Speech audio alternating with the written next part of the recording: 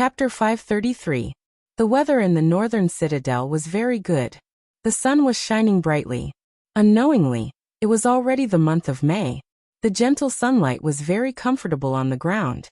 Sulen had nothing to do today, so he took Hathaway, Alex, Karina, Chrissy, Phyllis, Xanthi, and his 2 personal maids for a picnic. Alex and Chrissy were barbecuing on the grass. Hathaway was chatting with Xanthi and Phyllis.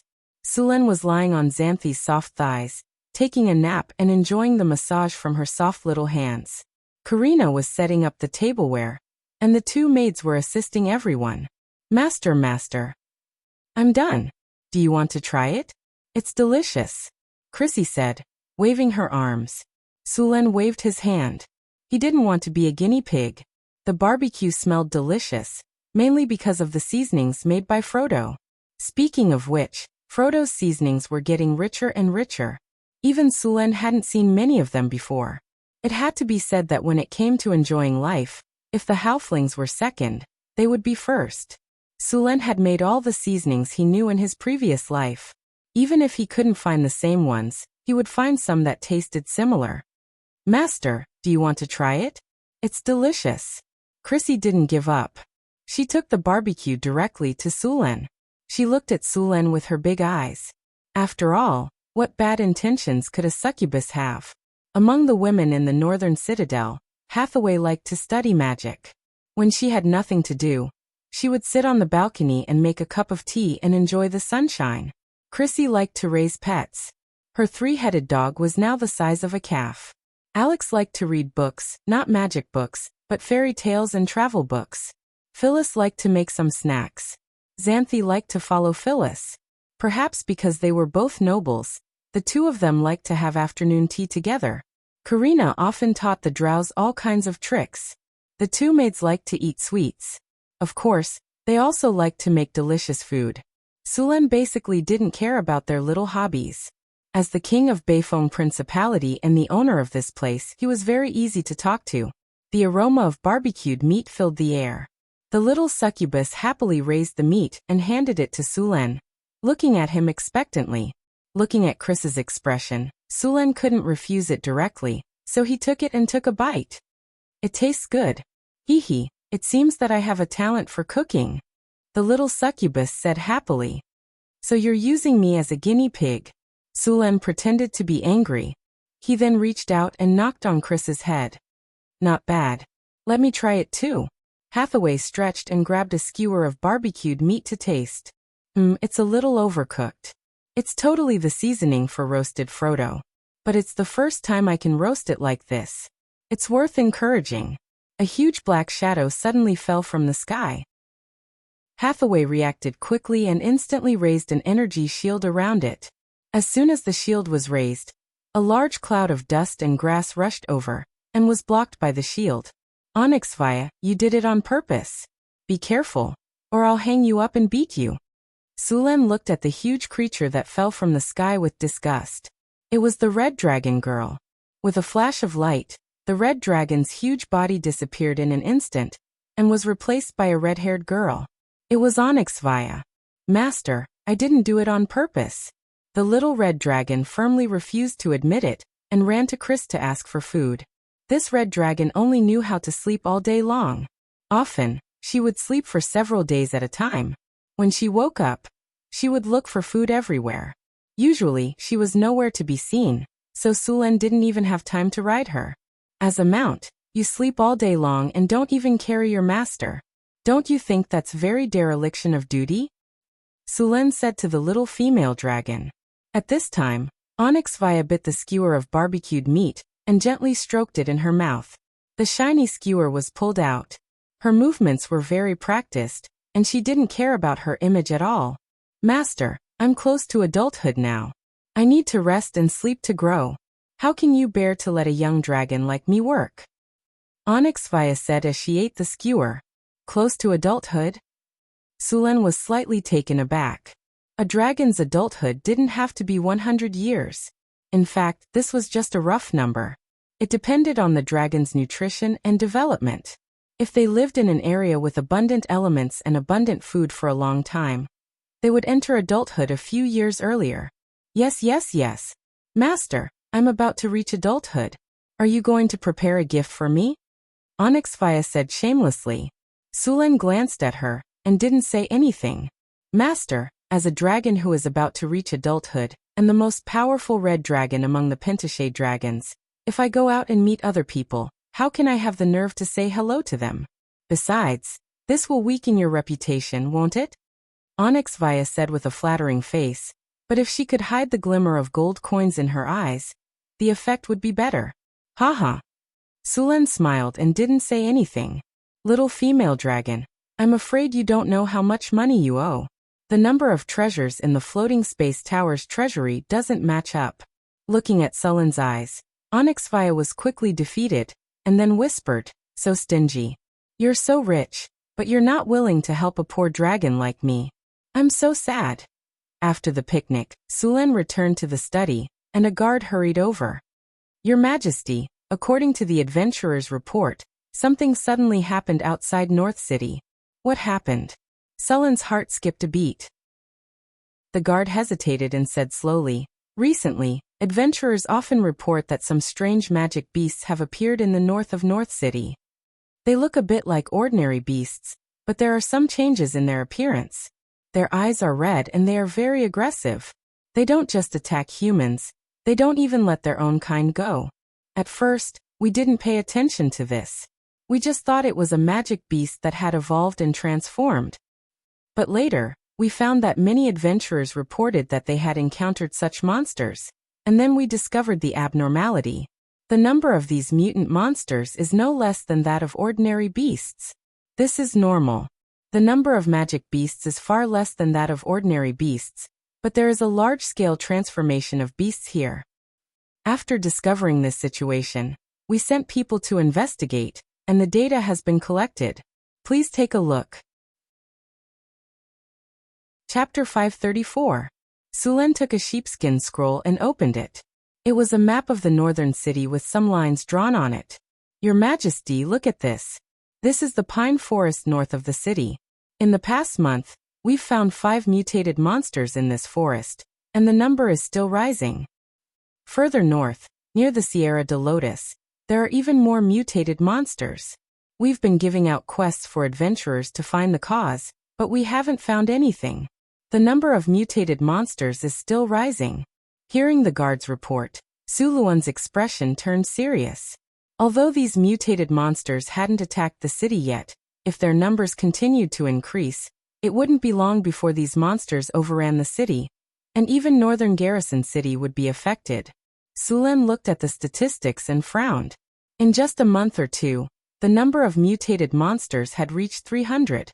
The number that hadn't been counted was probably even higher. The northern city's soldiers were strong, and they often went out to clean up the monsters. If it were any other noble's territory, they might not be able to hold on. Is it because of the elemental tide? Hathaway asked softly. Sulan put down the document and said uncertainly, I'm not sure. Did something like this happen when the elemental tide came in the past? By the way, are these mutated monsters only in the northern city, or are they everywhere in the continent? Sulan ordered the guard. Send someone to ask around. See if Maple City and Mirror Lake City have seen these things. Yes, Your Majesty. The guard bowed and left in a hurry. The elemental tide is getting stronger and stronger. The arrival of the elemental tide is a good thing for us, but it's also an opportunity for other species. This is most likely related to the elemental tide. By the way, are there any ancient ruins around here? Hathaway suddenly asked. I don't know about that. Sulan looked at Hathaway strangely. Why are you suddenly asking about this today? Many ancient ruins have some terrifying monsters sealed away. Some were used by the ancient arcana masters for research purposes, while others were sealed away because they were too dangerous and difficult to kill.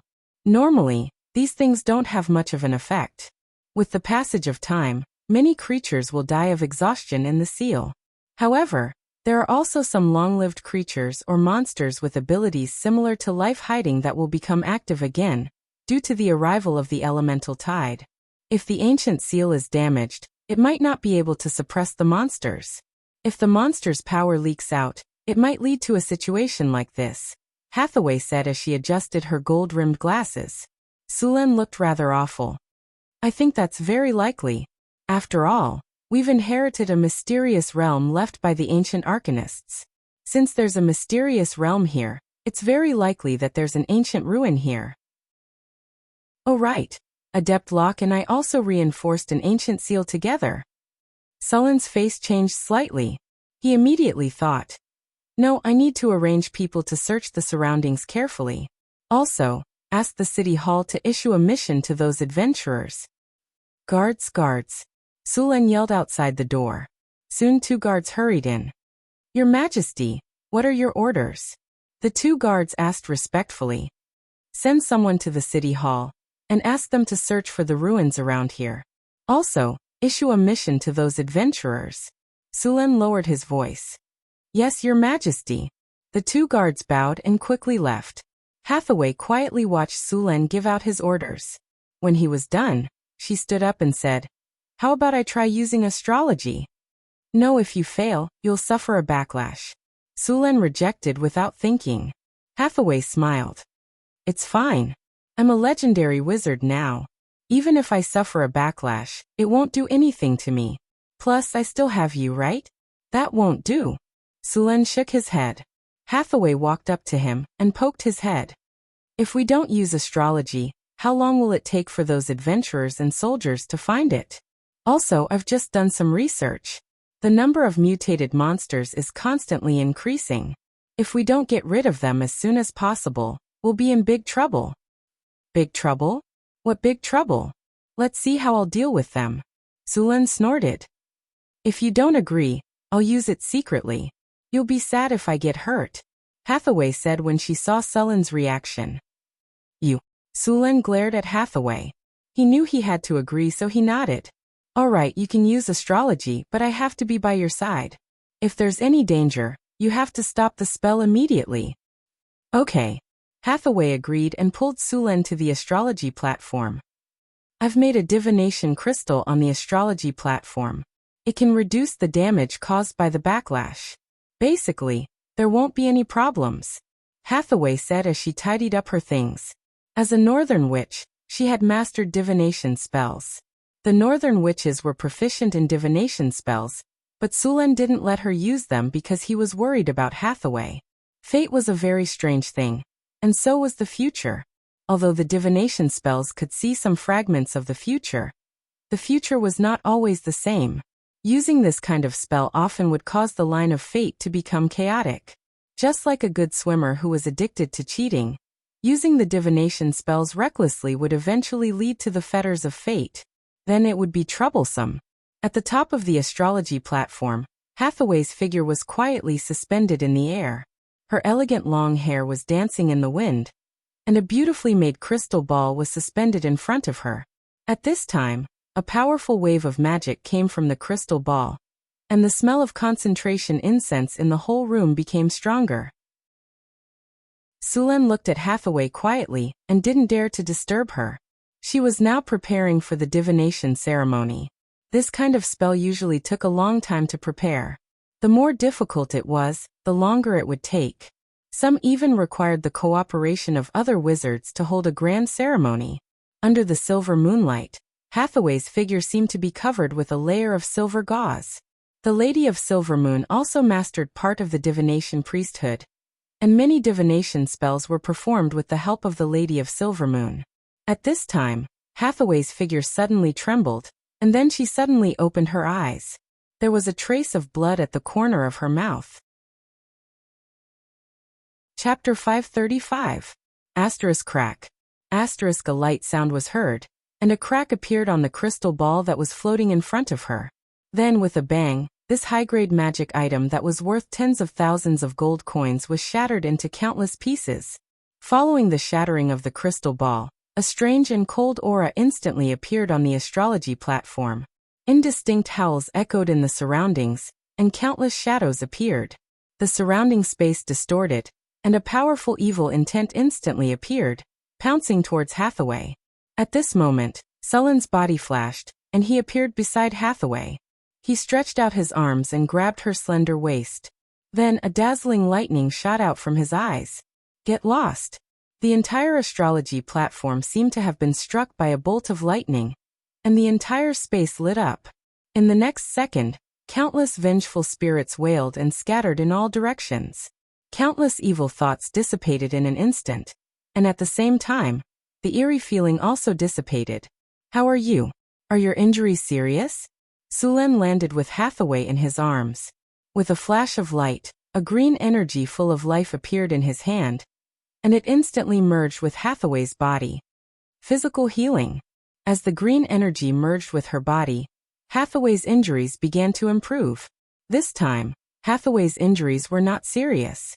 The main thing was that her spirit was damaged, and she looked a little sluggish. Fortunately, she was now a legendary wizard, and her soul was strong, so her injuries were not serious. Sulen let out a sigh of relief. I shouldn't have let you use this astrology spell. I didn't expect you to be injured. I'm fine. Hathaway shook her head. The spell had healed her injuries, but her spirit still needed to recover. She shook her head and said, I used the astrology spell to find the source of the mutated monsters. It was a little troublesome, but I still found it. I saw a ruin in the astrology spell. It should be an ancient ruin. Also a world shrouded in blood and evil aura. That should be the spiritual light of the sealed monster. It didn't die. Instead, it used the power of the elemental tide to revive itself. The ancient formation that originally sealed it has been severely damaged. According to the predictions of astrology, it will completely break the seal in 2 months at most and come out again. We have to deal with it as soon as possible. Otherwise, the entire northern garrison city will be contaminated by this evil energy, and all our efforts will be in vain. A world shrouded in bloody light and evil aura? Could it be the evil god? Sulen was a little confused. Prophecy spells were very annoying. Sometimes they wouldn't tell you the answer. Instead, they would give you some hints and let you guess. Therefore, wizards who were good at prophecy spells were also very good at solving puzzles.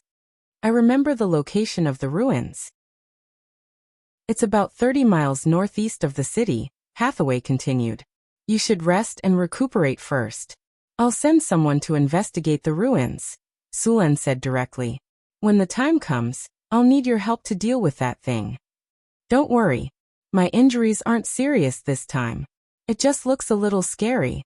In reality, more than 90% of the backlash was blocked by the crystal ball, Hathaway said, smiling. You still need to rest and recover. Sulen glared at her. All right. Don't be in a hurry to take action once you find the location. The energy of this monster is very radioactive. Those mutated beasts are actually ordinary beasts. They've only mutated after being contaminated by this monster's energy, Hathaway said. Also, don't let anyone below Tier 3 get close. Otherwise, they'll be infected by the monster's energy. I'll tell them to be careful, Sulen said, nodding. My injuries will recover in about 2 days. When the time comes, we'll work together and get rid of this monster once and for all. Hathaway said, nodding. Okay. Sulen nodded in agreement. After learning the truth, Sulen was no longer in a hurry. However, he still needed to get rid of those mutated beasts first. The sun shone brightly as Sulen led a group of soldiers to the outskirts of northern Garrison City. Very quickly he discovered a strange aura. Sulen had already cleared out the outskirts of northern Garrison City many times. It was a forbidden area for monsters. Normally, no monster would be willing to approach it. The strange aura that appeared now was most likely the work of a mutated beast. A flash of light enveloped Sulen's body. A second later, he appeared in a forest. A monster that looked like a ferocious wolf appeared before him. However, this ferocious wolf had some disgusting tumors on its back. One of the tumors even had a tentacle. Its originally ferocious fangs had become even more frightening. The ferocious wolf's eyes were blood red, and its aura became violent and chaotic. Moreover, there was also an aura of madness and death mixed in with its aura. Upon seeing Sulen, the ferocious wolf became even more violent. With a furious roar, it pounced on Sulen. It seems that this aura has completely affected its mind. Even its instincts have been distorted. Looking at the ferocious wolf that pounced on him, Sulen did not take it to heart. With his strength, even if he released a little bit of his aura, it would still be very dangerous to wild beasts, ferocious beasts, and even demonic beasts. As long as they sensed danger, they would avoid it from afar. Why would they take the initiative to attack? Now that this ferocious wolf dared to attack him, it seemed that it had completely lost its mind. Before the ferocious wolf could get close to Sulen, it let out a shrill scream. Then, a bolt of lightning instantly struck the ferocious wolf. As the lightning flashed, the ferocious wolf fell directly to the ground. Then it was turned into charcoal by the powerful lightning power. After the ferocious wolf died, the aura that originally surrounded the ferocious wolf was also swept away by the lightning. Sulen seemed to have discovered something. His figure suddenly disappeared. More than 10 kilometers away, the thick smell of blood filled the air. In the dark forest, a massacre seemed to have just ended. When Sulen's figure suddenly appeared here, a gust of wind suddenly blew. Then, a black shadow pounced on him. Bang! As soon as the black shadow got close to Sulen, it was kicked away. Its body flew backward at a faster speed than before. The huge force caused a crack to appear on the stone. However, the next moment, the black shadow in front of him pounced on him again. Its sharp claws drew a cold light. However, before it could attack Sulen, it was instantly hit by a bolt of lightning from the sky. Its entire body was paralyzed by the lightning and could not move. Claw demon. Sulen's eyes narrowed. He instantly recognized that the monster in front of him was a kind of abyssal demon. Chapter 536. Demon? Sulen said with a cold expression. Now that something has happened, all sorts of monsters and serpents dare to come and cause trouble. Dominate demon. A light flashed, and the low-level demon's eyes instantly glazed over. After controlling the demon, Sulen casually cast a spell, and forcibly read its recent memories. Sulen said with an ugly expression, "The dimensional barrier has weakened." The dimensional barrier was a protective layer in the main material world, half-planes and other planes. With this protective layer, the demons from the abyss would find it difficult to enter this world. The stronger the dimensional barrier, the more difficult it would be to enter. Even if the demons came to the main material world, their power would be suppressed. This invisible protective barrier mainly targeted the existence of the gods. If the energy level was too high, it would be naturally rejected when entering the material plane. This was also the main reason why the gods and demon lords could not descend into the world. In order to avoid this rule, most of the gods used divine power to enter the material plane, while the demons used soul projection. Sulen had just received news from the demon that the dimensional barrier of this world had begun to weaken. This was not good news. Neither the demons from the abyss, nor the devils from Bator would give up the opportunity to harvest the soul crystals in the main material world. The arrival of the elemental tide brought a lot of benefits, but also a crisis. The world of demons belonged to the lower planes, including the abyss, Bator, and the dark abyss. It was usually rich in negative energy, but it was not too close to the death god's kingdom. The Styx River passed through all the lower planes and finally flowed into the death god's kingdom.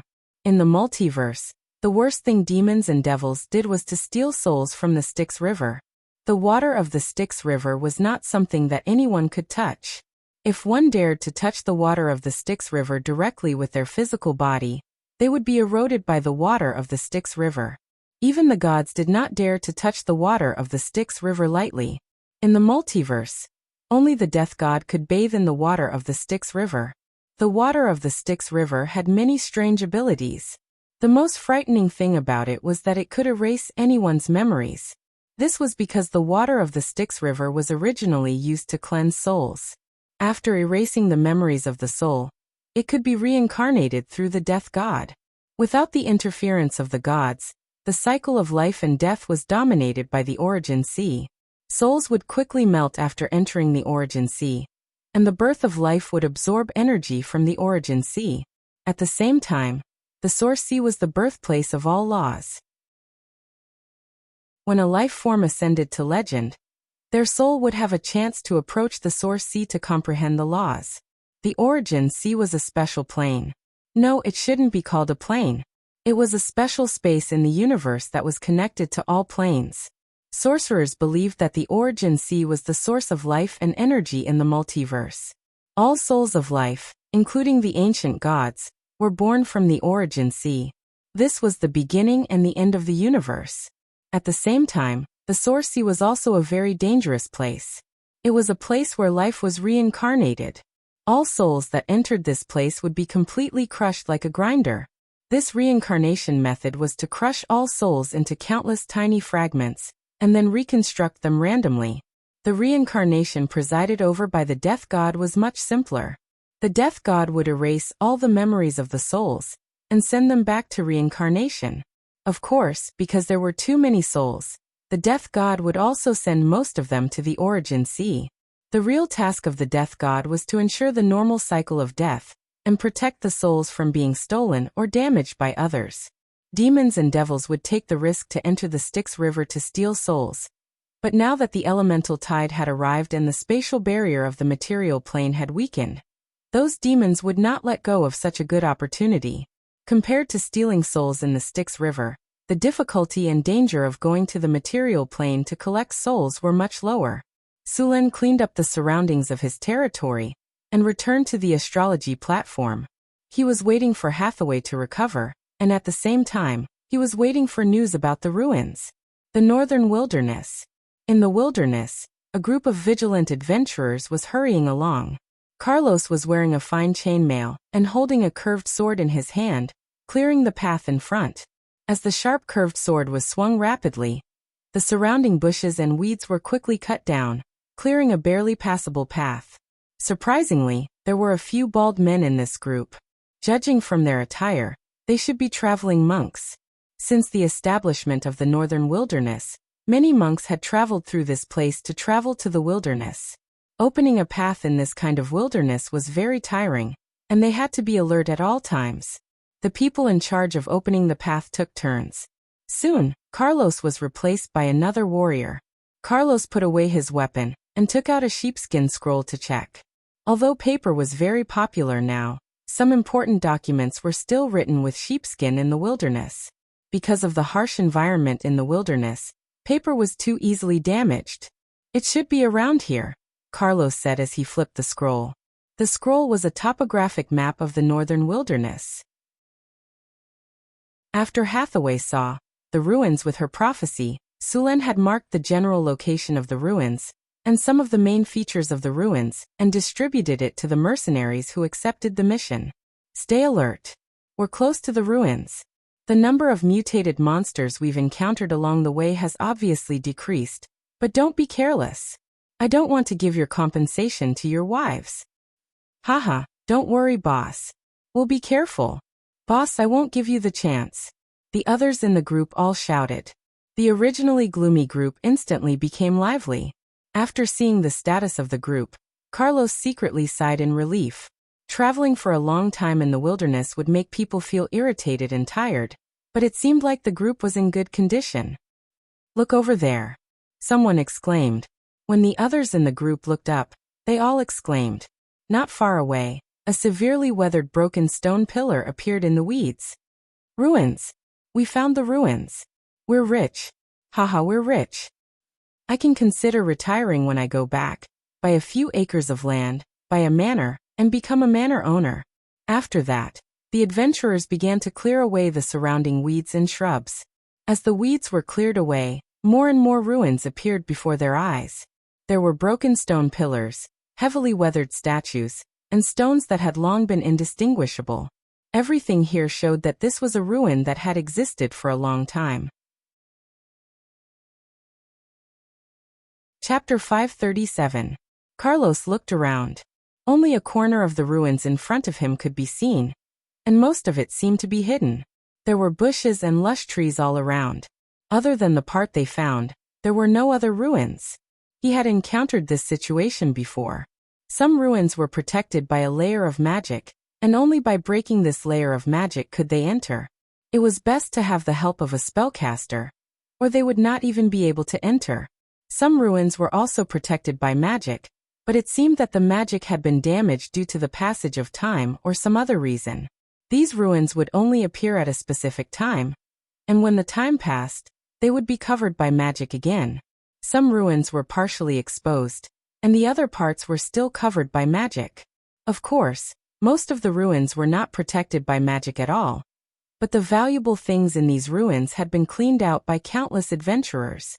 There were also some that were buried and needed to be excavated. There were many such ruins in the northern wastelands and deserts, but they were not easy to find. Obviously, the outer layer of magic of the ruins in front of them was not completely destroyed. Carlos was a little disappointed. He had originally wanted to search the secret realm when he received the mission from the city hall. It should be known that the wizards would give a good reward if they sold the things in good condition in the secret realm. He did not pay much attention to the city hall's warning that the ruins were dangerous, and that they would report it immediately after discovering it. In his opinion, the city hall wanted to scare them because they wanted the things in the ruins. As for the dangers in the ruins, these adventurers knew very well that as long as they were careful, there would not be any big problems. After all, the magic equipment here had basically lost its effectiveness after thousands of years. Be careful! A cry of alarm sounded. All of a sudden, a dense fog appeared in the surroundings and spread rapidly. In the fog, some black shadows quickly pounced on them. The sudden change caught these adventurers off guard, and a few of them were killed directly before they could react. It's a mutant monster, everyone be careful. Quick, get close. Be careful of their sneak attack. Under the cover of the fog, the mutant monsters quickly launched attacks, constantly attacking the adventurers. In a short time, the situation became very dangerous. Be careful, retreat. Carlos roared and rushed forward. The two scimitars in his hands exuded a chilling aura. He waved them like a windmill and slashed at the mutant monster. Blood flew everywhere as a howl sounded out. Following this, countless saber lights flashed out, and 10 or so gashes appeared on the mutated monster's body, and one of its claws was cut off. Carlos had no intention of letting it go. His figure flashed and rushed up again. A sharp blade light flashed, and the mutated monster's huge head was chopped off. Only then did Carlos breathe a sigh of relief. Even he could not sustain such a high-intensity outburst for a short period of time. Although he had successfully killed one of the mutated monsters, the situation he was facing did not improve at all. More and more mutated monsters were rushing over from the fog. Let's go. Seeing this, Carlos's expression changed greatly, and he immediately shouted for retreat. The surrounding adventurers did not hesitate and immediately retreated. Blazing sun style, a warrior monk clasped his hands together, and in the next second, a dazzling flame erupted from his body. A violent explosion sounded out, and the scorching flames were filled with a holy aura. A mutated monster was directly sent flying, and the flames continued to burn its body. Black blood slowly seeped out of its head and ears. Evidently, it was not going to survive. The surrounding fog also dispersed a little. Slash. Another warrior heavily slashed down, killing a mutated monster. Then, without taking a breather, he immediately rushed out. Charge! A dwarf covered in steel armor rode a strong male goat and rushed out, waving the axe in his hand. A few adventurers immediately followed. Expeditious steps. Gale potion. Seeing that the situation was urgent, Carlos directly opened a bottle of light red potion, and had the dwarf gulp it down. A bitter taste instantly filled his mouth, and a powerful force instantly entered his body. Carlos's originally very fast speed once again rose to another level. The scimitar in his hand danced even faster, and the charging mutated monster was directly cut into 10 or so pieces. There were a lot of mutated monsters in the fog. They had a total of 18 people in this operation, including 2 warrior monks, a dwarf ram knight, 3 rogues, 2 rangers, and 5 warriors. Although the city hall indicated that the danger level of this mission was 5 stars, they did not take it to heart. Although these people were few, the whole team was made up of experienced adventurers. Even if they faced enemies more than 3 times their number, they could easily deal with them. But this time, the number of enemies was too much. You guys retreat first. I'll cover the rear. Another warrior monk saw that the situation was urgent. If they did not escape as soon as possible, they would probably be completely surrounded and killed here. Sunlight burst. Phoenix flame. A dazzling light burst out in an instant, and then infinite flames appeared from his body, instantly turning into a circle of flames that rushed in all directions. Wherever it passed, all the fog dissipated, and even the mutated monsters hiding in the fog were burned to ashes. The surrounding bushes and weeds were cleared in an instant. The figure of the warrior monk suddenly soared into the air, kicking out a series of afterimages in mid-air. Then, the gravel flew out like a cannonball. The chi energy attached to the gravel caused cracks to appear on the gravel tens of meters away. Although those mutated monsters were strong, several of them were killed in an instant under the warrior monk's attack, and a path was opened at once. Let's go! Seeing the passage that appeared, the surrounding adventurers did not hesitate at all. They waved their swords and rushed directly to the gap. In the face of crisis, these people burst out with powerful strength in an instant. Diamond Body. After seeing everyone rushing up, the warrior monk did not dare to delay. Although the strength of a mutated monster was not strong, a large number of them could still exhaust him here. Wind step! The warrior monk shouted in a low voice, and his body was like a tornado, rushing out in an instant. The surrounding mutated monsters could not stop him at all. The warrior monk stepped on these mutated monsters with the tip of his foot. Let's go! The warrior monk's figure shot out from the crowd, and he said with a dignified expression, "Let's leave here first. Find a safe place to inform Northern Town City. The problem here is not something we can solve." Chapter 538. Carlos was very excited. Although the battle was short, they had suffered a lot of casualties. He had no time to regret it. He had to send the news back as soon as possible. His brothers had suffered a lot of casualties, and they needed a lot of money as compensation. The battle just now had caused quite a commotion. It was very likely that other adventurers would notice them. Whoever completed the quest first would get all the rewards. If they were late, they might not even get a single copper coin. We need to hurry. We can't let others get ahead of us, Carlos said as he rubbed his head. No matter what, we have to be the first to send the news back. We have suffered a lot this time. Many of our brothers have died. We need this money to send them back as compensation. This is the only thing we can do to help them. Boss, we know what to do, a warrior said. I won't say anything else.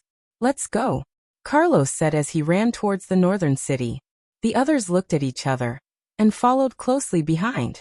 North Wind Tower. Sulen had resumed his daily routine.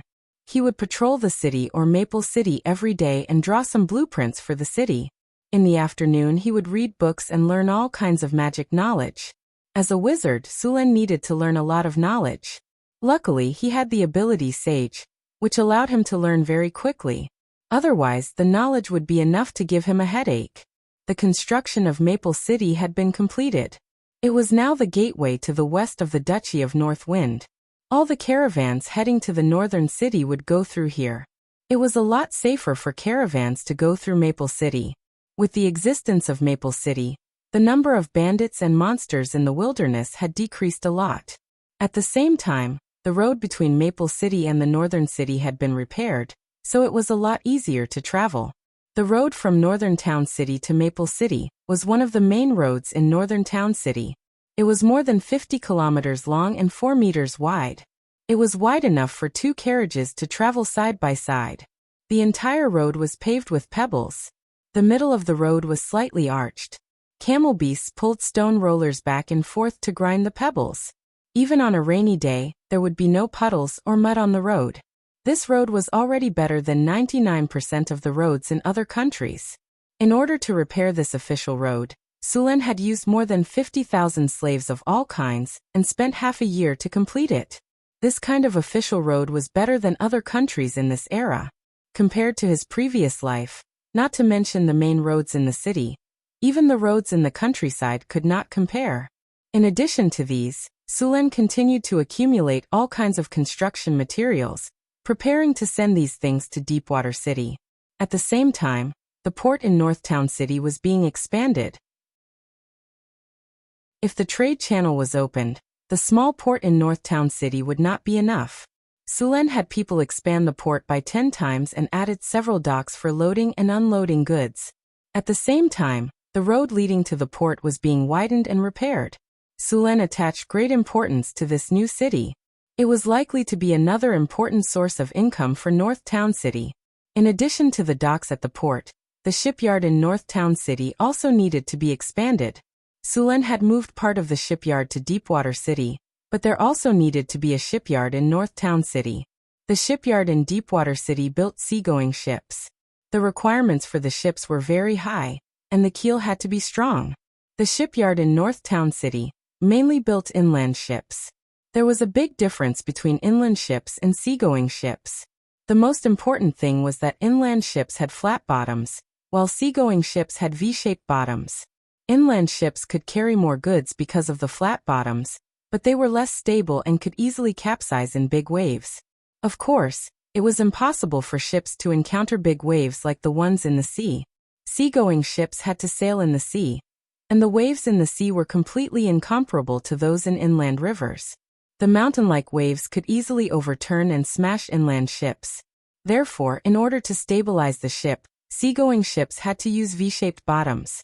At the same time, the ship had to be very strong. Otherwise, it would fall apart when the waves came. Under normal circumstances, seagoing ships would not enter inland rivers. Seagoing ships were too deep in the water, and inland rivers were too shallow. They could easily hit rocks if they were not careful. North Town City had been recruiting workers from Florence during this time, and they had a lot of craftsmen. Although a group was sent to Deepwater City, it was not difficult for the rest to build a shipyard. In addition to these things in North Town City, Sulen also needed to deal with things in the Secret Plane. Now the Secret Plane had the Obsidian Factory, the Golem Factory, the Ecological Park, the Plantation Area, the Crystal Beast Breeding Area, the Central Square, under repair, the Residential Area, the Botanical Garden, with natural oaks, and so on. It would definitely need to be built in the future, and the location of the Secret Plane had to be planned. At the same time, Sulen also needed to think about how to move the Secret Plane to the floating city in the future, and open up a half-plane. Milky Way. Check the structure of the energy transmission network of the Secret Plane. See if it meets the requirements and if there are any areas that can be optimized. Sulen put down the pen in his hand and looked at the dense underground energy transmission network in front of him. He fell into deep thought. The energy source of the Secret Plane was in the central area. There was a large elemental pool here, so there must be a perfect energy transmission pipeline to supply energy to other places. Efficiency must be considered in this design. If the energy transmission was too wasteful, it would put a burden on the elemental pool. As for the other elemental pool, it was responsible for supplying energy to the Golem Factory. Start calculating. A series of data streams appeared, and Milky Way started calculating the current energy transmission network of the Secret Plane. She also marked the location of the central crystal and made modifications to it. Knock, knock, knock. At this time, there was a rush of knocking on the door. Sulen frowned and opened the door to the astrology platform. Alex's excited voice came through. Sulen, news from the city hall. They found the ruins. A group of adventurers found the ruins you are looking for. There are a lot of mutant monsters around the ruins. We may be in for a tough battle. Mutant monsters. Suluan was shocked. He stopped Milky Way's calculations and asked, "You found the ancient ruin? How intact are the ruins?" "The adventurers haven't gone in yet. There are mutant monsters guarding outside the ruins. There is also a layer of magic outside the ruins that hasn't lost its effect. Only a small part of it has appeared outside.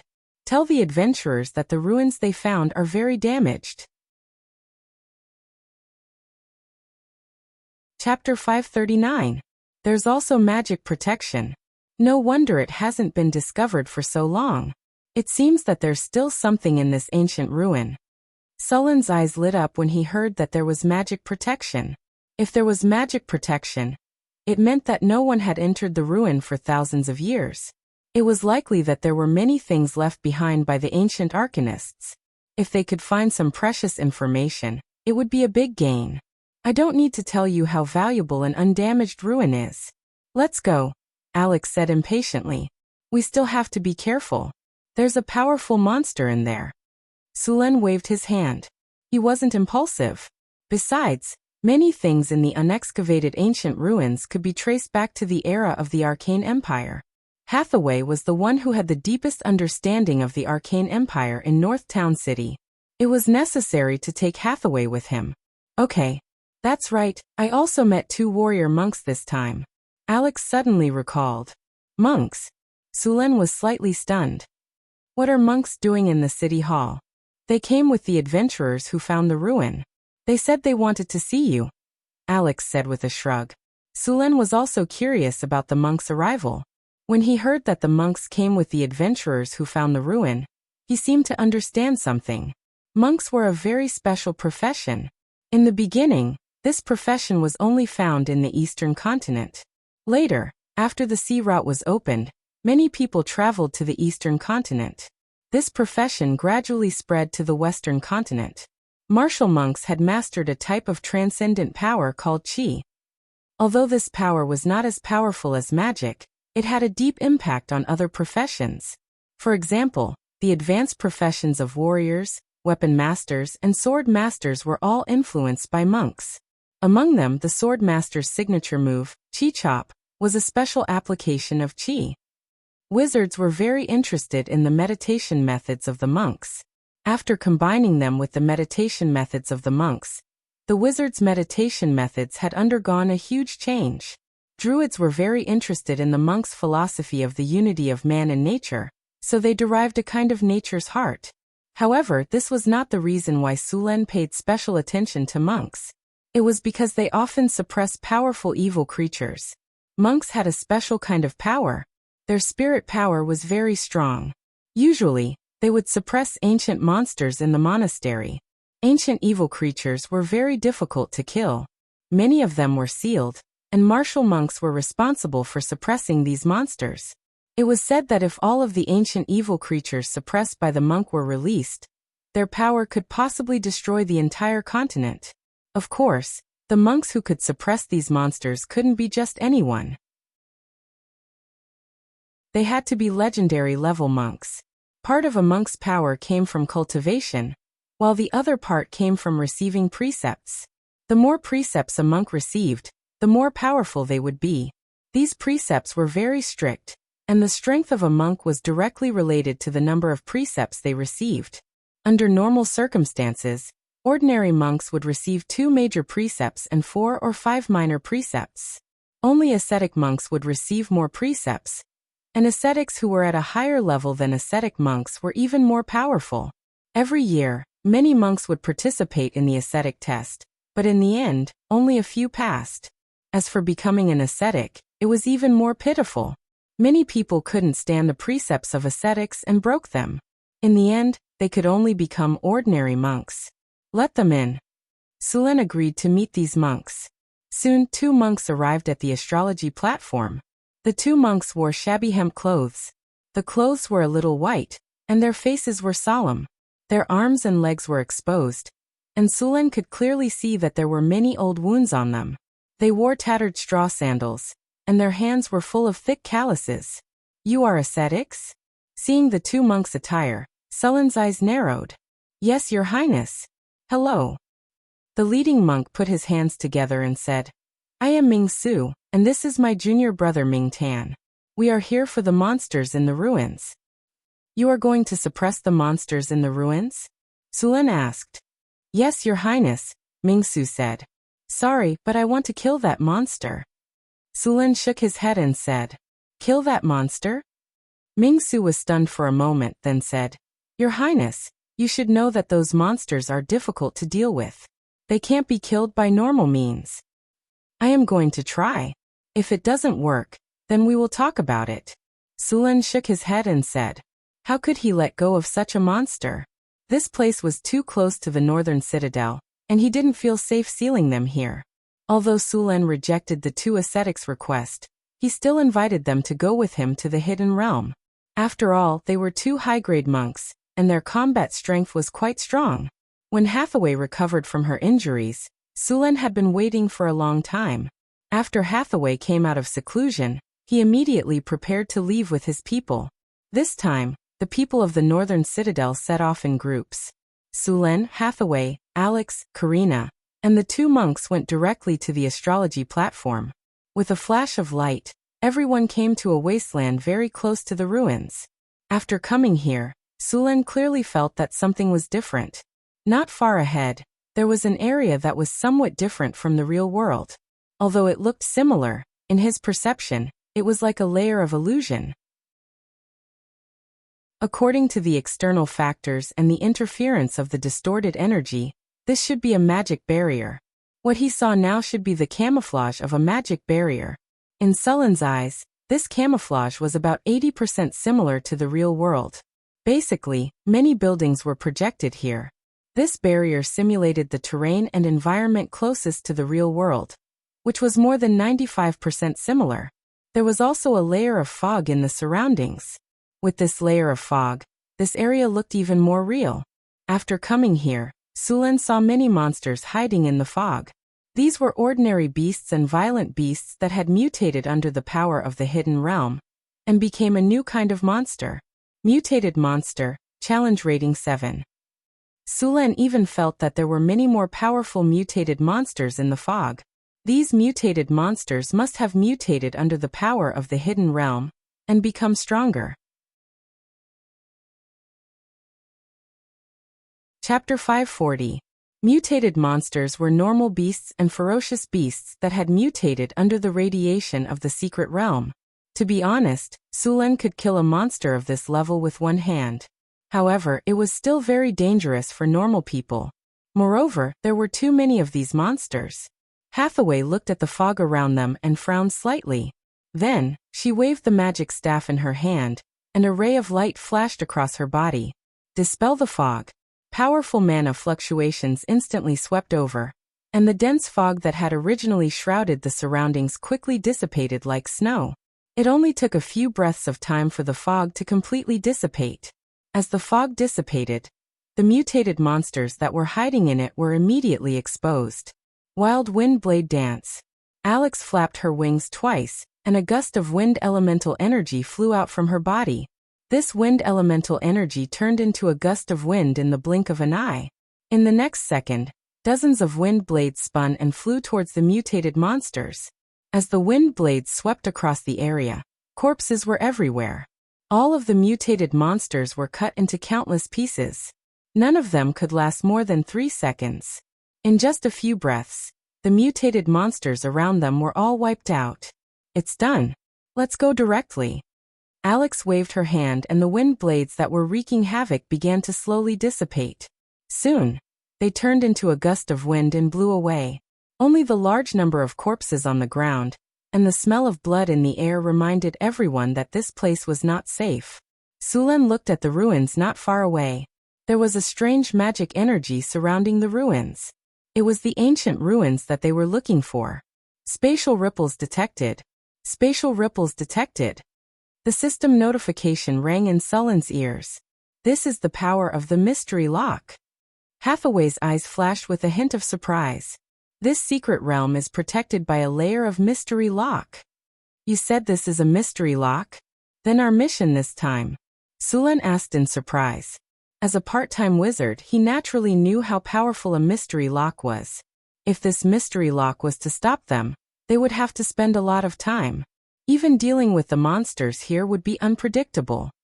Hathaway, can you decipher this mystery lock? Sulen asked. Hathaway did not speak. Her eyes were fixed in front of her. Her eyes kept flashing with light. It was obvious that she was casting a spell to observe the mystery lock. Phew. After about half an hour, Hathaway let out a long sigh. The light on her body also slowly dissipated at this moment.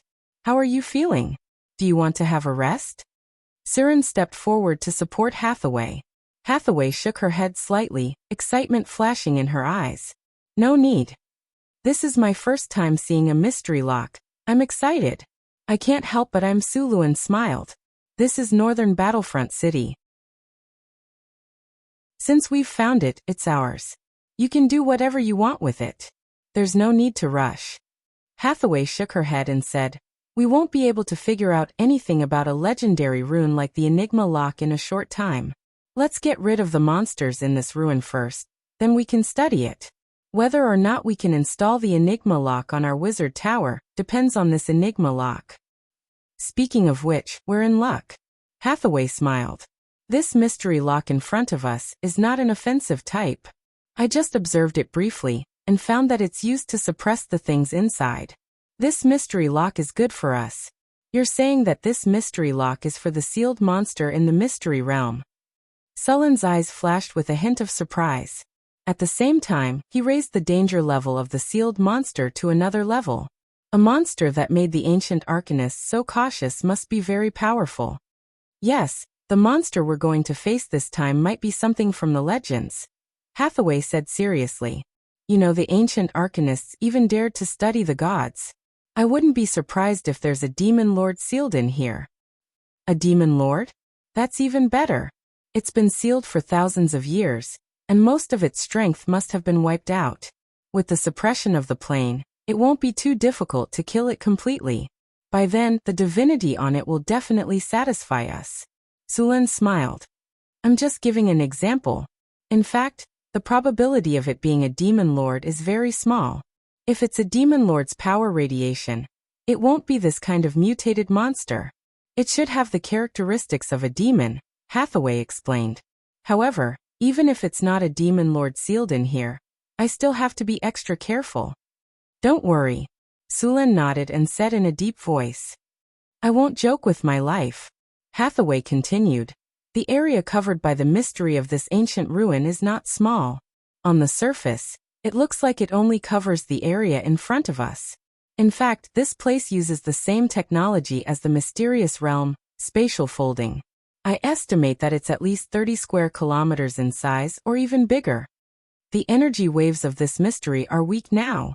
Maybe it doesn't have enough energy. Otherwise, it wouldn't be easy to find this place. This ruin is probably exposed because the mystery doesn't have enough energy and can't cover it completely. But that's still necessary. If it has enough energy, it won't be easy for us to get in. Hathaway said as they came to the ruins. I've observed it carefully just now. This mystery doesn't have any super long-range attack ability, nor does it have the ability to fight in the air. Its main ability is to suppress the sealed monster, and its secondary ability is to protect, as well as some spatial folding and camouflage. Now that this mystery doesn't have enough energy, even its defense and camouflage effects are about to disappear.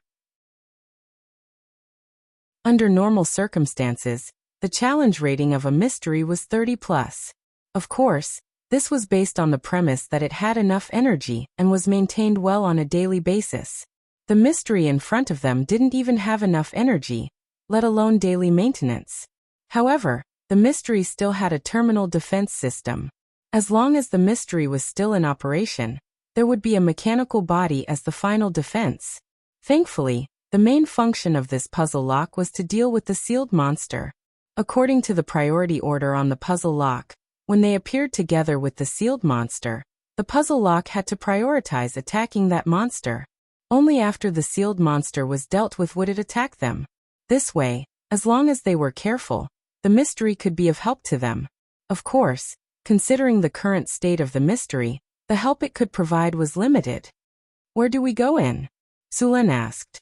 Wait a minute, I'm looking for the weakest point of the mystery, Hathaway said.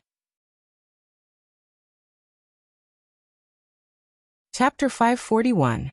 Hathaway took out her wand and chanted a spell. A powerful magic energy slowly appeared. Sulan, Alex, and Karina stood not far away and waited quietly. The magic energy around them quickly gathered. Under Hathaway's control, the powerful energy slowly merged into the mystery lock outside the ruins. A dazzling light flashed, and a spatial crack slowly appeared and expanded. Soon, an exit was forcibly opened in the area around the mystery lock. A cold wind blew, and the negative energy in the surroundings instantly became several times denser. Obviously, the radiation of the monster's power was very serious. Such dense negative energy. There won't be any undead, right? I don't know, but let's go in first, Hathaway said as she stabilized the spatial gate. Sulan stepped into the spatial gate first, and the others followed closely behind. After everyone entered, Hathaway dispersed the spell, and the spatial gate quickly shrank. In the blink of an eye, the mystery lock returned to its original state. After entering the ruins, the surroundings were in ruins. There was a rotten smell in the air, and there were some vague figures floating around in the distance. Those were ghosts. Some monsters in the wilderness had died and turned into wandering ghosts. They were attracted by the dense negative energy here. Sulen frowned. His body flickered, and a surge of lightning energy gushed out from his body. A series of crackling sounds rang out, and the negative energy in the surroundings was instantly swept away. Dispel the undead. Hathaway waved her wand, and a ray of light instantly spread out from her body. Wherever it passed, the negative energy was quickly dispelled. Even the ghosts screamed and disappeared, leaving behind a thumb-sized soul crystal. After dispelling the surrounding undead and fog, a strange building with an ancient style appeared before them. This was a building complex with a completely different style from the current one. All of the buildings were tall and majestic, looking extraordinary. Moreover, there were special magic patterns on the eaves. Metal spears protruded from the rooftops, each embedded with a crystal ball. Magic towers stood in the distance, but due to the lack of energy, the magic light on them had been extinguished. Even further away, there was a magnificent palace. The magic civilization of the ancient arcanists was very strong, and they had completely solved the problem of basic material life. Moreover, they had entered the interstellar era, so this kind of magnificent palace was very common. Many of these buildings were enchanted with hardening spells when they were built. After thousands of years, most of these buildings were still intact. Looks like we're in luck, Sulen said happily when he saw the well-preserved buildings. What's that? Alex suddenly said. Sulen turned around and saw a stone tablet as tall as a person. There seemed to be many words carved on it. After seeing the stone tablet, everyone hurried over to take a look. This is the language of the ancient arcanists. Ancient Netherese. Hathaway said after identifying it. Ferris Laboratory, the Wisdom Tower in the north, the Eye of Anaris. Laboratory? Sulen frowned. This didn't seem to be an ordinary ruin. Sulen and Hathaway didn't delay, and continued to walk into the ruin. Crack. Sulen immediately stopped and looked around. Soon there was a continuous cracking sound. Sulen found the source of the sound. It was coming from under the soil in front of them. Under the soil? Sulen, who was rich in battle experience, immediately knew what it was. He said to the girls beside him, "Be careful, there are undead below. They smell the scent of living people on us." There was a flash of light on their bodies, and they directly used fly to fly into the air. As soon as they flew, the originally flat ground around them suddenly arched up, quickly forming small graves. Then the graves broke, and skeletons crawled out from the ground. Skeletal undead. These skeletal undead were different from ordinary undead. They were about 2 meters tall, and their bones had changed from the pale white of ordinary skeletons to gray. There was also a metallic luster on them. The bones in their arms had been twisted and mutated, turning into sharp bone blades. At a glance, one could tell that these were dangerous monsters. Skeletal Undead Challenge Level 11-inch Undead Intimidate. Flaming Storm. The skeletal undead that had just appeared suddenly became stiff and couldn't move. Then, a powerful fire element rose up, and countless flames like a storm engulfed all the skeletal undead. The flames burned, and the undead's aura constantly emitted from the skeletal undead, which then sizzled with the surrounding flames. Soon, the raging flame storm dissipated, and all the skeletal undead disappeared, leaving behind a pile of ash on the ground. All the skeletal undead had been thoroughly purified. After a simple sweep of the battlefield, the skeletal undead were poor. It could be said that more than 90% of the undead were poor. Suluan only found some soul crystals among the ashes. After cleaning up the battlefield, Sulen and the others walked into the ruins again. Soon, they arrived near a dilapidated building. This was already the periphery of the ruins, and there were many dilapidated buildings nearby. Sulen came to a room and gently pushed the door.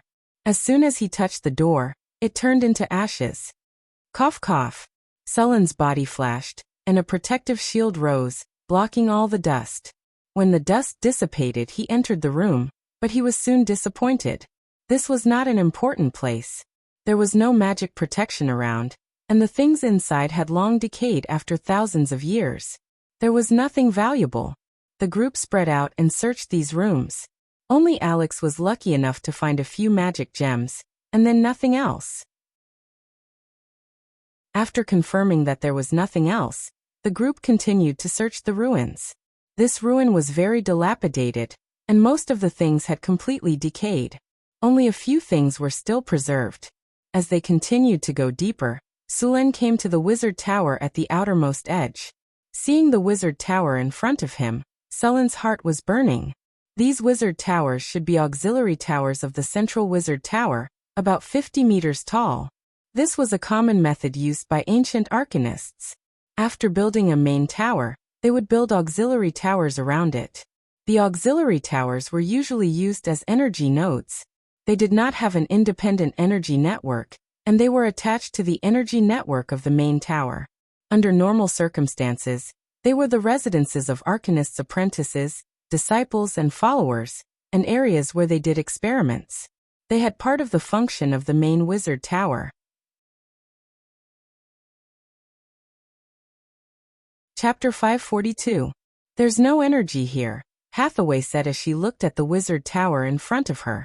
That is to say, more than 90% of the defense facilities inside, including the runic array, have stopped working. Isn't that better? It saves us a lot of trouble, Sulen said with a smile. Let's go in and have a look. Everyone cast a protective spell, and then Sulen stepped in first. No one had come to this wizard tower for thousands of years. As soon as the door was pushed open, a thick layer of dust was stirred up. Sulen frowned. A gust of wind blew in through the door, and after a few seconds, it flew out of the door with a lot of dust. Sulen entered the wizard tower. Because there was no energy, the wizard tower was dark.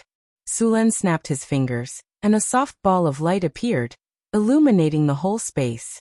The hall of the wizard tower looked dilapidated, but from the dim decorations and rotten furniture, one could still see how luxurious it used to be. The crystal chandelier in the hall had been smashed to the ground, and the carpet under their feet had decayed into a black mass.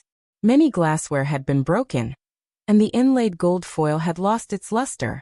It seemed to have no value at all. Sulen didn't stay here for long. There was basically nothing to be gained in the hall. He simply identified the direction and walked upstairs. The second floor of the wizard tower was a rest area. Several people searched different rooms, but they didn't find anything valuable except decayed things. The wizards who originally lived here seemed to have left in a hurry. The room looked very messy, but the valuable items had been taken away. Several people searched, but except for some arcane gold coins and a few magic props that had lost their magic power, there was nothing else. Sulen continued to search the upper floor of the wizard tower, and soon the group came to the top of the wizard tower. As soon as they arrived, Sulen's body slightly stagnated, and then he recovered. The scene in front of him surprised him. At the top of the wizard tower was a laboratory. Although thousands of years had passed, it could still be seen that this was a high-end alchemy laboratory. There was a wide test bench and a dazzling array of glassware. Although there was a thick layer of dust, it could still be seen that they were well preserved. In the middle of the laboratory, there was a round cover. The cover looked like a glass cover. It was covered with dust, but they could still see what was inside. In the middle of the glass cover was a table that looked like an operating table. On this table was a tall skeleton. The skeleton's limbs and neck were all locked by metal shackles. This skeleton was not human. It had sharp fangs, thick bones, and horns on its head like a cow's, but much bigger than a cow's horns. Its two arms looked like a pair of scorpion's pincers, and there were two human-like arms on its chest. Its legs were thick and powerful, similar to the joints of cows and horses. There were 3 sharp toes on each foot, and there was a pair of bone wings on both sides of the spine. Sulen recognized the type of skeleton in front of him at a glance. Not long ago, he had seen many in the abyss. The skeleton in front of him was a demon, and it was a high-grade demon. Judging from the characteristics of its body, it was likely to be a Glabrizu. It was a type of high demon with a challenge rating of level 16 and above. It was a beguiler. It had violet eyes and dark brown and black skin. This type of demon was about 18 feet tall and weighed about 5,500 pounds. Although this type of demon was powerful, it preferred to deceive rather than fight head-on. Of course, once the deceit failed or was exposed, this kind of demon would fly into a rage out of humiliation and directly launch a fierce attack. This kind of demon could perform a wish spell for a mortal once, so they often used this ability to fulfill any wish of a mortal. However, the price was often extremely high, and of course, the result of this wish would not be too good. Compared to other demons, Glabrezu were experts in deception and lying. They would use illusion to hide their true appearance, and use all kinds of lies and tricks to trick people. This demon was like a bailer, and it was often used as a commander in the demon army. The master of this wizard tower is not simple. A gust of wind element flew by, and the dust on the glass cover was blown away. The situation inside was completely exposed. A Glabrezu. This may be the only Glabrezu I've seen that was starved to death. Sulen looked at the skeleton in front of him and said with a smile, "It may also be the longest-lived Glabrezu." Hathaway joked. Although demons usually had a lifespan of thousands of years, so far, there was no demon in the multiverse that died of old age. This should be a demon that was caught or summoned by the master of the wizard tower, and then forcibly imprisoned here for research. Hathaway stepped forward and looked at the demon in the glass cover.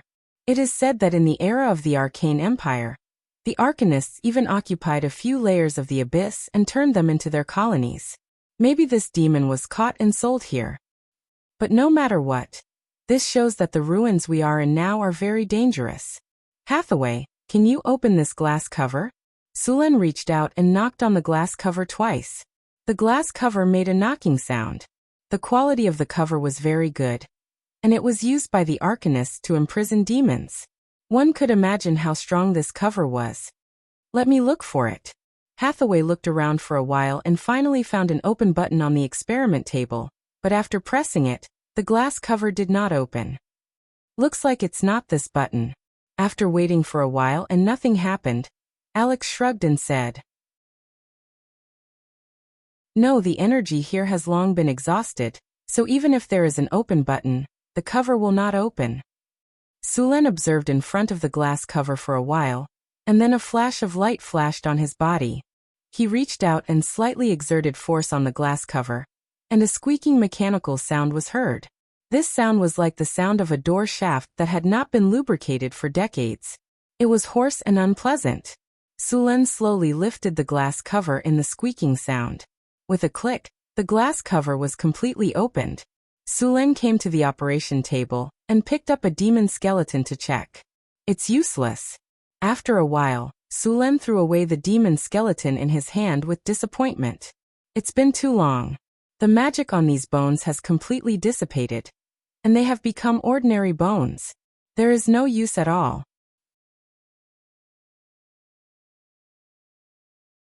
Chapter 543. The body of a high-grade demon was a precious magic material. Although it was a pity that the materials in front of them had lost their effect, there was still one thing that was not damaged, which was the operation table and the glass cover that trapped the demon. These two things could suppress a high-grade demon like the Glabrezu until it starved to death. One could imagine how sturdy and powerful it was. It was great for imprisoning enemies or something similar. This thing is not bad. Let's take it back. Sulen knocked on the metal table and said. Next, everyone turned the entire laboratory upside down.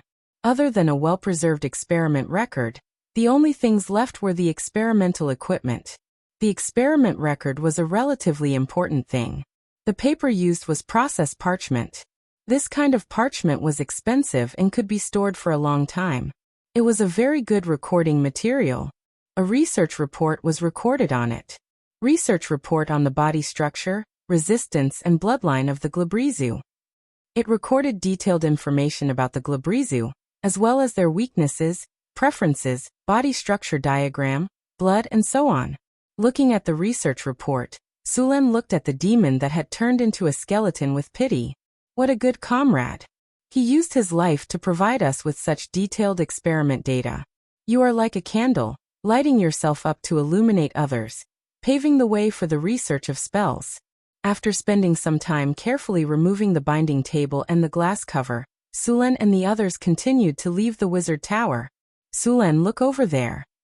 As soon as they left the wizard tower, Karina suddenly pointed at a patch of plants in the darkness not far away and said, "Those plants look a bit strange." Plants? Sulen's heart skipped a beat. He turned around and looked. The plants that grew in this place were usually magical plants. It was very likely that the ancient arcanists had left behind a herb field. The light spell dispelled the darkness, and the plants gradually became visible. They looked a bit familiar. They looked like piranha flowers, but unlike piranha flowers, they looked like they had been pruned. These magical plants grew in fixed areas, giving Sulen the feeling that they were in the back garden of a villa. After approaching, Sulen's eyes lit up. There were still many fruits hanging on these magical plants. It was obvious that they had ripened and no one had picked them yet. Since he had encountered them, Sulen was naturally not going to let them go. Sensing the approach of a living creature, the man-eating flowers awoke from their slumber. However, Hathaway immediately cast hypnosis on them, causing them to fall asleep once more. The fruits of the man-eating flowers could be used to concoct life potions. The fruits before her were enough to concoct a dozen or so bottles. Ancient arcanists liked to plant carnivorous plants such as flesh thorns, man-eating flowers, and magic willows at the borders of their manors or wizard towers. They would kill any animals or humans that trespassed here. After collecting the fruits, the group once again ventured into the depths of the ruins. The path beneath their feet was filled with cracks, and many places were severely damaged. However, they could vaguely see that these paths were more than 10 meters wide. The buildings on both sides of the road were not spared either. All the well-preserved buildings were cleaned up. Although they didn't find anything too precious, the harvest was still good. Soon, the group arrived in front of the tall wizard tower in the center of the secret realm. The wizard tower in front of them was more than 150 meters high, and its whole body was black and brown. The entire wizard tower was built entirely with obsidian, and it was also blessed with hardening magic. Such a wizard tower was completely designed according to the standards of a floating space tower. Seeing this wizard tower, everyone's eyes were burning with passion. Under normal circumstances, this was the most important and easiest place to obtain precious information or items in the entire ruins. However, in the face of the treasure trove in front of him, Sulen did not act rashly. This was because this was the only wizard tower in the entire secret realm that could still function normally. At the same time, the core of the layer of mystery outside the ruins was also here. "Can Hathaway crack it?" Sulen asked in a low voice. Hathaway's eyes were fixed on the wizard tower in front of her. "If there is enough energy here, it's basically impossible to break it by force. In this situation, it's naturally not a problem for me. Just wait a moment." Soon, Hathaway's body flashed. An array of light was instantly stimulated from her body, instantly hitting the layer of energy barrier outside the wizard tower. The originally dim energy barrier flickered quickly a few times, and a hole was quickly broken. Advanced Dispel Magic. At the moment when the energy barrier was broken, Sulen immediately flew in. At the same time, at the top of the wizard tower, a purple magic crystal flickered slightly, and then a window on the wizard tower suddenly opened, and then a magic energy construct was activated. The red light in its eyes lit up, and this was obviously a special magic energy construct at the legendary level, and it was quickly activated. This golem puppet's appearance was bright silver, and there were many beautiful runes on it. There were many amethysts on its body structure, but before it was completely activated, Sulen threw a maze spell over, and the golem puppet that was activating disappeared in an instant. The maze spell was very effective in trapping people. As long as it did not pass the test, it would be forcibly transmitted to a different dimension space maze, and could only return through the maze, or wait until the spell expired. Under normal circumstances, the higher the intelligence, the faster the return, but for the Tauren, this spell was ineffective. After dealing with this legendary golem, the others followed in. Sulen's figure rushed in quickly. They had to save time and seize the control center of the wizard tower as quickly as possible. An energy barrier appeared on the surface of his body, followed by a few flashes of light. Sulen did not slow down, and quickly rushed toward the wizard. Intruder detected. Activate the mystery protection. Activate the defense form. Activate the golem puppet. A mechanical sound rang out, followed by a series of energy beams filled with the aura of death quickly flew toward Sulen. And then 3 golem puppets walked out of the door. Lightning spear. Three lightning bolts instantly appeared in midair, and in the next second, these lightning bolts turned into 3 spears completely composed of lightning energy. The lightning flashed and instantly hit the golem puppets. These 3 golem puppets that had been sealed for a long time trembled violently, and then suddenly stopped. Good luck.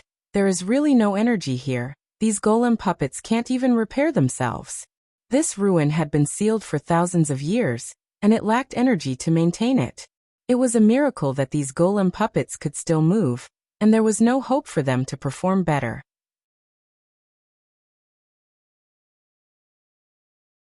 Chapter 544. Once Sulen entered the main wizard tower, he needed to race against time.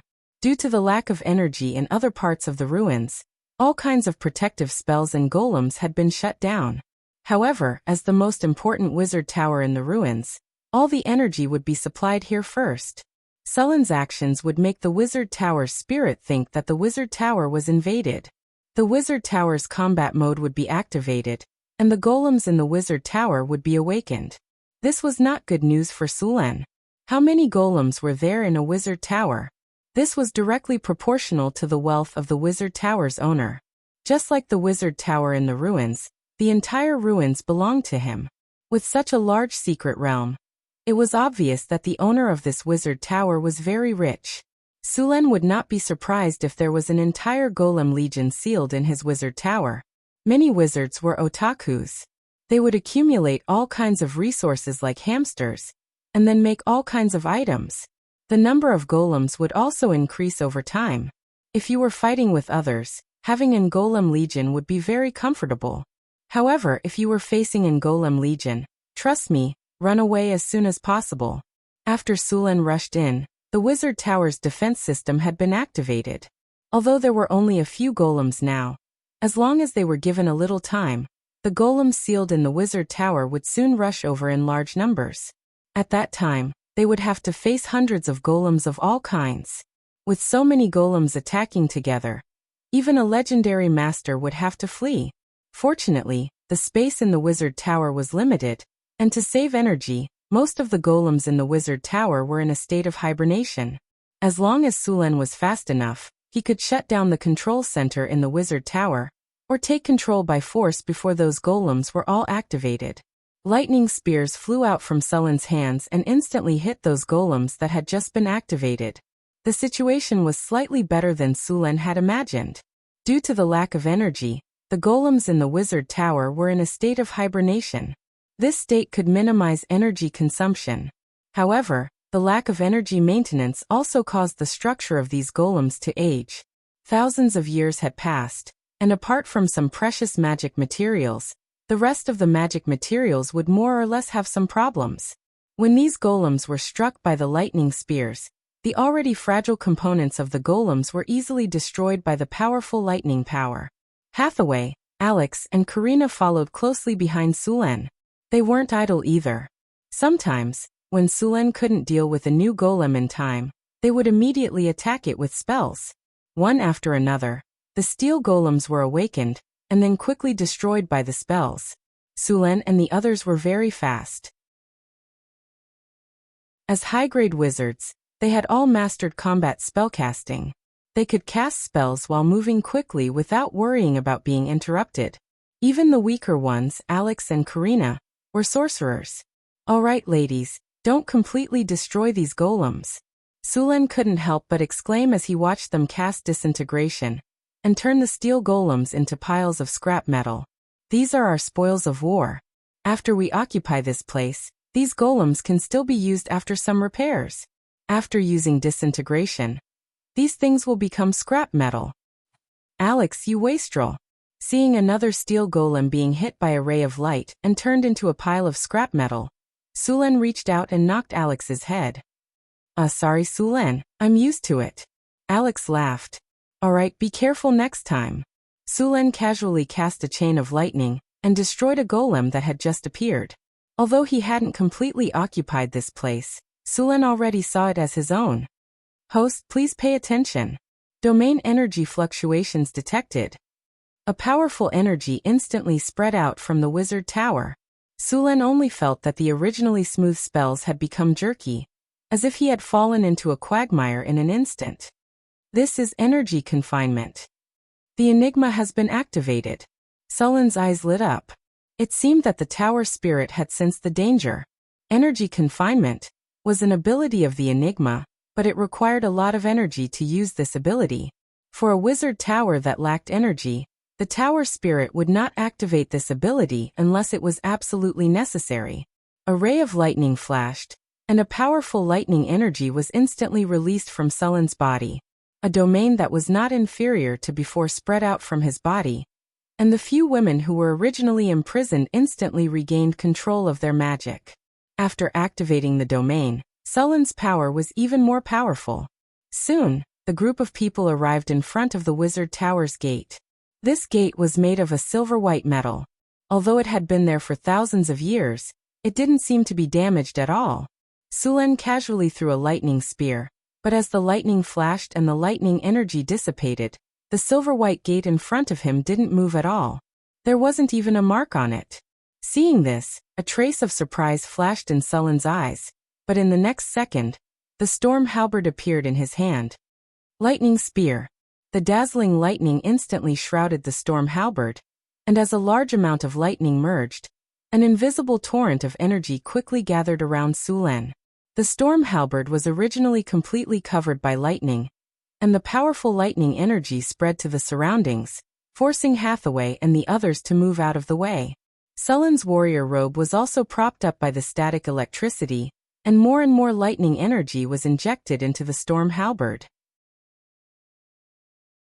The powerful energy gathered, and magic weapons that were slightly inferior in quality almost fell apart under this pressure. Even the storm halberd, a legendary weapon, was trembling slightly. It was obviously close to its limit. In the end, the storm halberd that had gathered infinite power was lifted up by Sulen, and in the next second, it fiercely pierced the silver-white metal gate in front of him. Crack! Rumble! The deafening thunder sounded, and the entire wizard tower shook violently, and a powerful energy exploded in an instant. When the light dissipated, the gate in front of them had been completely blown open, and there was a big hole in the gate. Ding! The energy domain has disappeared. The effect of energy imprisonment has been weakened. Sulen panted for a moment, and then directly entered the gate with the storm halberd. On the platform in the center of the hall, a crystal ball was constantly emitting a faint light. It was the host crystal of the tower spirit.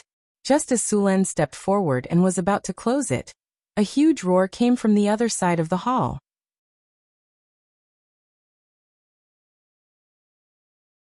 Chapter 545. Bang! Sulen's vision went dark, and he subconsciously swept the storm war halberd across. A huge force came, and he felt as if he had hit steel, and his palm was slightly numb. The black shadow flew backward and quickly stabilized. Only then did Sulen see clearly that it was a strange high-level golem in front of him.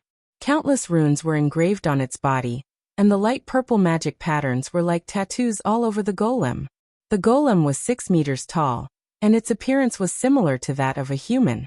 From its appearance, it was obvious that it was a legendary golem, and it was very likely that it had been modified. Guardian activated. Carry out the third battle plan, eliminate all intruders. The golem's eyes flashed red, and it completely locked onto Sulen. Then a cold mechanical voice sounded. Elemental fission shield activated. Aura/activated. Weakness detection activated. Silver holy sword legendary charged. Armor break activated. Sharpness activated. Greater haste activated.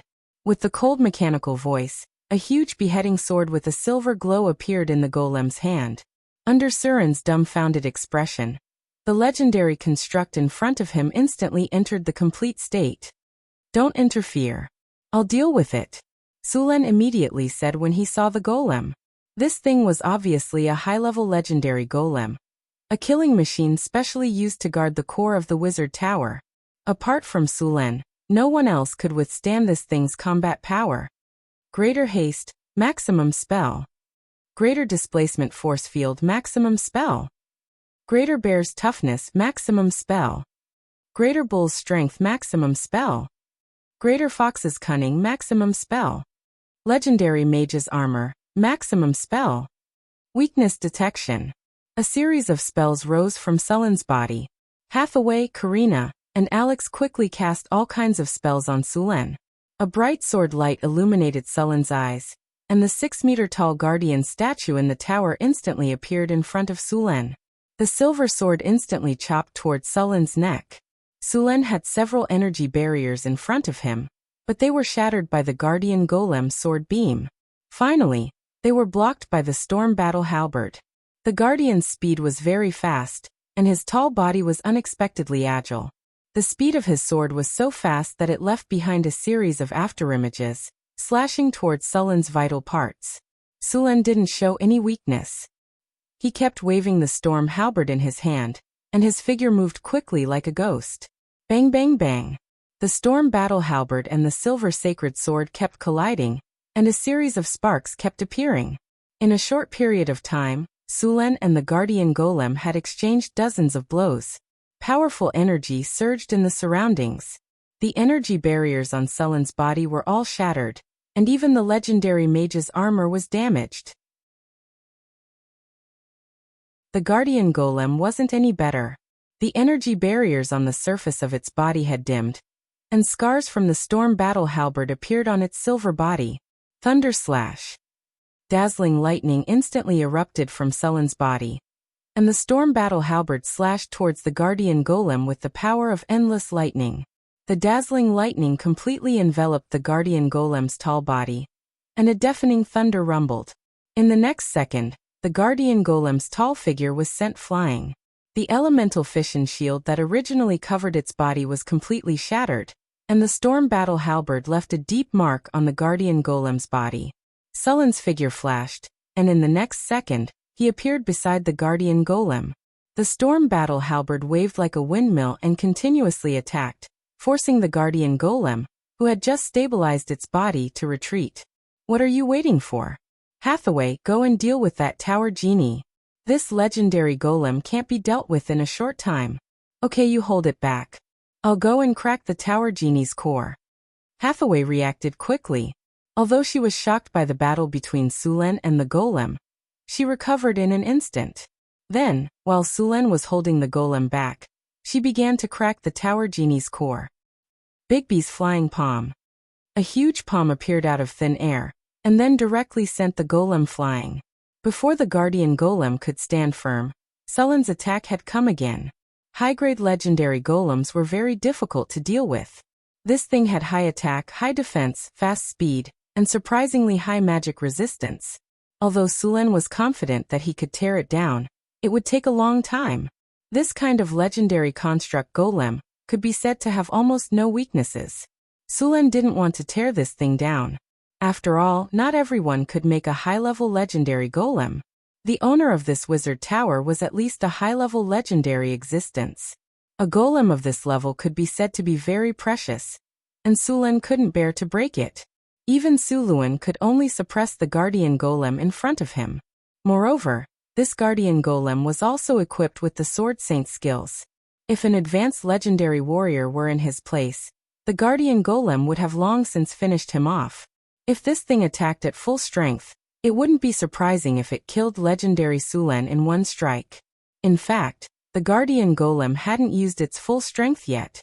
After all, golems made by wizards often needed the assistance of wizards. If it had the cooperation of a legendary wizard, it wouldn't have been a problem to directly kill the Baylor, or a slash. After seeing Hathaway begin to break the core of the tower spirit, the guardian golem seemed to be anxious. It no longer defended against Sulen's attack. A silver-white sword aura instantly appeared on the 3-meter-long silver-white giant sword in its hand. The sharp sword aura seemed to tear through time and space, and it slashed fiercely toward Sulen. Boom. Sulen didn't back down. If he pushed it away, Hathaway would be in danger. The light blue thunder turned into a thunder snake and collided with the sword aura. Then it disappeared. The guardian golem's body flashed, and in the next second, a sword aura burst out in an instant. Sword storm. The sword aura was activated, and the tall guardian golem quickly waved the silver sword aura. At this moment, the entire golem turned into a monster that was cutting at high speed.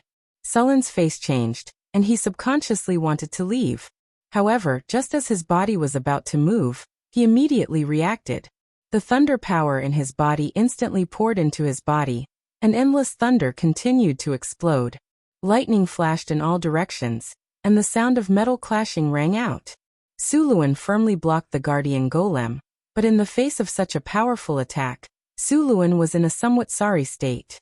The legendary mage armor on his body had completely disappeared, and even his clothes had become like that of a beggar.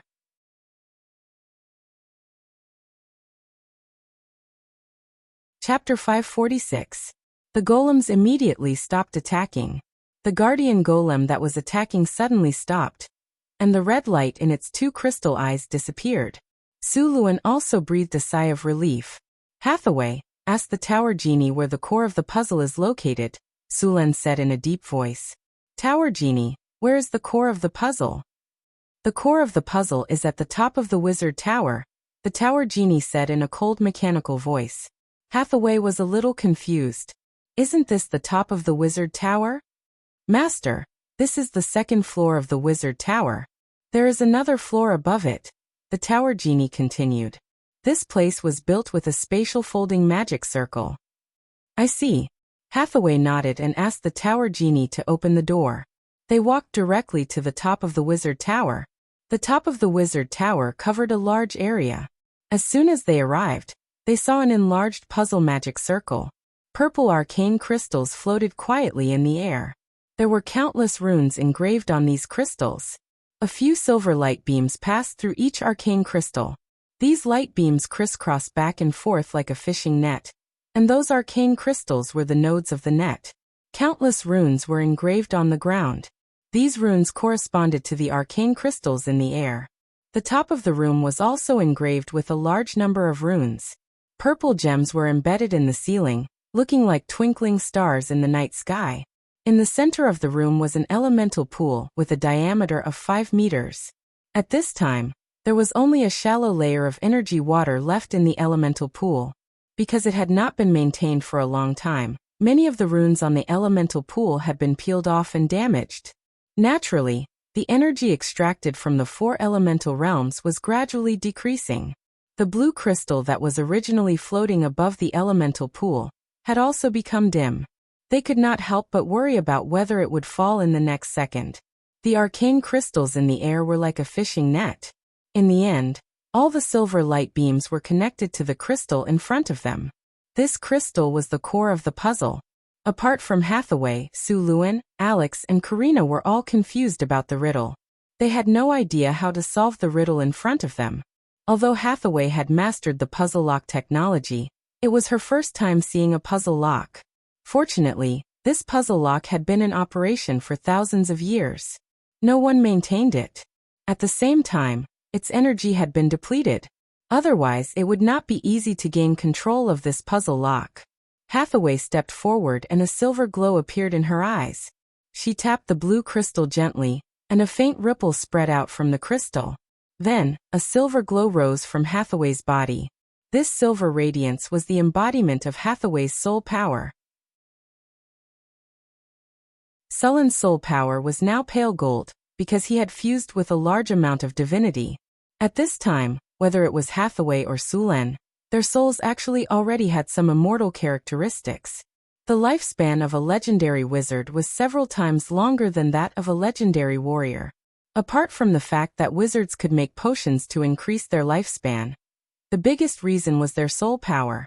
If one only looked at the body of a legendary warrior, they were obviously healthier and more energetic than a wizard. However, the aging of their soul would cause their body to gradually age. On the other hand, wizards were the exact opposite. Hathaway's soul power entered a special space. This space was a huge magic network made up of countless magic nodes. This magic network completely covered the entire ruins. As Hathaway's soul power continued to crack the magic network, one by one, the magic nodes on the magic network were broken and controlled by Hathaway. A huge amount of soul power extended along the entire network. After an unknown amount of time, all the magic nodes were under her control. Hathaway slowly opened her eyes, and a feeling of weakness gushed out of her body. She staggered and was about to fall to the ground. Su Luan's eyes were sharp, and his hands were quick, and he caught her. "How are you? Are you hurt?" Sulen asked a little anxiously. Hathaway struggled to smile at Sulen. A touch of exhaustion appeared on her face. "I'm fine. It's just that my soul power has been overused. I'll be fine after some rest. Don't worry. This puzzle is seriously low on energy. Use an energy bottle to replenish it." "Okay." Suluan nodded and handed Hathaway over to Karina and Alex to take care of. He then took out a palm-sized, beautiful crystal bottle from his storage space and walked to the elemental pool. He opened the cap of the crystal bottle and poured it into the elemental pool. A light blue elemental water slowly flowed out of the bottle. The concentration of elemental water in the room suddenly increased by more than 2 times. The light blue elemental water quickly fell. Soon, a thin layer of elemental water gathered in the almost dry elemental pool. The crystal bottle in Sulen's hand continued to pour the elemental water into the pool. This crystal bottle was an energy bottle made by Hathaway. It could collect the elemental water that overflowed from the elemental pool every day. Since many of the facilities in the Northwind Tower were not complete, the amount of elemental water produced every day far exceeded the Wizard Tower's daily consumption. To avoid wastage, Hathaway specially made some energy bottles. Although the energy bottle in front of Abel was only the size of a palm, it was made with a special spatial technique. The amount of elemental water stored in the bottle could fill up the entire elemental pool. Usually, a portion of the elemental water collected by these energy bottles would be used as energy reserves, while the other portion would be stored as experimental materials. Soon, as more and more elemental water was poured out of the bottle, the elemental pool began to rise at a speed visible to the naked eye. After about half an hour, the elemental pool was completely filled.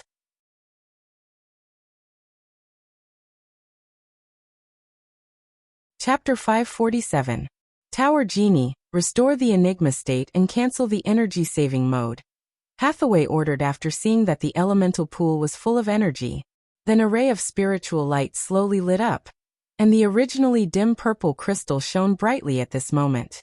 The spiritual light quickly spread to the surroundings along with the silver light beams. In a flash, the arcane crystals in the air were lit up one by one. The magic gems on the ceiling also lit up slightly, flashing a little bit of starlight. A strange force quickly spread out from here and shrouded the entire ruins in an instant. Outside the ruins that were originally filled with fog suddenly dissipated slowly, and a strange energy swept across. The layer of crumbling camouflage outside the ruins instantly solidified, and at the same time, a spatial force quickly spread out. If one were to look at it from a distance, one would find that the space suddenly looked like a stone thrown into a pool, with countless ripples. If one were to stare at it closely, one would find that with the ripples, the space began to slowly fold. And for a moment, there were countless phantoms, which made one dizzy, but then the phantoms were quickly smoothed out, and finally returned to its original state.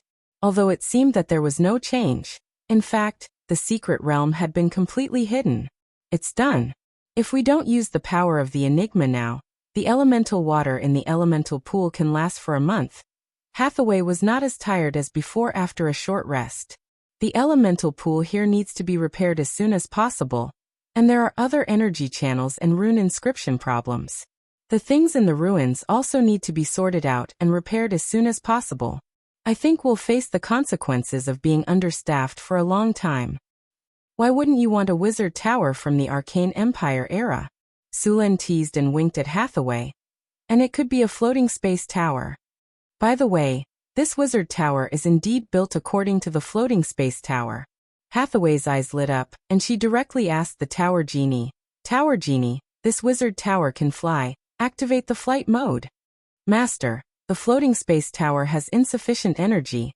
The flight mode cannot be activated. The tower genie's cold mechanical voice sounded. Are the floating space ring and other facilities damaged?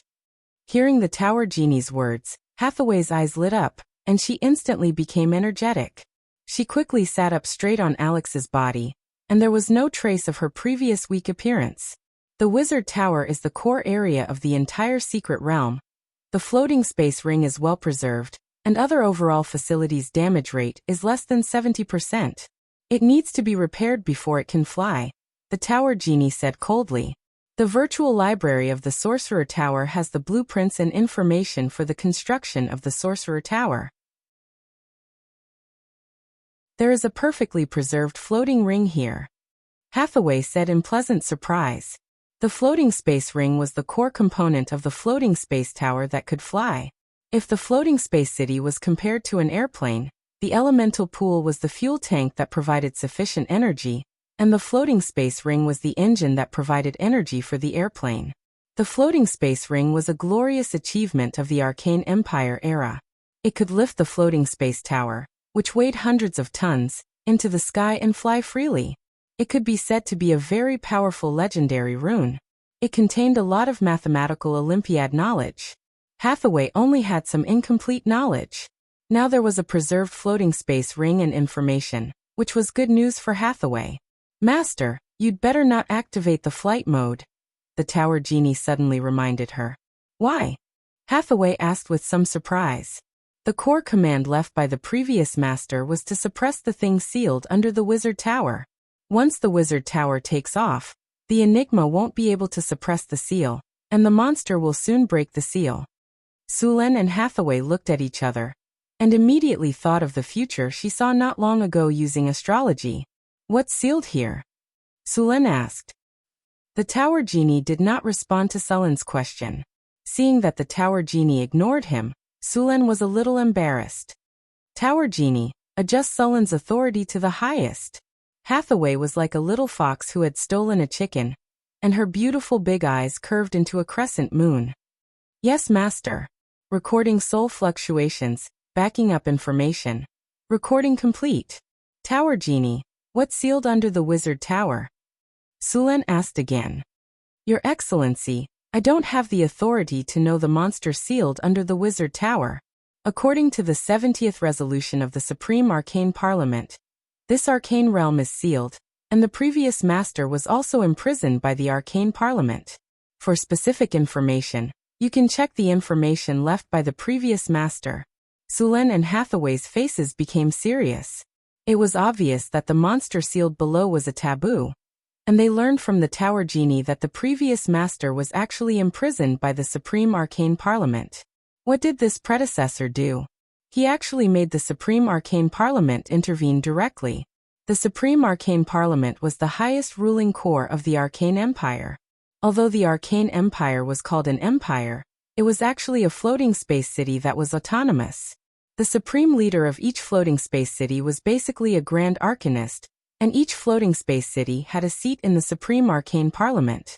Usually, everyone did their own thing and did not interfere with each other.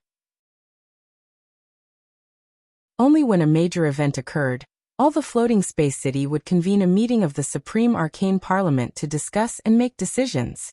Although this parliament had great power in name, in reality it did not care much. The previous master of this wizard tower actually made the Supreme Arcane Parliament take action personally. Sulen was curious about what he did at that time. Soon, Sulen asked the tower genie to pull out a set of experimental data, and began to check it with Hathaway.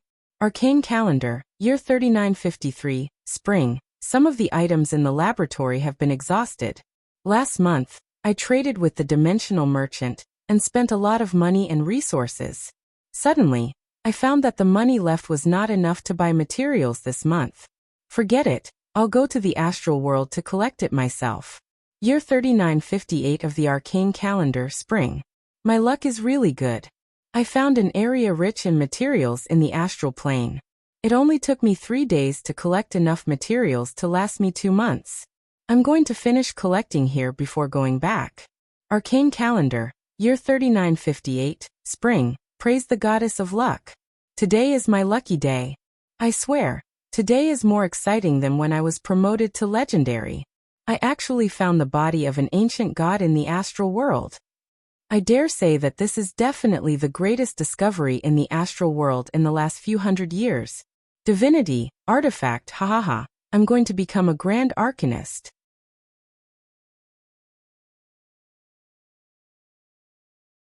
Chapter 548. Arcane Calendar Year 3958 Summer. The laboratory I prepared for the ancient god's corpse is finally completed. Next, I can study this corpse without any worries. I can't wait. Arcane Calendar Year 3958 Summer. The first experiment was a success. Haha, I'm a genius. I successfully extracted a bit of divinity from the corpse. This pure golden power looks really charming. Next, I'll try to go into seclusion and completely integrate this divinity into my body. Arcane Calendar Year 3958 Summer. Damn it, the consciousness left by the ancient god is too powerful. It took me half a month to successfully integrate this divinity into my body. Although the process was a bit tortuous, the result was great. After integrating this divinity, I clearly felt a crack in the previous bottleneck. It seems that my idea was right. Autumn, year 3958 of the arcane calendar. Something was not right. There was a different kind of energy in this god's corpse. This energy was entangled with the god's corpse, and they seemed to be showing signs of revival. What the hell? Could it be that this god's corpse, which had been dead for thousands of years, could be revived? Arcane Calendar Year 3958 Winter. Incredible. The power of divinity is really amazing. It has the power to turn something rotten into something magical. I can use it to make a divine artifact. Materials. I want all kinds of rare materials. I want to make a divine artifact that belongs to me. Arcane Calendar Year 3958 Winter. Something seems to be wrong. I feel that my consciousness is affected. The number of times I've been angry has obviously increased. Just this morning, I scolded my favorite disciple Flender. He actually stopped me from absorbing the divinity. Arcane Calendar Year 3959 Spring. The weather today is good.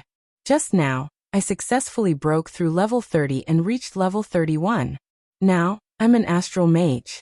Also, the power in the corpse has become stronger. I need to find a way to suppress it. Arcane Calendar Year 3959 Spring. Damn it, this is not the original power of the corpse. This power is parasitic in the corpse. It wants to use the corpse of the god to revive. The corpse of the god is mine. I won't let anyone take it away. Arcane Calendar Year 3959 Spring. This power is too strong. I can't suppress it anymore. It's starting to change. I have to find a way to deal with it as soon as possible. Arcane Calendar Year 3959 Spring. Why did the Supreme Arcane Council send a document for inquiry? Could it be that they knew I had obtained the god's corpse? That's impossible. No, I forgot about Flender. That damned bastard. He actually dared to betray his teacher. I'll extract his soul and seal it in the lamp so that his soul will be burned forever. But before that, I have to hide the god's corpse somewhere else. Year 3959 of the Arcana Calendar, Spring. Those annoying special envoys from the Supreme Arcana Council came. He actually said that I was researching the power of the divine sin, and violated the ban of the Supreme Arcana Council. What ban? These guys don't understand the greatness of divinity at all. They just covet my god corpse and want to take it from me. I should just chase them out. Arcana Calendar, Year 3959 Spring. The vitality and life force of the god's corpse are getting stronger and stronger. I have to suppress it as soon as possible. Fortunately, I had the help of the Wizard Tower. With the help of the Wizard Tower's power, I successfully suppressed him. Perhaps I should change my way of thinking. Year 3959 of the Arcana Calendar, Spring. Why is the Supreme Arcana Council here again? There's no end to it. This time, I won't meet with them. Negotiating with them is a complete waste of time. The log came to an abrupt end here. Although the log wasn't long, and there was a lot of repeated information in it, Sulen still found the information about the thing sealed under the floating space tower. It seems that things are a little troublesome. Sulen closed the experiment log, and the expression on his face became a little gloomy. According to the information in the log, the previous master of the Wizard Tower was basically dead, but it was unknown whether he was killed by the Divine Sin or by the Supreme Arcana Council. Of course, Sulen was more likely to be arrested by the Supreme Arcana Council. If he was killed by the Divine Sin, then basically nothing would be left in the ruins. Now that the Wizard Tower was intact, it was very likely that it was done by the Supreme Arcana Council. Moreover, through the conversation with the Tower Spirit, he found that the seal here was made by the Supreme Arcana Mathematical Association. After the seal was completed, the Supreme Arcana Council gave up on the secret realm, and everyone was completely evacuated. That was also the reason why the buildings in the secret realm were so intact. Sulen deduced the matter in his mind, and was surprised by the previous master of the Wizard Tower's ability to seek death. Not to mention that this guy directly seized the divinity from the god's corpse. He didn't even figure out the divine sin bred in the god's corpse. The divine sin was always born from the god's corpse, and the probability of such things happening was very high. Moreover, he didn't extract the soul of the divine sin to fuse with it after killing it. He was really courageous. He wasn't swallowed up by the negative consciousness of the divine sin, but judging from the experiment log, he was still affected. The ancient arcanists were really bold, and Sulen had to admire them. These arcanists were not even in awe of the gods. Otherwise, how could the Arthas Ascension be created? They actually wanted to seize the power of the gods by force. The ancient arcanists conducted too many dangerous experiments, such as bloodline experiments. Although Sulen didn't conduct in-depth research, the experiment was finally mature after hundreds and thousands of human experiments. In essence, the wizards of today were not much different from the ancient arcanists. They also liked to seek death. The only difference was that after being beaten up, the wizards of today were very cautious and knew how to respect the gods. It was not a big problem for the wizards to have enough curiosity. The key was to know their own strength. If they wanted to study the divine sin, their profession level had to be at least level 40. After all, the divine sin's challenge rating was as high as level 35. Without enough power to suppress the divine sin, it would be suicidal to study it. It seems that there's a high possibility that the divine sin below was born from the god's corpse. However, I don't know how much power this divine sin has left after thousands of years. Sulen held his chin with one hand and rhythmically tapped the table with the other. After being sealed for a long time in an environment with a lack of elements, the power of the divine sin would also decline. If it was at its peak, Sulen definitely wouldn't stay. He would turn around and run without hesitation. After all, it was too difficult to kill, and he might accidentally send himself into the divine sin.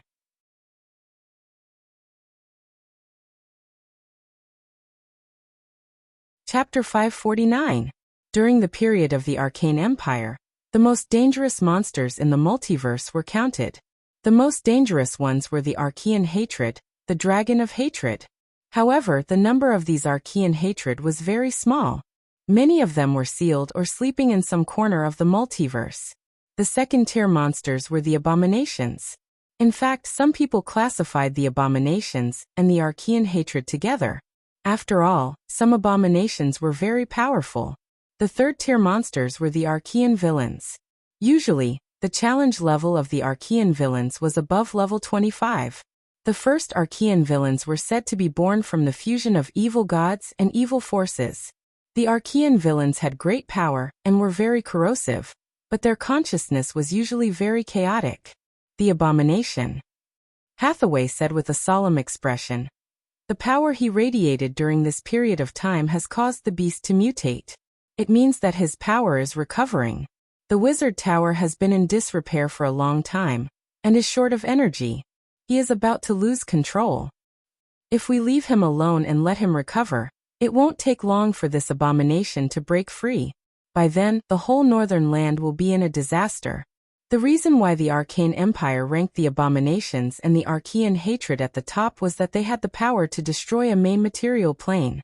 As long as they were given enough time, these monsters could easily destroy a rich plane. It seems that we have to get rid of this abomination. Sulen said in a low voice. The battle of the abomination is very dangerous. Legends can't intervene, so Alex and Karina can only stay here. But, Alex and Karina said anxiously, but they were interrupted by Sulen. No buts. Someone needs to guard this place. Besides, you don't even have legends. Are you going to die? At last, under Sulen's suggestion, Alex and Karina finally agreed. After discussing for a while, Sulen said to the Tower Spirit, Tower Spirit, where is the abomination sealed? Tower Master, you can enter through the passage on the 3rd floor of the Wizard Tower. As the Tower Genie spoke, a 3-dimensional image of the Sorcerer Tower appeared beside it. The location of the abomination was clearly marked on it. Sulen and Hathaway checked once to make sure that they had not missed anything. Only then did they walk down to the basement of the Magus Tower. Soon, the two arrived at the basement of the Magus Tower. The closer they got, the denser the negative energy in the surroundings. There was even a layer of gray fog in the basement. Sizzle. Strange noises could be heard. And then some looming figures appeared not far away. Be careful. There should be a lot of undead here. As soon as he finished speaking, a sharp cry rang out. Immediately after, the fog in front of him churned, and bone spears shot rapidly towards Sulen. Following which, dozens of undead appeared in the fog and quickly rushed towards Sulen. Command, intimidate. Group undead hold spell. 2 spiritual lights flashed quickly on Hathaway's body, and the undead that were rushing towards Sulen instantly stopped. In a normal battle, wizards were usually in charge of controlling the field. The real damage output would depend on the Grand Swordmaster, especially when the Grand Swordmaster cooperated with a wizard. The terrifying lethality of a Grand Swordmaster was unreasonably strong. Sulen waved his storm battle halberd and whizzed past. All the undead that were controlled by Hathaway were directly chopped into pieces by him. Clang, clang, clang. A large number of soul crystals fell. Hathaway gently waved her hand, and the soul crystals on the ground flew directly into her hand. After casually putting away the soul crystals, the two of them continued to move forward. The basement of the Wizard Tower was dark. This place had been corroded by the power of the abomination. The two of them arrived at the 3rd floor of the basement. According to the markings on the map, they quickly found the passage that led to the seal. At this moment, the two of them suddenly heard a strange crying sound. Sulen stopped in his tracks. Abomination. He's right here. Lightning flashed on Sulen's body, and his eyes looked into the depths of the passage. Although Sulen had not studied the abominations, he knew that their power was strong and strange. Ordinary legendary wizards could only play a supporting role when facing them. If one really wanted to wrestle with the abominations, one would have to at least reach the level of an astral wizard. The abominations seemed to have sensed their arrival. The strange crying sound became more and more obvious. The gray fog was tumbling, and they could clearly see that there were countless undead howling in it. Hide behind me. Sulen grabbed Hathaway with one hand and pulled her behind him. After saying that, a strong power of lightning quickly gathered from his body. The entire space could feel the sudden increase of the surrounding electrostatic force field. Then, dazzling lightning tore through the darkness and completely dispersed the layer of fog. The power of lightning continued to gather. The power of lightning on Sulen's body was completely opposite to the negative energy. At this moment, Sulen completely detonated the power of lightning.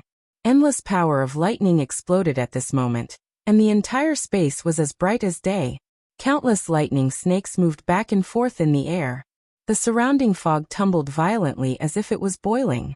The ghosts and undead creatures hiding in the fog screamed, and their bodies melted quickly. Suddenly, a large number of soul crystals fell to the ground. The surrounding fog dissipated completely. At this moment, they could clearly feel a hexagram rune array. Silver chains entangled back and forth, firmly locking the center of the altar. At this moment, Sulen finally saw the monster in the seal clearly. Be careful, Sulen. It was born from the corpse of an ancient god. Sulen looked at the monster in the seal in front of him. This was a completely distorted human figure. It looked extremely strange. Its limbs were excessively long, and its head was very large. There were wrinkles on it, and it looked very ugly. Its mouth was full of sharp teeth, and its lower body was connected to a huge corpse. After seeing Sulen and Garen, the monster let out a sharp cry. Then a spatial force suddenly appeared. The teleportation light flashed, and a Baylor appeared in front of them. Baylor Demon. Challenge rating 18+. The Baylor Demon was burning with endless flames. As soon as it appeared, it let out a roar. Then, Zhou Zhong's whip whipped toward Sulen. Sulen waved his Storm War halberd and directly flicked the whip away. Just as Sulen was about to go forward, Hathaway's voice suddenly sounded in his mind. Sulen, wait! I've prepared to stop time. Later, take the opportunity to kill the Baylor Demon. Okay. Sulen agreed without thinking. Hathaway gently waved her staff, and an invisible force quickly gathered. Then a powerful magic instantly burst out. Time Stop, legendary spell.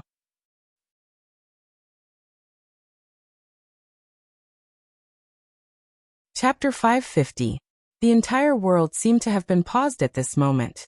Everything froze at this moment, motionless, like a photo that had been frozen. Time Stop has been successfully activated. It lasted for 10 seconds. Suluan only felt a strange force sweeping over him. And then everything around him became still in an instant. Do it. Hathaway's voice sounded from the bottom of his heart. Thunder Realm. Infinite power of thunder and lightning gushed out of Sullen's body in an instant. In the next second, Sullen's figure appeared beside the Baylor in an instant. Weakness detection. Thunder Slash. The light blue power of thunder and lightning flashed through the air. The Baylor that had just been summoned to the material plane was motionless. It was like a statue within the range of the Time Stop spell. The Storm Battle Halberd carried light blue thunder and swept across in an instant, directly splitting the Baylor into two. However, the effect of the Time Stop spell did not appear. At the same time, after casting the Time Stop spell, Hathaway quickly cast the next spell with the power of the Mystery Lock. Summon Elemental Legion, Dimensional Summoning Gate plus Summon Fire Elemental Elder, Maximum Spell. A space gate opened, and scorching flames rushed out of the dimensional gate. The temperature of the entire basement soared by dozens of degrees in an instant. This was a teleportation gate leading to the fire elemental plane. After the teleportation gate opened, an angry roar was heard, followed by a flash of fire. A group of tall fire elementals walked out of the space gate. Summon Elemental Legion was a legendary spell. After casting, it could summon an elemental elder and several, or more giant fire elementals. Casting 2 legendary spells in a row was also a great burden for Hathaway. Fortunately, after mastering the Mystery Lock, Sulen had re-injected enough energy into the Mystery Lock. With the power of the Mystery Lock, Hathaway could cast the spell easily. Time Stop did not really stop time. In fact, this spell changed the flow of time in an area, making the surrounding time flow extremely slow. It looked like it had stopped, but Hathaway and Sulen were not affected. Of course, although the effect of this spell was powerful, it also had its own flaw, which was that it was ineffective against gods. Therefore, those who wanted to rely on Time Stop to kill gods would die miserably. A breeze blew, and the effect of Time Stop disappeared. A thin blood mark appeared on the body of the Baylor in an instant. The blood mark continued to expand and finally split into 2. The Baylor's eyes flashed with a trace of surprise, and then it lost control of its body. Burning explosion. A dazzling flame suddenly rose from the Baylor's corpse, which had been cut in 2. The next second, a powerful explosion sounded. In the midst of this explosion, a pale gray soul let out an angry roar, and was about to teleport back to the abyss. However, before the teleportation could be activated, a dimensional anchor instantly struck the soul, and the teleportation light was instantly interrupted. Immediately after, another light flew by. Soul Binding Spell, a magic gem to pull the Baylor's 2s to the soul to pull 2s to S when the effect of Time Stop disappeared. In the dimensional gate opened by Hathaway, a fanatical giant fire elemental and fire elemental elder appeared in this underground space. It was not easy to kill an abomination. In the multiverse, although abominations were powerful and hated all living creatures, their strongest point was their almost immortal vitality. Although abominations were not as powerful as gods, for some reason, they were more destructive. In the era of the Arcane Empire, there was a special proposition on how to kill an abomination, god, ancient evil. As soon as this topic appeared, it was studied by many arcanists. After all, the great arcanists who liked to court death had done such things in the past. In theory, the easiest way to kill an abomination was to use the power of the god of death. The power of the god of death represented the end of all living creatures. For others, abominations might be difficult to kill, but the god of death was an exception. Unfortunately, the power of the god of death was not something that anyone could master. If one mastered the divinity of death, or had the artifact of the god of death, one could also kill an abomination. However, these two things could not be obtained. Without these two things, it would be very difficult to kill an abomination. Like gods, abominations had divine shields. Although they were not as powerful as gods, they were still able to withstand several legendary spells at once. Moreover, as long as the divine shields were not broken once, the divine shields would always be repaired. Therefore, after a lot of calculations, the arcanists came to a conclusion. That was, they had to use saturation attacks in a very short time to let the divine shields reach the critical point and break them. In order to meet this requirement, Hathaway deliberately summoned the elemental army and wanted to use this method to kill the abomination. A world without flames is too sad. Burn, let the flames ignite the whole world. After the fire elemental elder arrived, it was immediately full of dissatisfaction with the surrounding environment. All fire elemental were arsonists. For them, flames were beauty, flames were everything, and they would ignite everything they saw. With the help of the summoning contract, Hathaway directly ordered the fire elemental to attack the abomination with her powerful mental strength. At the same time, Sulen, who had activated the thunder domain, also rushed forward. Because of the seal, the abomination had been sealed there, and could not move at all. Moreover, under the seal for thousands of years, its strength had dropped to the bottom.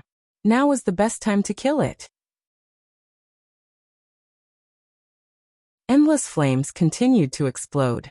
The fire elemental elders were forcibly suppressed by Hathaway, and could only vent their anger on the abomination. As a legendary creature and an elemental life form, the fire elemental elder had all kinds of fire abilities. In addition, there was a group of giant fire elemental elders that were one level lower than him.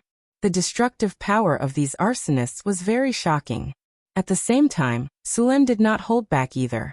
The powerful power of thunder and lightning kept flashing, and the storm halberd in Sulen's hand was swung like a windmill, constantly attacking. Ripples kept appearing on the divine shields like water waves. The abomination screamed, and a shock wave instantly rushed toward Sulen. The space around Sulen was shrouded by countless thunder and lightning. Then, a big net that seemed to be made of thunder and lightning appeared, and it shone with a dazzling light. The thunder domain instantly appeared under the impact of the divine powers. The divine powers that were full of evil and destruction completely disappeared under the countless thunder and lightning.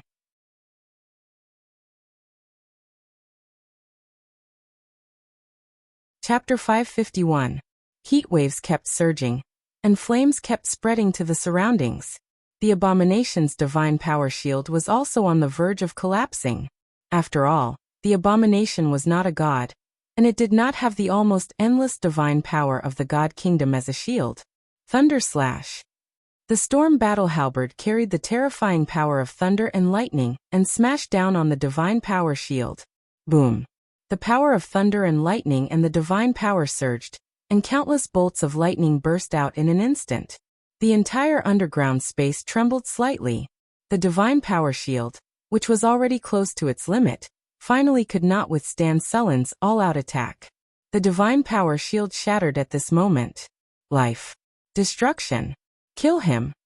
The abomination's chaotic consciousness kept whispering. In the face of Sulen's attack, it did not retreat at all. Its hatred for the living and its chaotic and crazy consciousness made it attack all living things in a frenzy. They longed for destruction, and the purpose of their existence was to destroy everything. The thunder territory kept making crackling sounds. This was Sulen's territory and the abomination's territory fighting fiercely. Waves of pollution kept attacking. And as this power spread, Sulan clearly felt a chill run down his spine. His life force was slowly draining away. At this moment, a status appeared on his system panel. He was being eroded by the pollution territory, and his life force was continuously decreasing.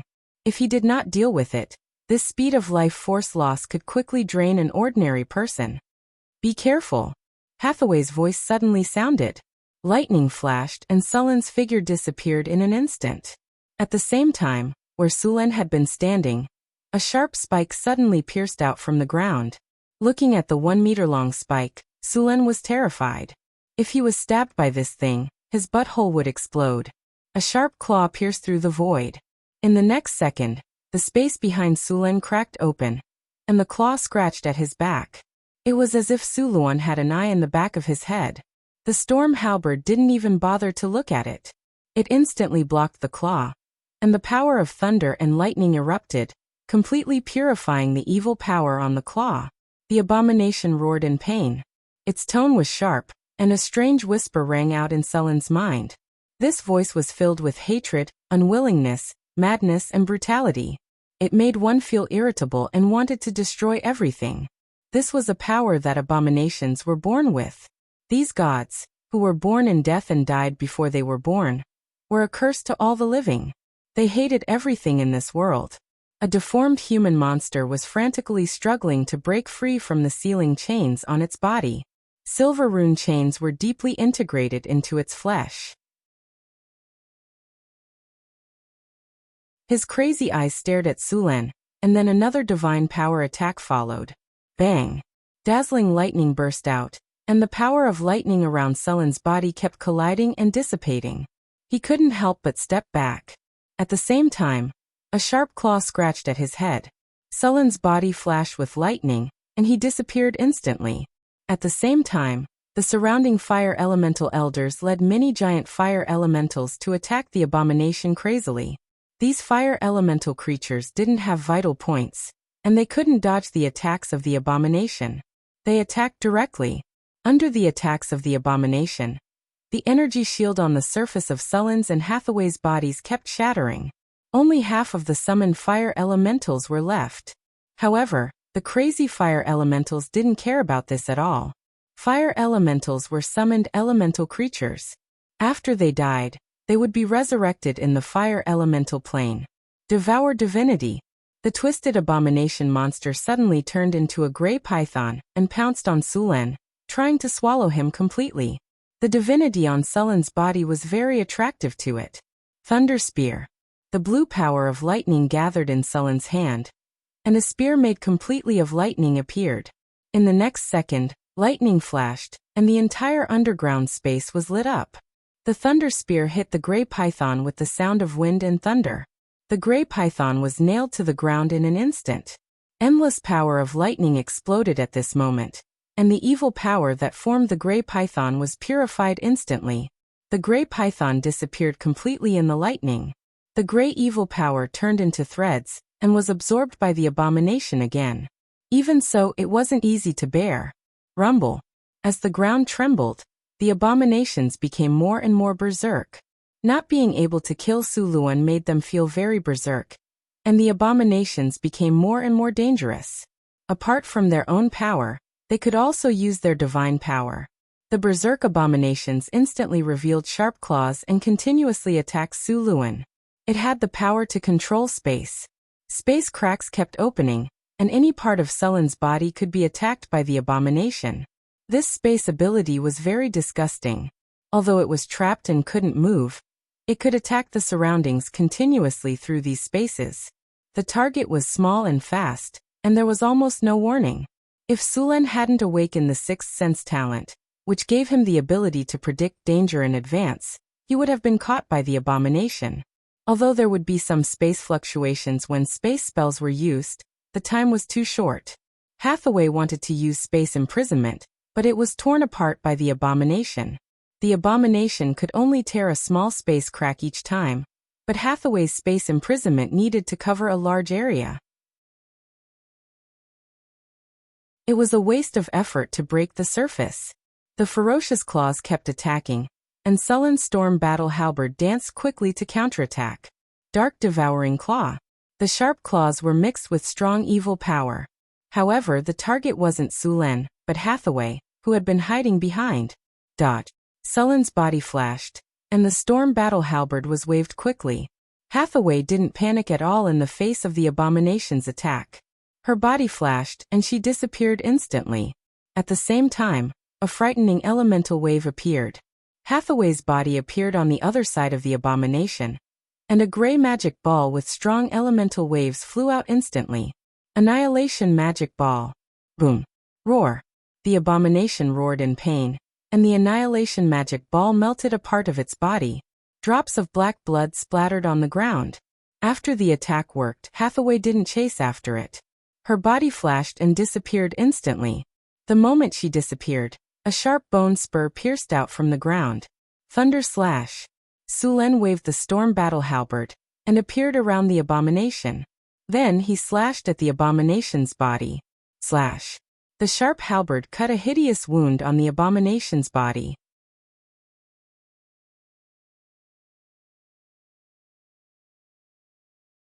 Chapter 552. The earth trembled. The shockwaves from the battle between Sulen and the abomination kept coming. If it weren't for the fact that the area where the abomination was sealed was a special half-plane, the entire wizard tower might have collapsed. Even so, there were still continuous vibrations. On the astrology platform, Alex and Karina were looking at the screen projected by the tower spirit in the hall. It was the scene of the battle between Sulen and the abomination. However, Sulen was moving too fast on the screen, so the two couldn't see the battle clearly. They could only determine Sulen's position through the flashing lightning in the air. The fire in the projected image was gradually extinguished. There weren't many fire elements summoned by Hathaway left. The battle was getting more and more intense. Although Sulen would hurt the abomination to a certain extent every time he attacked, the abomination could recover quickly by relying on the god's corpse that had merged with him. What should we do? Can Suren and Hathaway win? Looking at the picture in front of her, Karina asked Alex with some uncertainty. Alex, who was eating sunflower seeds with relish, came back to her senses. She stared at Karina with her eyes wide open and said with uncertainty, Sulen should be able to win. If he wasn't confident, Sulen would have told us to retreat. If they couldn't win, they should run. This was what Sulen told them. If they met an enemy who was stronger than them, they should never fight head-on. There was no shame in running if they couldn't win. It was okay even if they suffered some losses. They just had to get back at the enemy in the future. This level of battle wasn't something that the two of them could interfere with. Therefore, even if they were anxious, they couldn't do anything. If an enemy below the legendary level entered the battlefield, they probably wouldn't even be able to withstand a single attack from the abomination. Rumble. The shockwaves from the battle came, and even the wizard tower shook slightly. The abomination became even crazier. Sulen's attack just now had made it feel intense pain. As an abomination that was born from the corpse of an ancient god, and was later trapped in this place for thousands of years, the anger in its heart had made its consciousness extremely chaotic. The abomination released all the resentment that it had accumulated for thousands of years on Sulen. It could be said that it would fight Sulen to the death. Boom. A blast of divine power hit Sulen in an instant. The energy shield around Sulen could no longer withstand it, and shattered with a bang. It turned into specks of light and disappeared. A bolt of lightning flashed across Sulen's body, and he disappeared instantly. Great disintegration. A green spell instantly shot towards the abomination, and the body that was hit instantly turned into powder. The abomination howled in pain, and its dark and crazy eyes instantly stared at Hathaway. Then it let out a roar, and a sound wave more powerful than Sulen's war roar burst out. At this moment, Sulen felt his mind go blank, but with his strong constitution, he recovered in an instant. However, the abomination took advantage of this opportunity to attack him again. In just a moment, the abomination's sharp claws had already appeared in front of him. Rip. There was no time to dodge, and Sulen's arm was instantly cut open. The intense pain made Sulen counterattack instantly. The storm halberd tore through the air, and with infinite lightning, It instantly slashed the abomination's arm. The sharp halberd cut through the abomination's skin and along its muscles. The power of lightning also burst out at this moment. Under Sullen's great strength, the abomination's arm was directly cut off from the forearm. At the same time, Hathaway, who was further away, felt as if her heart had been hit hard. Her whole body stiffened, and her body entered a state of shock at this moment. At the same time, a spatial crack suddenly appeared above her head, and the abomination's sharp claws suddenly attacked. The sudden attack made it impossible for Sullen to help. Hathaway was about to be hit. As a sorcerer, Hathaway's physical fitness was far inferior to Sullen's. If she was hit, she would be seriously injured even if she did not die. However, as a sorcerer and a legendary sorcerer, Hathaway had many ways to save her life. Almost at the moment when the abomination attacked, rays of magic light appeared on her body. Greater Chain Accident activated. Spell Sequence activated. Spell activated. Activate Greater Teleportation. Activate Greater Energy Barrier. Activate Greater Deflection Field. Activate Annihilation Ball. Activate Spell Order, Shock. As a sorcerer, Hathaway was very clear about her own weaknesses. Therefore, she set the condition for triggering the accident spell to be controlled. No matter if it was stun, shock, or immobilize, the Greater Chain Accident spell would be triggered automatically. The abomination's attack was indeed unexpected. Hathaway was shocked by the enemy at that moment, and lost control of her body. This situation was just in line with the accident spell that Hathaway had set. A series of light flashed, and Hathaway's figure instantly disappeared, just in time to dodge the abomination's attack. She also automatically counterattacked. The Annihilation Ball instantly hit the abomination's claws. The claws seemed to be soaked in sulfuric acid and quickly melted like a burning candle. The abominations had many strange and powerful abilities. They had divinity in many attacks. Even Sullen's physical fitness could not be completely immune to them, let alone Hathaway. Fortunately, Hathaway had practiced this situation in the battle simulation. The spell sequence on her sorcerer's robe was prepared for this situation. When Hathaway reappeared, the abomination immediately captured her position. This was not difficult. After all, the space here was not too big. The abomination's power could cover the entire area. Then, the abomination launched another attack at Hathaway. Sharp bone spurs instantly pierced out of the ground. Crack! With a soft sound, the energy barrier around Hathaway's body broke in an instant. However, Hessie had already regained consciousness and regained control of her body. The staff in her hand flashed slightly, and then the space around Hathaway instantly became distorted. Chaotic space. The abomination's bone spurs, which attacked by tearing the space apart, brushed past Hathaway and did not cause any damage to her. Sword of Annihilation. A light flashed, and a strange longsword instantly appeared in Hathaway's hand. In the next second, the longsword was swung, and the abomination's bone spurs were directly cut in half. Sullen's reaction was very fast.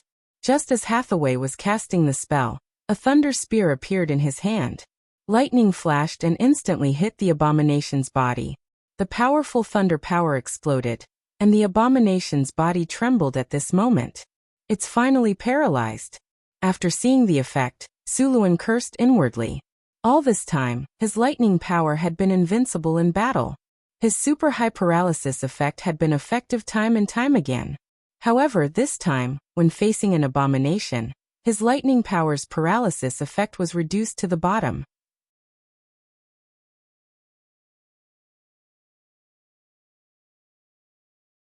Chapter 553. The power of thunder and lightning was one of the most powerful forces that Suluan had mastered. It had always been destructive, and had a very high chance of paralysis. Even the enemies of the legendary rank would be restrained in all aspects when facing it. It ignored most of the test of fortitude and paralyzed the enemy. Basically, all creatures of the legendary rank and above had varying degrees of resistance, especially warrior classes. Their resistance to control effects was even higher. Giant dragons' strong bodies allowed them to be immune to 80% of the control effects. As for ancient evils, their immunity was even higher. These monsters had a high chance of being paralyzed by Sullen's power of thunder. However, when facing the abomination, the paralysis effect of Sullen's power of thunder was reduced to the lowest. A strange power weakened the effect of Sullen's power of thunder. This way, the ceiling effect of Sullen's power of thunder was not ideal. Of course, if the power of thunder's paralysis effect was not good, the other control effects would be even weaker. Hathaway's order, shock, was directly immune to it. At this point in the battle, Sulen had a headache. The abomination's recovery ability was too strong. It was connected to the god's corpse and could continuously draw power from the god's corpse to recover. In addition to its own recovery ability, it was too difficult to kill it. If only Chris was here. As a legendary succubus, with her damage output, this abomination would not be able to withstand it. Sulen thought to himself. Suddenly, a beam of light descended from the sky. Immediately after, a tall figure emerged from the beam of light. The figure's silvery white body exuded a chilling aura. Its tall figure exuded an oppressive aura, and its sharp twin blades gave off a chilling sensation. To Suluan's surprise, the guardian magic statue appeared on the battlefield. Activating battlefield communication. Mental link established. Guardian golem activated. Transferring battle command authority. Enigma suppression ability activated. Tower Master, battle preparations are ready. Please give the battle order. The cold mechanical voice of the Tower Genie sounded in Sulen and Hathaway's hearts. At the same time, Alex and Karina's voices sounded in their hearts. Sulen, do your best. We've already blessed the Guardian Golem with spells, so we can start the battle immediately. Yes, we must kill that monster.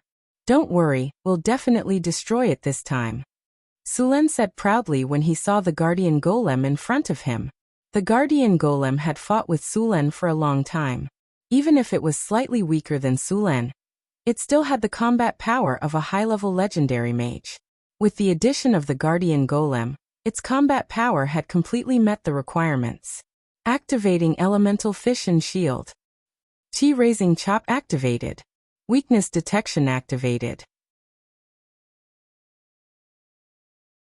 Silver Sacred Sword Legendary Charging. Armor Break effect activated. Sharpness effect activated. Greater Haste activated.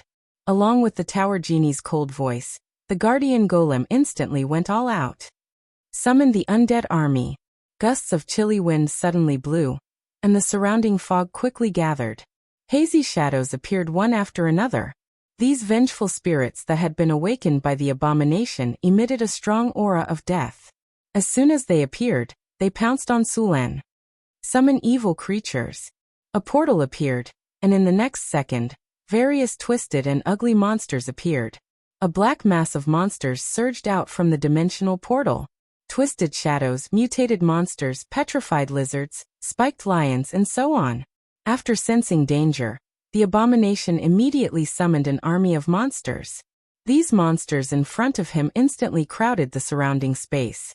There were so many of them that they could even fight a medium-sized war. After seeing this situation, Sulen did not care at all. To be honest, although the number of monsters and undead summoned by the abomination this time was large, their quality was too poor. One must know that he used to be invincible on the battlefield. The army of monsters in front of him was completely insignificant. The Guardian Golem's tall figure rushed up directly, and its two Demon Slayer blades were invincible. None of the monsters were a match for it. Wherever it passed, it was like cutting chives. Sulen took out an exquisite flag, and the enormous power of thunder and lightning in his body exploded instantly. Infinite power of thunder and lightning gathered in this space, and in the next second, countless thunderbolts exploded instantly. Lightning storm. A strong power of thunder and lightning rose from Sulen's body.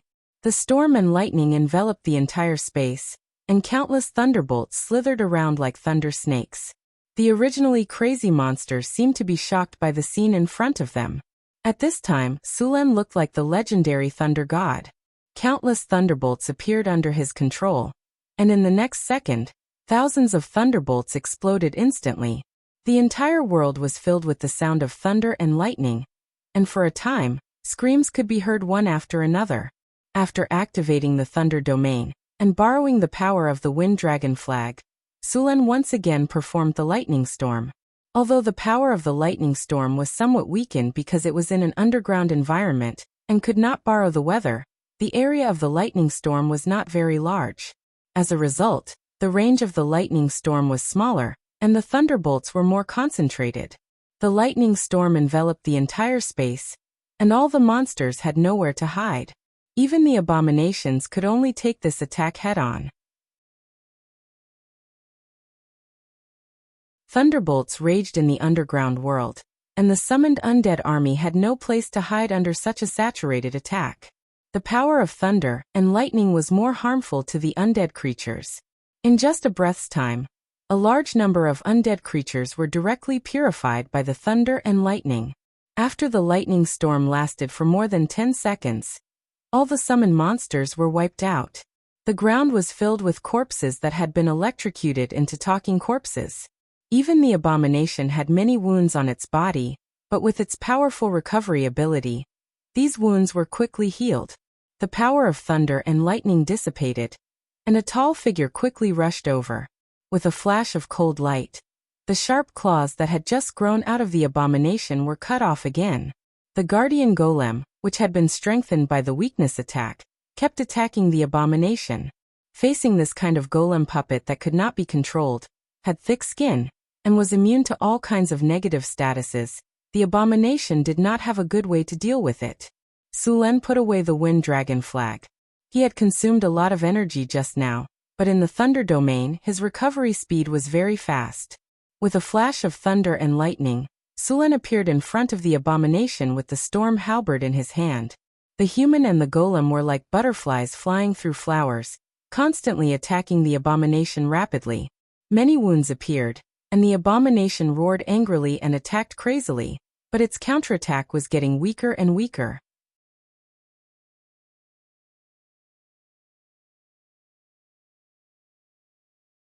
Chapter 554.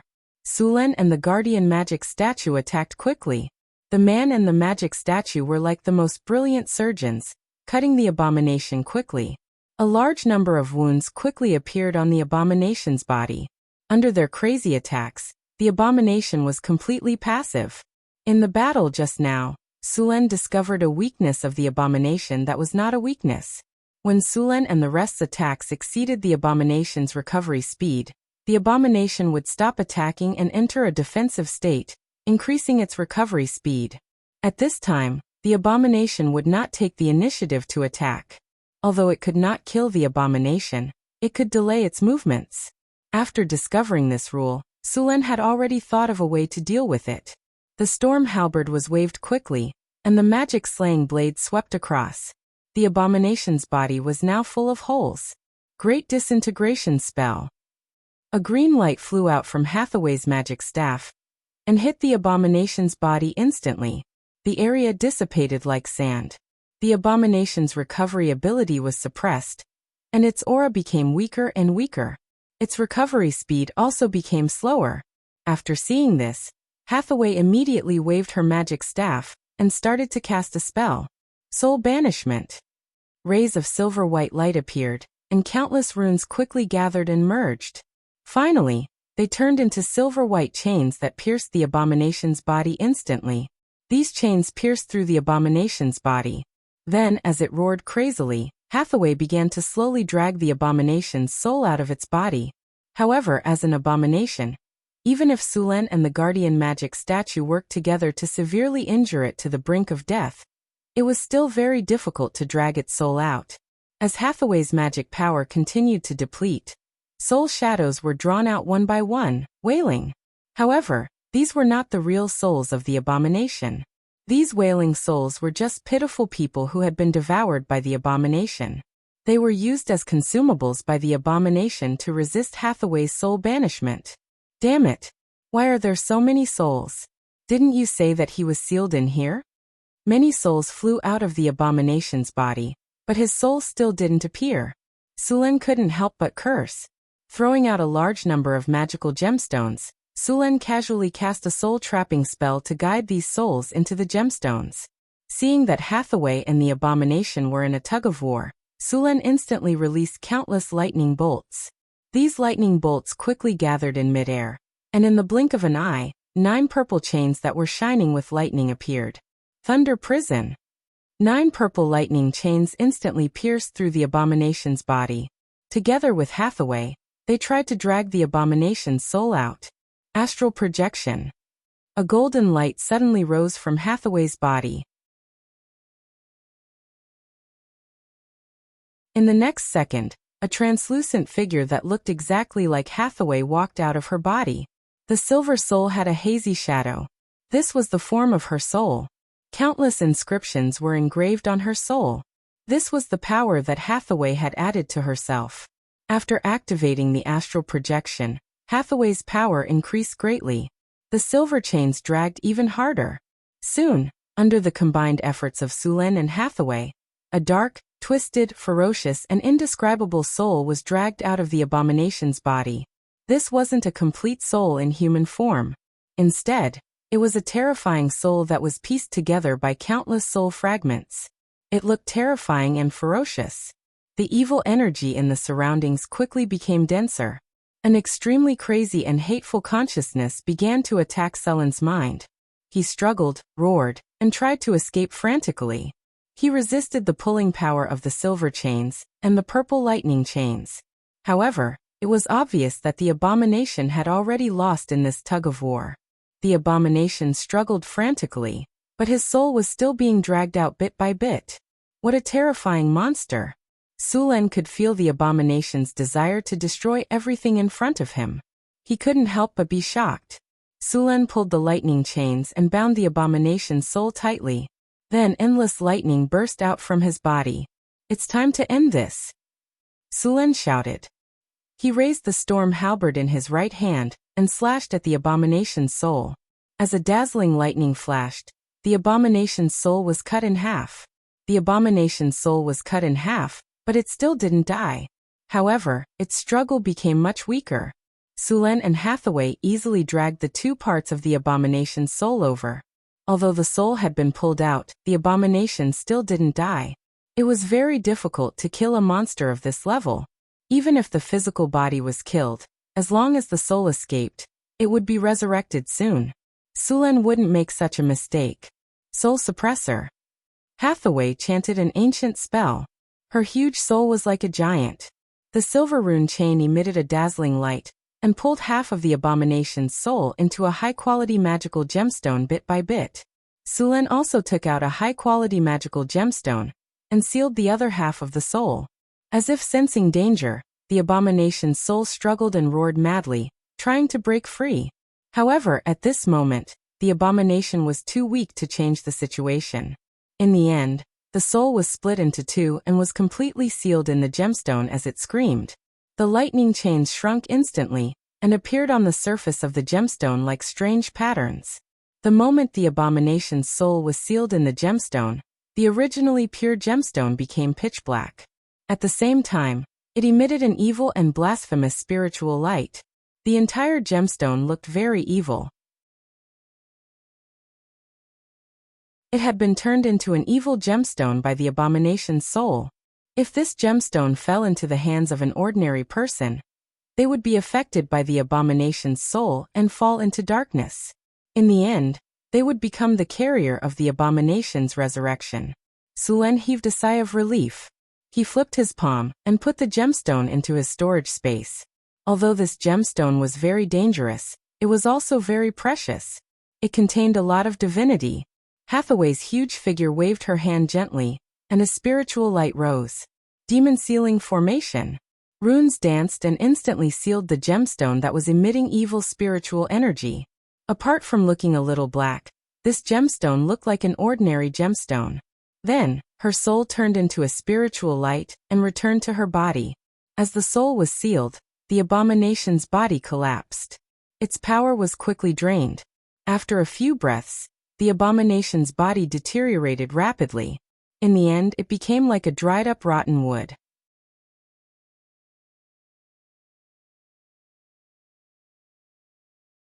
Chapter 555. The lightning dissipated, and the entire space became clear.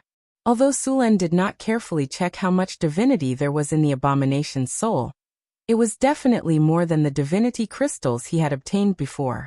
However, it would take a long time to extract the divinity and use it. This was also the method he used to kill the abomination. Sulen did not have the power of death, so he could only rely on this method slowly. After the battle ended, Sulen let out a long sigh of relief. There were more spoils of war on the battlefield, and the most important one was the corpse of the ancient god. Although an abomination was born from this corpse, the corpse still had extraordinary benefits. The abomination did not inherit all the divinity in the corpse, so there was still a lot of divinity left in the corpse. In addition to the divinity, there were also a large number of mid-level and low-level soul crystals obtained from killing many undead, which could provide raw materials for the golem factory. The corpse of the ancient god was huge. It was dozens of meters long, lying on the ground. One could imagine how tall it had been when it was alive. Even the tallest cloud giant in the material world was only close to its knees in front of it.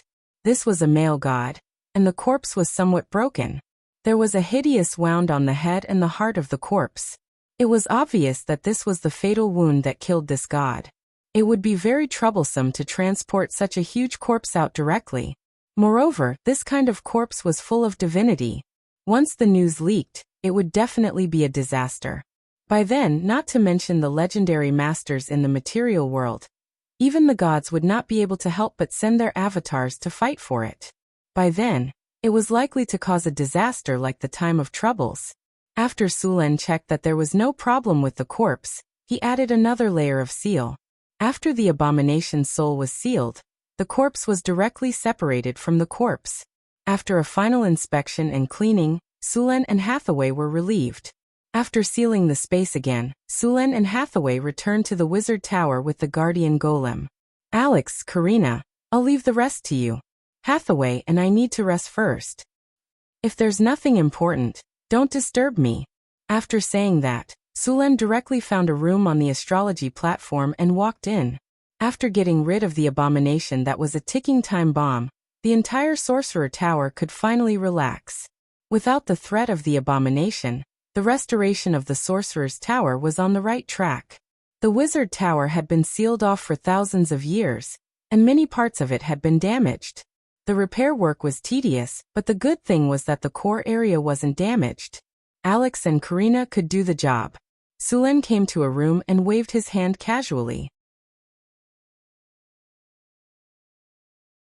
A gust of wind blew through the room and cleared all the dust. Then he closed the door and began to check his harvest. After the battle, Sulen did not pay attention to the system notification. He only had time to check it now. The battle is over. Congratulations, host. You have successfully killed an abomination. You have received 573,000 experience points. You have received God's Bone X1. Congratulations, host. You have successfully killed an abomination. You have received a Diamond Treasure Chest X5. You have received 1 legendary skill point. Congratulations, host. You have received an epic victory. Battle of the Abomination Legendary Battle. May 1689 of the Huiyue calendar. A large number of mutated monsters appeared in your territory. In the process of investigating the cause, you found an ancient ruin. In the process of exploring the ruin, you learned that this ruin was used to suppress an abomination. At this time, as the seal was damaged, the supply of elemental energy was insufficient, and this abomination was about to break free. In order to prevent Northtown City from being destroyed, you finally decided to kill the abomination with Hathaway. In the 3rd floor of the Sorcerer Tower, in a strange space, you successfully killed the abomination with the help of Hathaway and the Tower Genie. With your return, this news will gradually spread, and your name will begin to spread across the continent. Sulen's prestige was now very high. If the entire continent was divided according to the arcane card game, Sulen alone would be a purple legendary card. And he also had a red faction card, Florence and Northwind Principality, as well as many follower cards. If he revealed all of his strength, Sulen's card would probably become an SSR Gold Godly card. Congratulations, host. Your experience points are full. You have leveled up. You are now level 31. You have received 2 free attribute points, 2 skill points, and 2 diamond treasure chests. Opening the system storage space, Su Luan saw 7 diamond treasure chests neatly placed in the storage space. Seeing this, Su Luan felt envious. After a long time, Su Luan finally calmed down and summoned a water ball. Su Luan carefully washed himself, and then prepared to open the chests. Su Luan opened the storage and took a deep breath. In the next second, he chose to open all the treasure chests. Congratulations, host! You have successfully opened the diamond treasure chest. You have received the item 9 transformations golden pill *1 bottle. Congratulations, host! You have successfully opened the diamond treasure chest. You have received the item nature crystal *1 bottle. Congratulations, host! You have successfully opened the diamond treasure chest. You have received the item advanced legendary soul crystal *1 bottle. Congratulations, host! You have successfully opened the diamond treasure chest. You have received the item God's Blood *1 bottle. Congratulations, host. You have successfully opened the diamond treasure chest. You have received the item Time Orb *1 bottle. Congratulations, host. You have successfully opened the diamond treasure chest. You have received the item Hero Recruitment *1 bottle. Congratulations, host. You have successfully opened the diamond treasure chest. You have received the item Arcane Mechanics. The brilliance dissipated, and Su Luan could not wait to take out the items to have a look. Su Luan had already obtained 2 bottles of 9 transformations golden pill. He put them away immediately. He had also obtained the nature crystal. It was just nice that he could give it to the nature oak. This was also very beneficial to Xanthi. However, Xanthi was currently unable to absorb this energy.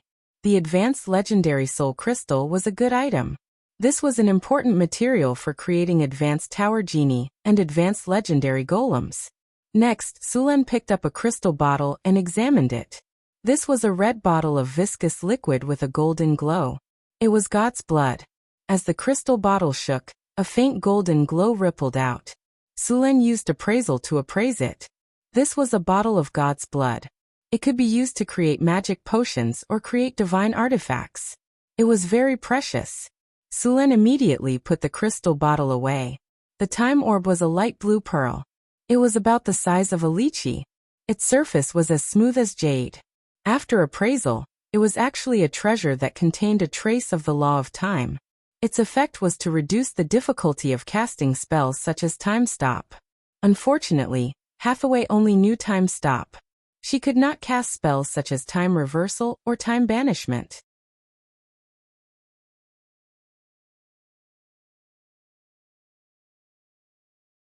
Chapter 556. In some ancient legends and myths, there was an ancient god called the Lord of Time and Space among the first ancient gods of order. However, he had never left any information, so arcanists had always doubted whether this ancient god really existed. In the multiverse, there were very few of his believers, but it was certain that those time dragons were the believers of this Lord of Time and Space. Wizards learned their space-time spells from the time dragons. Time dragons could be said to be masters of controlling time. They were born with the ability to control time. For example, they could cast spells like Time Stop at will. This was a very powerful legendary dragon species. They were also known as the chronological dragon, the epic dragon, or the eternal dragon. They rarely communicated with ordinary creatures. Time dragons liked to travel in time and explore the past or the future. When they found a potentially dangerous war, they would not hesitate to use their ability to end the war as soon as possible. Time dragons were also the only dragon species that was truly immortal. This kind of dragon was also the only one that did not collect treasures. Instead, it collected ordinary sundials and strange mechanical clocks. According to data, there were only a dozen or so time dragons in the multiverse. It was said that many time dragons had left the Crystal Wall System universe. In the same Crystal Wall System universe, they would usually form groups of 4 to 10 for the purpose of reproduction. Once all the female dragons were pregnant, the group party would end, and then it was very likely that they would never see each other again. Some lucky arcanists were lucky enough to communicate with time dragons, and then learn time spells from them. This was how the famous legendary spell Time Stop came to be. It was said that some arcanists studied and imitated the breath of time dragons to create spells. The breath of time dragons had two effects. One was to steal time. They could spit out the breath of time that wizards were immune to. It would directly steal time from the opponent, causing an irreversible and permanent aging effect. It was said that some of the breath of time dragons could easily turn a human from a baby to an old man. The second effect of the breath was to exile time. It was also unavoidable. Its effect was to directly throw the enemy out of time. The enemy would completely disappear and be unable to move until the effect of the breath disappeared, and they were captured by time again. These two dragon breaths were very powerful. Time Exile was a spell that imitated the time dragon's breath. However, the effect of this spell was far inferior to the time dragon's breath. Even so, this spell was very powerful, and very few people could master it. Now that he had the space-time orb, a treasure that could be considered a divine artifact, he would need to search for and collect time-related spells in the future. Space-Time Pearl. A mystical pearl condensed from the power of space-time. It contains a trace of the laws of time and space. Wearing this pearl will greatly reduce the difficulty of casting time spells. Moreover, the wearer will grasp a portion of the power of time. Effect: immune to slow, immune to dimensional anchor and other positioning spells. Immunity Time Stop. Time Control. The effects of time and space spells are increased by 100%. Casting difficulty is lowered by 1 spell rank. Time Control. You have the power to control time in a small area, which allows you to move faster. With this space-time orb, Hathaway's strength had increased by a large margin. The most obvious one was the Time Stop spell. The difficulty of casting it was directly reduced from the 9th circle to the 8th circle. Coupled with the effect of controlling time, it had reached the point of instant casting. If she could master other time-related spells, the role of this orb could be maximized. Sulen decided to give this space-time orb to Hathaway to use. The last 2 items were left. One of them was a hero recruitment token.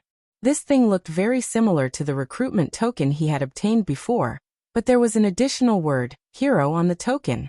After using appraisal, he found that this thing just solved his urgent need. Hero recruitment token. This is a promise from a hero.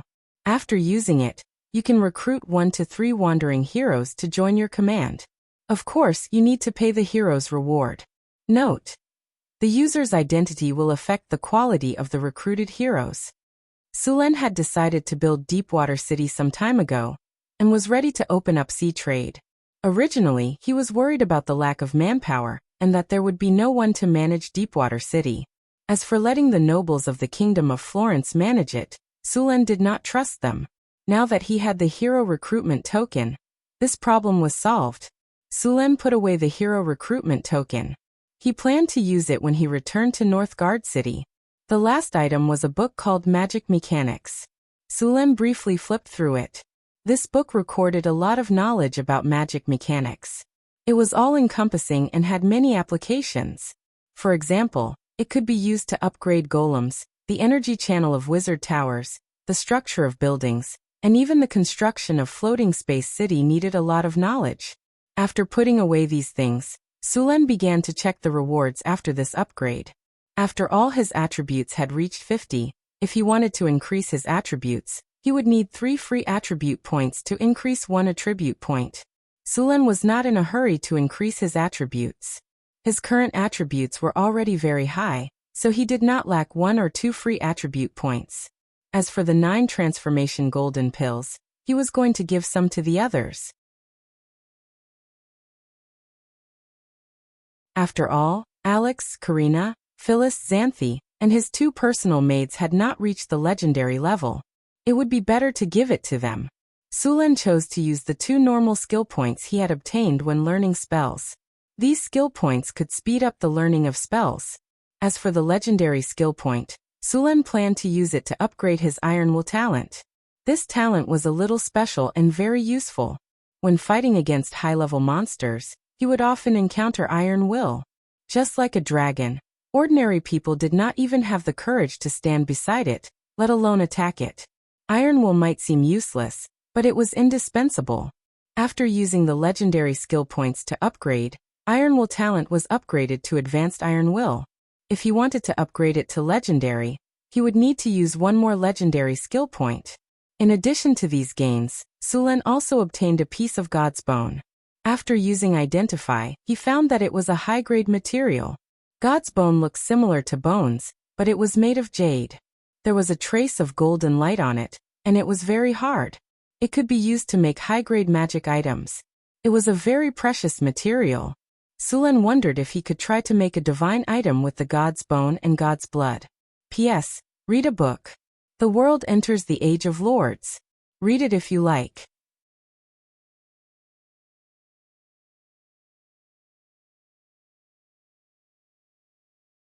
Chapter 557.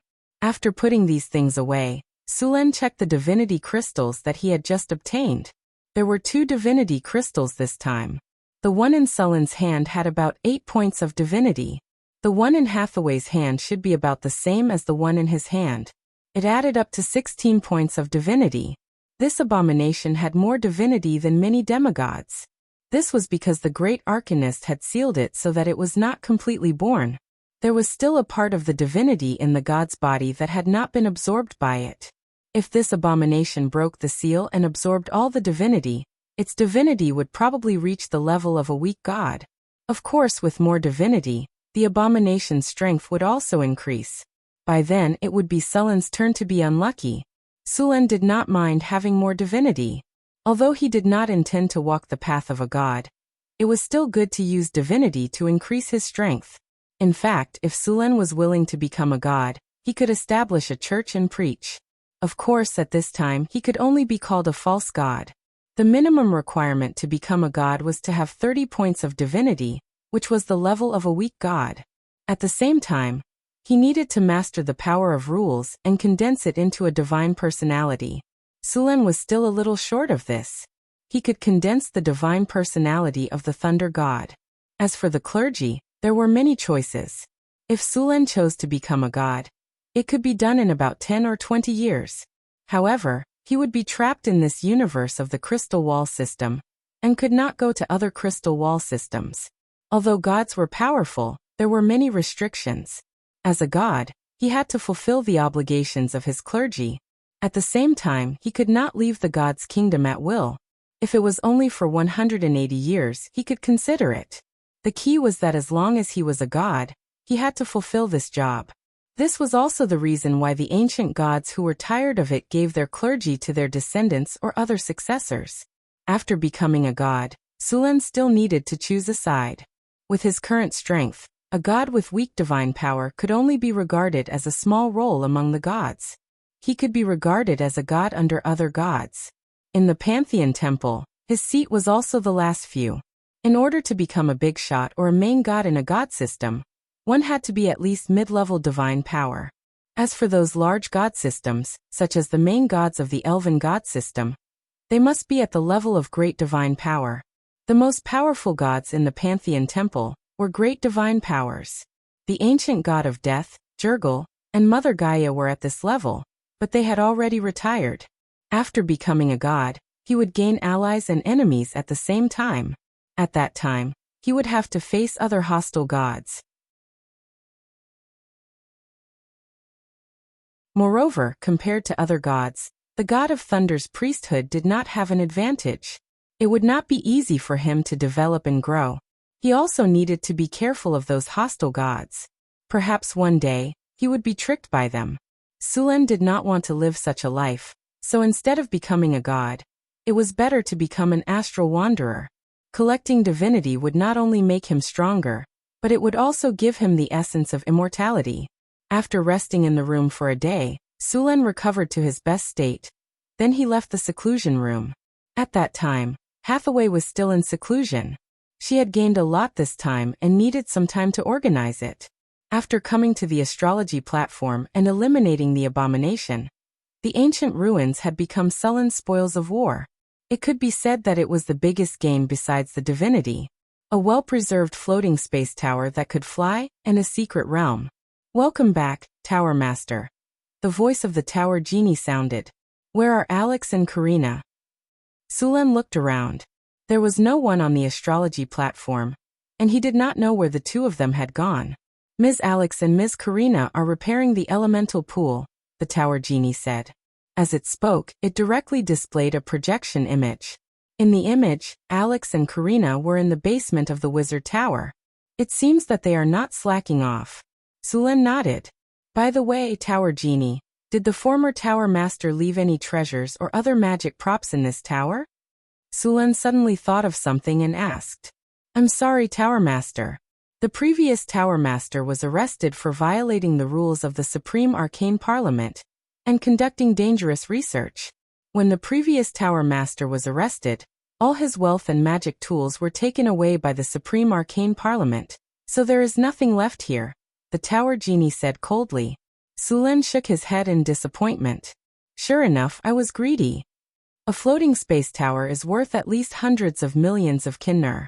What else can I ask for?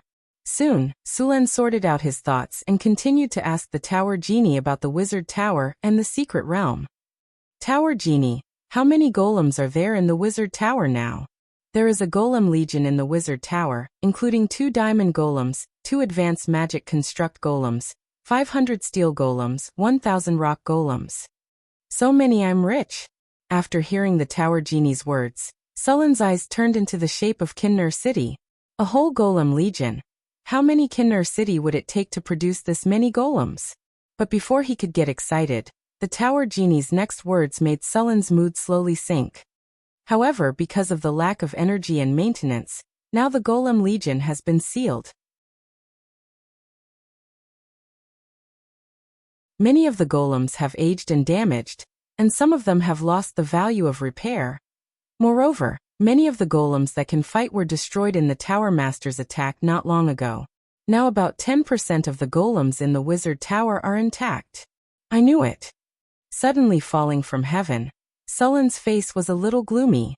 2 advanced magic construct golems have been damaged, but the diamond golems are intact. The advanced magic construct golems are damaged? How? Sulen asked in surprise. The Tower Master destroyed them himself. The tower genie's cold voice echoed in the astrology platform, and at the same time, a video was projected. It was the scene of Sulen attacking the wizard tower. 2 advanced golems that were obviously different from the steel golems were destroyed by Sulen and Hathaway. Okay. Seeing this scene, Sulen was a little embarrassed. Because the 2 advanced golems lacked energy and maintenance, one of them was directly destroyed by Hathaway's disintegrate spell. The item destroyed by the disintegrate spell would lose its magical effect, and coupled with the lack of maintenance, this golem had lost the value of repair. The other one was slightly better. It was destroyed by Sulen's lightning spear, and could be repaired. The 2 diamond golems were preserved because the tower genie had insufficient energy to activate the guardian golems, but they still needed to be repaired. After all, after such a long time without maintenance, many of the internal parts had aged.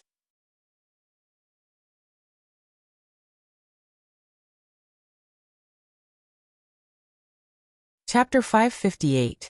Although the legendary golems were powerful, they also needed to be maintained on time. The wizard tower had reached such a state that even the internal energy supply of the wizard tower could not be guaranteed. Naturally, the legendary golems could only be abandoned. Although some protective measures were taken when they were sealed, it had been too long after all. After some inquiries, Sulen learned that the secret realm had been emptied by the ancient arcanists. When the abomination was discovered, it was too powerful for them to kill it, so they sealed the abomination. The secret realm that sealed the abomination was abandoned. Only the Enigma and the floating space tower were left behind to suppress it. The entire secret realm was basically an empty shell. The arcanists' plan was to seal it for thousands of years until the abomination weakened to a certain extent. Then they would kill it. But they never expected that before the abomination weakened, the Arcane Kingdom would go to war with the gods. After the war, the Arcane Kingdom fell apart. The secret land and the abomination of the god in the secret land had long been forgotten. They couldn't even take care of themselves, so who would care about the abomination of the god? It was also because of the good quality of the seal left by the Arcane Kingdom that it hadn't completely collapsed after thousands of years. Otherwise, it would have caused a catastrophe. However, although everything there had been moved away, the ancient arcanists still left behind a lot of things, such as the virtual library. In the core of the Wizard Tower, there was a virtual library of the ancient arcanists, which stored a lot of knowledge from the era of the Arcane Kingdom.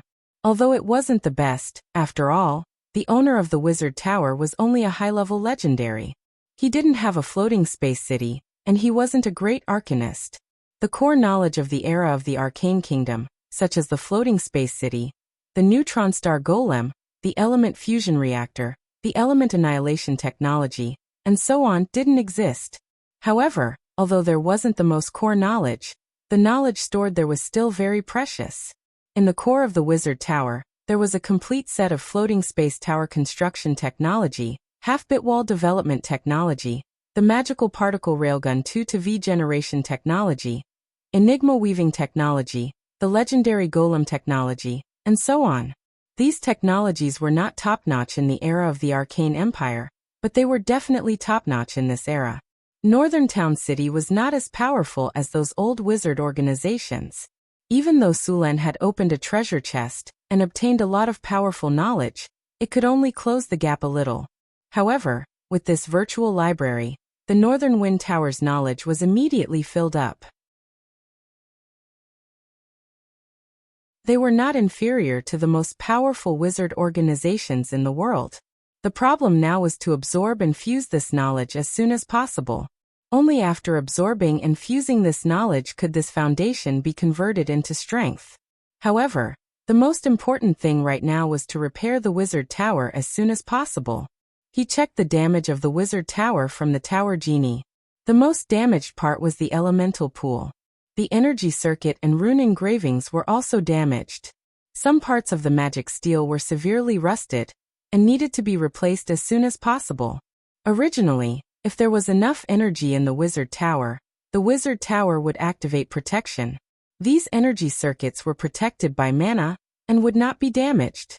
Now they could only replace them with new ones.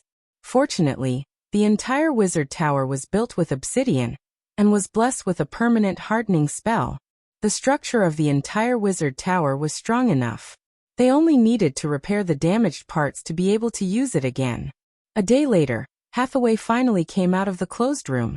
Seeing her in high spirits, it was obvious that she had fully recovered. "Hathaway, how do you feel?" Sulen asked with a smile. "Much better. The evil thoughts of the abomination have been cleaned up. I only knew about the power of the abomination from some records. After this encounter, I realized how terrible this monster is. Even if it has been sealed for thousands of years and its strength has fallen to the bottom, it is still so powerful. I can't imagine how powerful it is when it is in its heyday. No wonder it is called the Terminator of civilization," Hathaway said with a look of lingering fear. Sulen smiled and said, "Powerful people leave behind many benefits. This time, we got 16 divinity crystals directly from the abomination. Together with the divinity on the god's corpse, it is enough to give all the divinity of a god with weak divine power." "So much?" Hathaway said in surprise. "That's right. With so much divinity, we must keep it a secret. If even a little bit of information is leaked, our northern town city will not be able to resist the churches of the gods," Sulen said with a serious expression. "Understood." Hathaway was shocked. She immediately understood that although the divinity harvested this time was rich, it could be the source of chaos if they were not careful. As for giving up, neither Hathaway nor Sulen had ever considered this point. Also, these divinities are contaminated with the chaotic consciousness of the abomination, Sulen continued. These chaotic consciousnesses must be completely removed before the divinity can be integrated. Also, you must be careful when integrating the divinity. You can't be greedy. "I know." Hathaway made a face at Sulen. "I was the one who told you about the research on divinity. Now you are lecturing me. I am reminding you to be careful." Sulen raised his hand and knocked on her head. "By the way, Alex, Karina, and I have searched the ruins for the past 2 days. It is so clean that rats can run away." Sulen pursed his lips and said, "When the Arcanists evacuated, They took away everything that could be taken away. I suspect that if they did not need the floating space tower and the enigmatic lock to suppress the abomination, this wizard tower would not have been preserved. As for those golems, they were deliberately left behind by the Arcanists to guard this place from being destroyed by others. Ah, doesn't that mean that we not only cleaned up the mess of the Arcanists, but also didn't get any benefits and came here for nothing? Hathaway couldn't help but say, these Arcanists are too stingy. Come on, the floating space tower, the secret realm, the enigmatic lock, the god's corpse in the basement, and the golems downstairs. These are not benefits. Alex couldn't help but say. These are props to seal the abomination. They had to leave them behind. How can it be considered a reward? Moreover, the things here are basically broken, and we have to repair them ourselves. Hathaway said with dissatisfaction. That was Sullen's true teaching. If the Arcanists were still alive, Sullen would definitely ask them for benefits. It's not that there are no benefits. The Tower Genie also keeps a virtual library, which contains a lot of technical information and various magic knowledge from the Arcane Empire. Is there a floating space city? Hathaway asked excitedly. What do you think? Sullen looked at her as if she wanted to eat **T. It's the end of the month. She's rolling on the ground begging for monthly votes. The kind that can't be kicked away.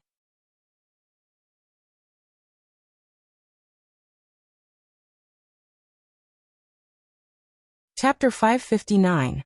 Inside the Wizard Tower, Sullen, Hathaway, Alex, and Karina were repairing the Wizard Tower. With Hathaway's help, the speed of the repair sped up a lot. Since there were no materials here, Sullen even went back to the northern town city to retrieve some of the materials stored there. On the way back, Sullen met the two monks again. They had not left and kept saying that they wanted to suppress the monsters in the ruins. How could Sullen let them go to the ruins? He directly rejected them.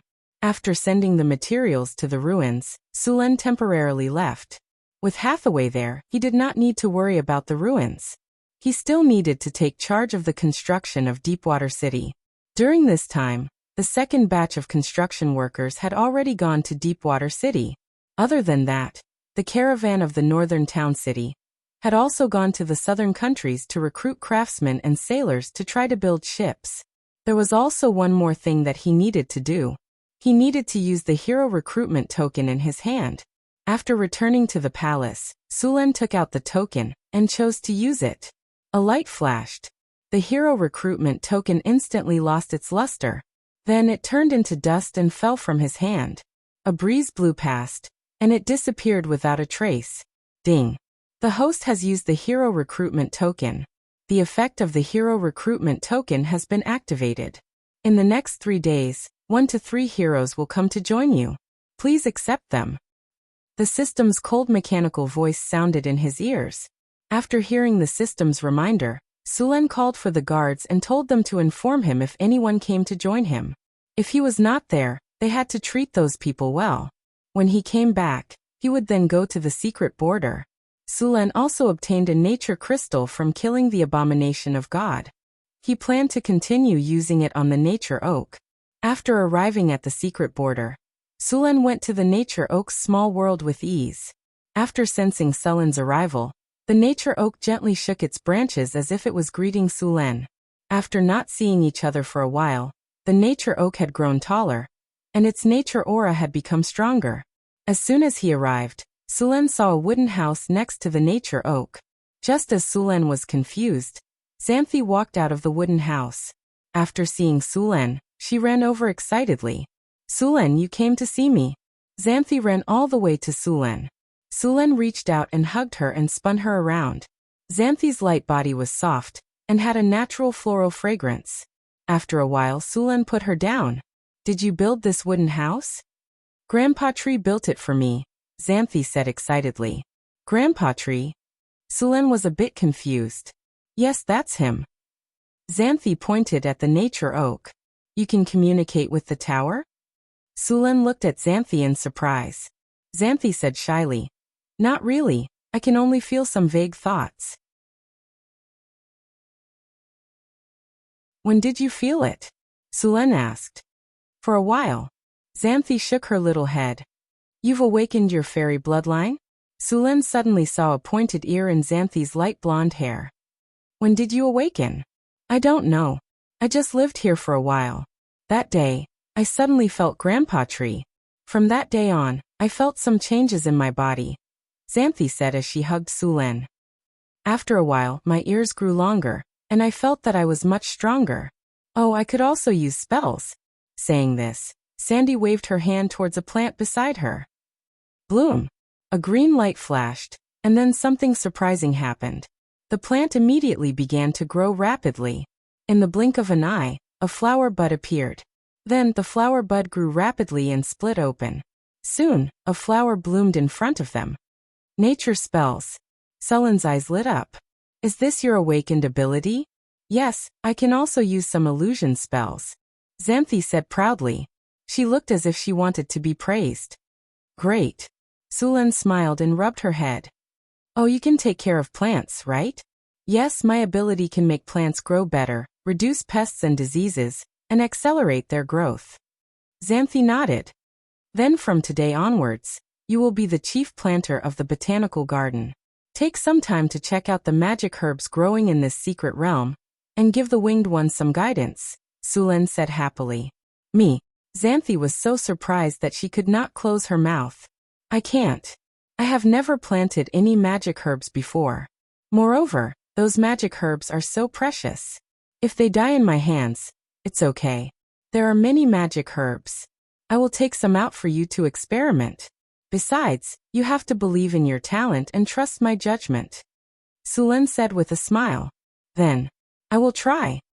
Xanthi nodded her little head. But if I make a mistake or break those magic herbs, you can't be angry. Don't worry, I won't be angry, Sulen said. Then Sulen took out the nature crystal, and used it on the nature oak tree in front of him. The light green divine power instantly merged with the nature oak tree. Then the nature oak tree in front of them began to grow rapidly. The tree trunk became thicker, and the whole nature oak tree continued to grow. In less than a minute, the nature oak tree in front of them had grown to a height of more than 60 meters. The branches and leaves were lush, and the whole tree looked like a big green umbrella. The aura of nature in the surroundings became thicker and thicker. The surrounding plants grew rapidly in this aura. An aura of life surrounded this place. Did it level up? Sulen was surprised when he saw the changes in the nature oak tree in front of him. Sulen, Grandpa Big Tree asked me to tell you that he is grateful for your help. He has leveled up, Xanthi said happily. Sulen used Identify on the nature oak tree in front of him. Then a message appeared in his mind. Wisdom Ancient Tree. A magical plant evolved from the nature oak tree. It is a unique plant in nature. It can give others nature spells. Living here can improve one's physique, increase one's lifespan, and purify one's bloodline. Skills. Enlighten all nature, purify, nature spells, etc. Has a low chance of producing the fountain of youth. Seeing this wisdom ancient tree, Sulen was very happy. With this tree, as long as he had time, he could create a group of druids.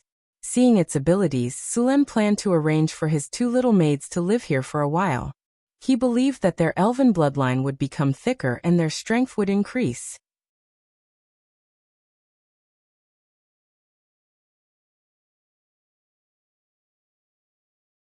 Chapter 560.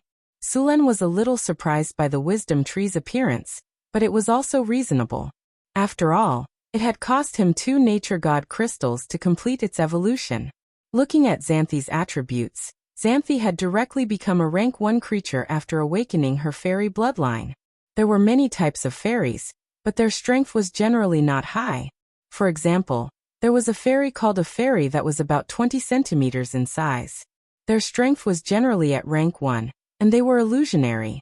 Their attack power was very weak, and only the fairy queen was at rank 3. These fairies were not very strong, but because of their beautiful appearance and the fact that they could bring luck to people, they brought disaster to themselves. Back then, a large number of wizards had tried to capture these fairies. As a result, the remaining little fairies had to hide in places where no one would go. Although these fairies were not very strong, they were very good at hiding. In the forest, even if someone was 2 ranks higher than them, they would not be able to find them. Xanthi had awakened a kind of natural fairy bloodline. The strength of this fairy bloodline was at the 2nd rank. Only a few fairy queens could reach the 4th rank. The potential of this fairy bloodline was limited, but it could turn Xanthi from a weak woman without the strength to a 1st-rank warlock.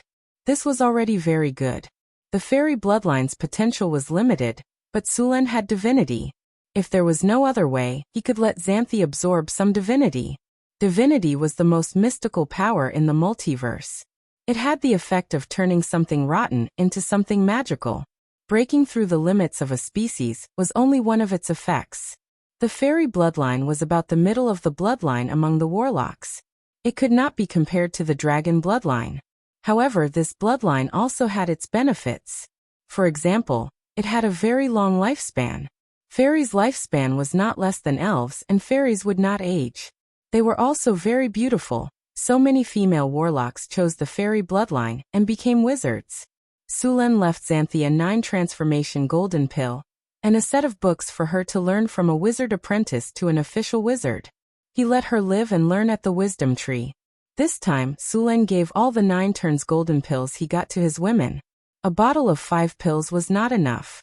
In the end, Hathaway and Chris were legends, so he didn't give them to them.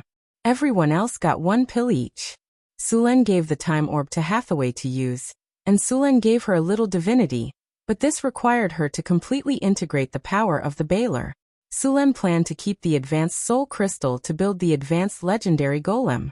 As for the god's blood and god's bones, Sulen and Hathaway had discussed and decided to upgrade the storm halberd.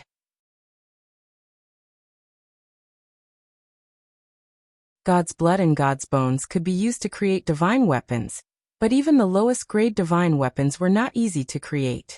There were very few divine weapons in the multiverse. Other than the fact that some of the materials were precious, there was also the fact that they required the most important thing, divinity. Only by imbuing the item with divine power could it be called a divine artifact. Otherwise, it could only be considered a magical item. One had to know that divinity was directly related to the power of the gods. Very few gods would do this. Of course, there were also some powerful magical items that were called divine weapons.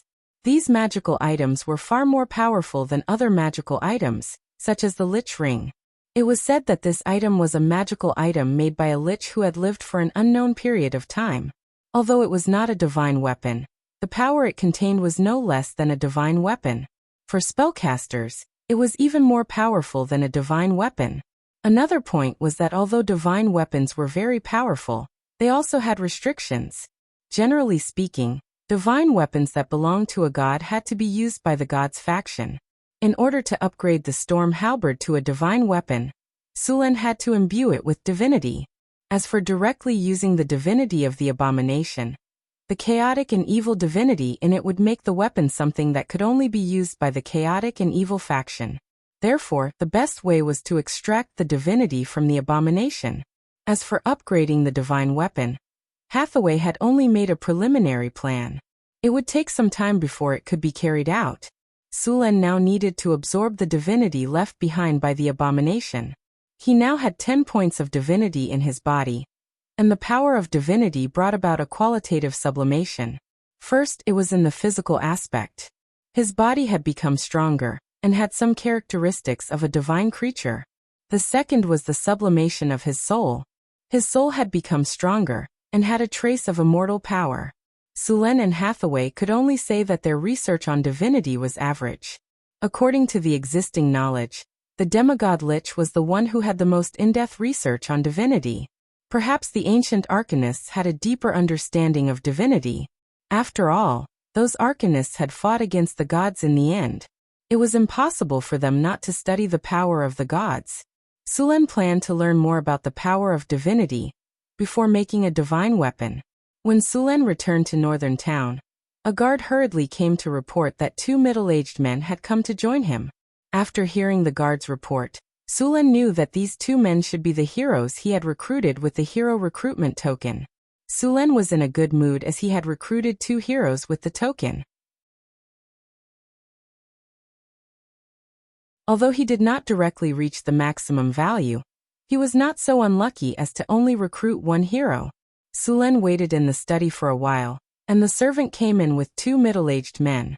One of the two middle-aged men had a weather-beaten face. His hands and feet were thick, and his clothes were a little shabby. His brown hair was a little messy and he had a thick beard. There was a thick layer of calluses between his thumb and index finger. There was also a scar on his face, which made him look unusually ferocious. The other man was the exact opposite. This man was clean and tidy, and his temperament was polite.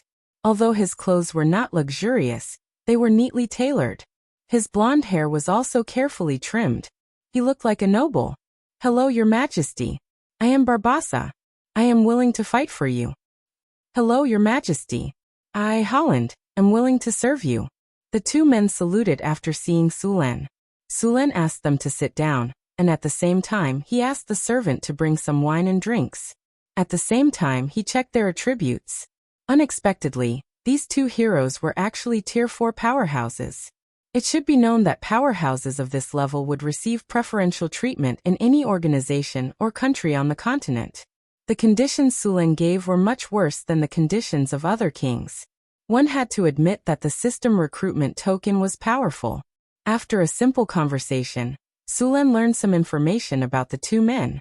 The man named Barbassa was actually a pirate captain. Because he went ashore to rest and resupply, he was betrayed and finally came to the northern wastelands. The other man, Holland, was a fallen noble.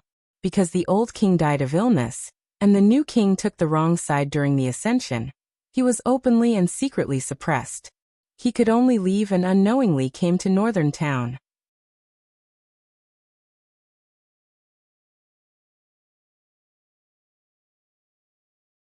Chapter 561.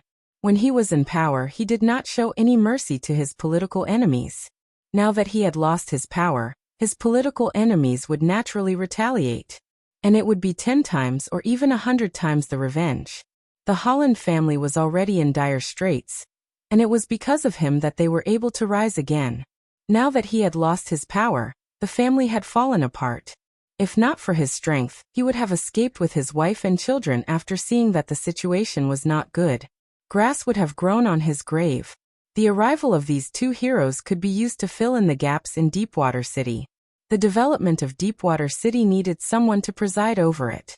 Holland was originally an assistant minister of the Kerbal Kingdom and was proficient in internal affairs. He was more than qualified to manage Deepwater City. Barbassa, on the other hand, could be the captain of the Deepwater port. As a pirate captain, he was proficient in navigation and knew the pirates' port and how to fight. Other than him, there was no other general in Northtown City who knew how to fight at sea.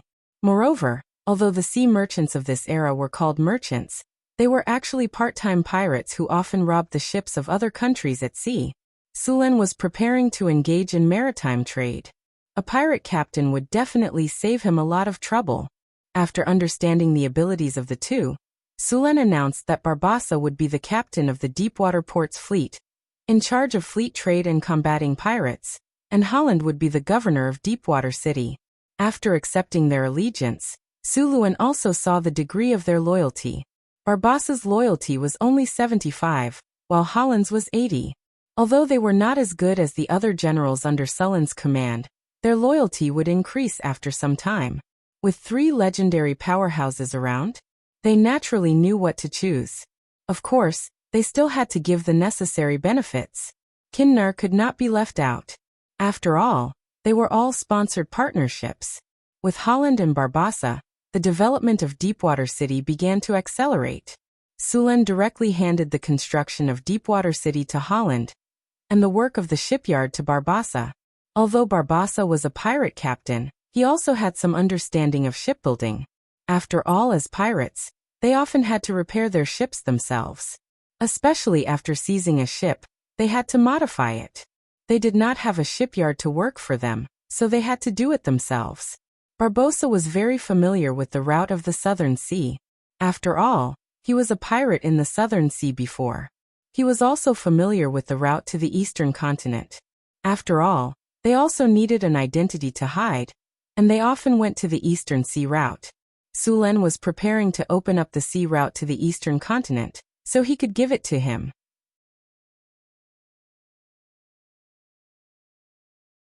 In addition to building a fleet, the most important thing was to have qualified sailors. The Kingdom of Florence was located inland, and it was very difficult to recruit sailors. They could only recruit some people who could swim for training. After all, the inland river and the sea were two completely different environments. Now, while building the ship, he had Barbossa train these people. If there was a Navy Army SEAL, Sulen could directly recruit people to train the Navy. Unfortunately, he had opened so many treasure chests, but he had not obtained a Navy Army SEAL. In order to strengthen the connection between Deepwater City and Northtown, Sulen and Hathaway purposely set up a teleportation circle in Deepwater City. They then connected it to the teleportation circle in Northtown, so that the two places could be teleported directly. The planning of Deepwater City was very different from that of Northtown. As a commercial port, it must be convenient for transportation. After a period of construction, some houses had been built in Deepwater City. Some of these houses were for workers to live in, and some were for warehouses to store materials. Because the city was close to the sea, the climate was humid, and it often rained here, so the city's drainage facilities must be strict. At the same time, the city's terrain must be the highest in the surrounding area. Sulen did not want the whole city to be flooded when the tide rose. In addition to these, because the city was designated as a commercial city, the houses inside were different from other cities. All the houses in Deepwater City had 2 or more floors. Usually the first floor would be a shop, and the second floor would be a residence. The drainage around the residence also had to be planned, and the roads were all according to the standards of Northtown. There were 5 roads in the city, one of which was directly connected to the port. The width of the road had also increased from 4 meters to 10 meters. Once the commercial road was successfully opened, Deepwater City would definitely become a trade hub. If they still planned according to the 4-meter road, it would be very congested. In order to prevent congestion, Sulen planned to use 2 roads, one out and one in. They would go out from the east gate of the city and enter from the north gate. This way, they could reduce congestion as much as possible. Deepwater City's harbor also needed to be built larger. Because Deepwater City was located on the southeast coast of the northern wilderness, the climate here was still somewhat cold. Although it wouldn't freeze in winter, there were often strong winds and waves, which led to the need to build a ring of breakwaters outside the harbor. In addition to the waterproof, Deepwater City also needed to build a lighthouse. As a port city, a lighthouse was indispensable. In this era, navigation technology was limited, so a lighthouse was very important as a building to guide the direction of ships at night. Now there were almost 10,000 slaves working in Deepwater City. A large part of them were captured by Boulder's army. According to Sulen's plan, at least 50,000 people were needed to build Deepwater City in 1 to 2 years. With so many people, Northtown could not transfer them, so they could only grab people from the wilderness near the sea. Originally, the surrounding wilderness also needed to be cleaned up. Sulen did not want to let these monsters affect the safety of the city. Carts of bricks were unloaded from the ships, which were transported from Northtown. After several cleaning of the Red Sand River, there were no longer any water monsters blocking the way. Ships transported all kinds of materials. Deepwater City did not have a brick factory, so they could only transport from Northtown. Fortunately, water transportation was very convenient. After carefully inspecting the construction of the city, Holland immediately went into work and began to methodically instruct the slaves to build. In order to make these slaves work hard, Sulen also prepared a lot of food. Although it was only potatoes and fish, it was very good for the slaves. Among these slaves, there were many kobold and gnoll supervisors. Northtown already had a mature plan to enslave these monsters. After Barbossa arrived, he directly took a group of newly recruited sailors to the shipyard. During this period of intense construction, a small sailboat had been built. Barbossa planned to use it to train the sailors first. However, for safety reasons, Sulen also gave them some underwater breathing potions.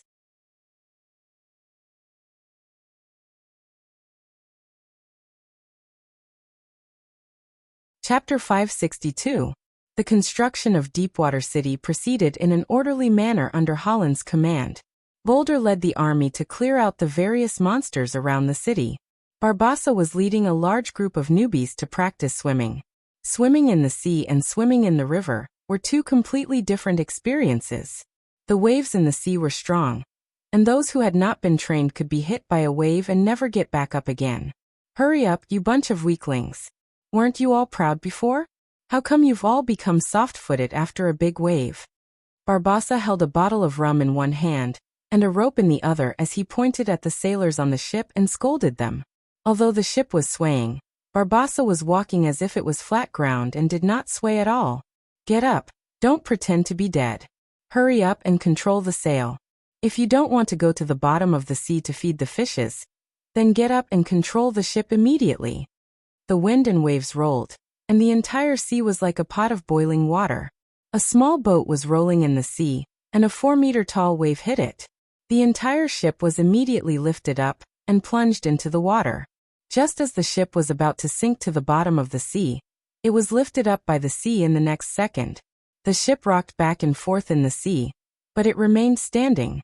Soon, the wind and waves passed, and the sea returned to normal. Hurry up and get up. Look at your vomiting. Hurry up and clean the deck. Barbassa said as soon as the storm passed.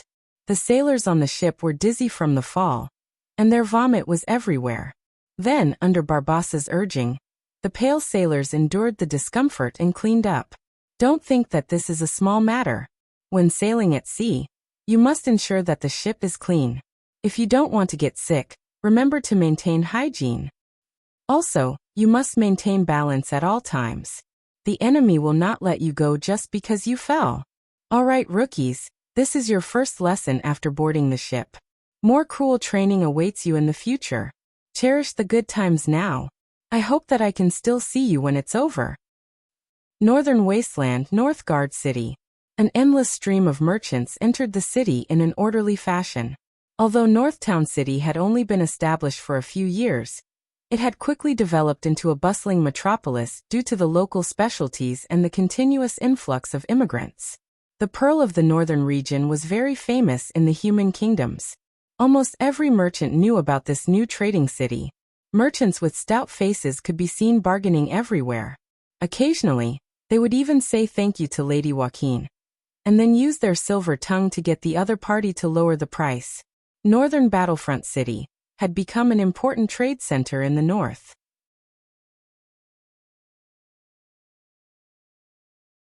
The wine, paper, sugar, spices, and all kinds of enchanted materials and potions produced here were very popular on the continent. As long as they were transported back, they could make at least double the profit. Surprisingly, the fastest-growing temple in Northern Town was neither the Church of Wisdom nor the Church of the Lord of Dawn, but the Church of the Lady of Wealth. This was the most prosperous trading city in the northern lands. Every day, a large number of merchants would come here. Almost all of the merchants who came here would go to the Temple of Wealth to pray that they could become rich. The merchants were the believers of the Lady of Wealth. Every transaction here was worth at least 1,000 kinner. The monthly tax revenue of Northern Battlefront City now exceeded that of Cult City, an important city in the north. The merchants would go to the Temple of the Lady of Wealth to pray, and basically, they would offer some money. The last time Sulen went to the Temple of Wealth, the walls of the temple were actually gilded. It was said that this was just a basic practice of the Temple of Wealth. At the most extravagant time, they would gild the entire temple with a layer of gold. It was said that in the City of Wealth, the temple was not only gilded, but even the entire city would be painted with gold paint. The whole city looked golden. Of course, with the growth of wealth, there were countless filth hidden on the smooth surface of the City of Wealth. All kinds of darkness grew in the corners. Don't expect the nobles and officials to have much integrity. In their eyes, integrity and bottom line were far less tempting than the shiny kinnar. Even with the power of the Temple of Wealth's restriction, there were still unknown corpses in the sewers of the City of Wealth. But in Northern Battlefront City, this situation had been completely eliminated. Sullen's control of the city was amazing. He would never allow any gray corner in the city to compete with him for wealth and control of the city. A large number of soldiers patrolled the city every day. Anyone who violated the laws of Northern Battlefront City would be arrested. Prancing Horse Tavern. This was one of the best taverns in northern Battlefront City. The owner of the tavern was very smart. He came here when northern Battlefront City was developing, but he did not get a license to trade in white sugar. However, the merchant was not disappointed. Instead, he found another way to open a tavern here. He used his connections to buy a lot of beautiful female slaves from other cities to provide services for the merchants who came and went. The first time he ate crabs made him a lot of money. His Prancing Horse Tavern also became a place where many merchants lived. At this moment, a large group of drunkards, tourists, mercenaries, and adventurers were chatting and laughing loudly. On a small stage in the middle of the tavern, a few female slaves who were dressed very sparingly were posing. This was a reserved program in the tavern. The owner of the tavern was very good at doing business. Everyone liked free performances. As long as these people were aroused, they would spend money to enjoy it even if you didn't say anything. Next to them, a bard was looking at the stage with a depressed face. These LSP only cared about watching the performance. Who would order his songs? He was too careless. He originally thought that the Prancing Horse Tavern was popular and wanted to make a lot of money. In the end, no one asked him to sing. A dwarf with a loud voice was drinking a local specialty of vodka. He looked drunk, but he was still shouting that he wanted to arm wrestle with another dwarf. A halfling stood at a table not far away. Although he was dead drunk, he had just knocked down a thief who wanted to steal his wallet. This sword is 30 feet and 1 inch long. It weighs 2 pounds and 3 ounces. It was tempered into steel and quenched into a sharp edge. 3 years ago, I killed a gnoll in Neverwinter. A dwarf master forged it and gave it to me. At this time, a warrior pulled out the long sword with a clang. It was cold and the sword was shining. It was indeed a good sword. The noisy atmosphere suddenly became strangely quiet. Everyone's eyes were focused on him. The man's expression was cold, and there was a murderous look in his eyes. After looking around, he said coldly, "Only 30 kinner."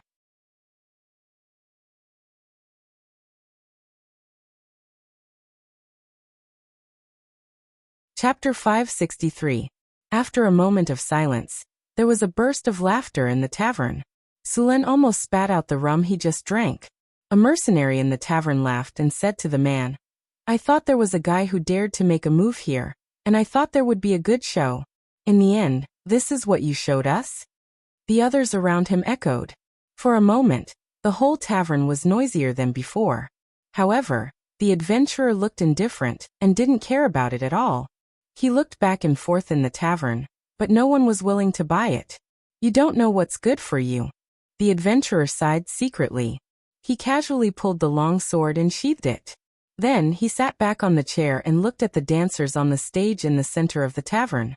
Without a show to watch, the people in the tavern quickly forgot about this matter and began to drink again. Perhaps this matter would become a topic of conversation after drinking.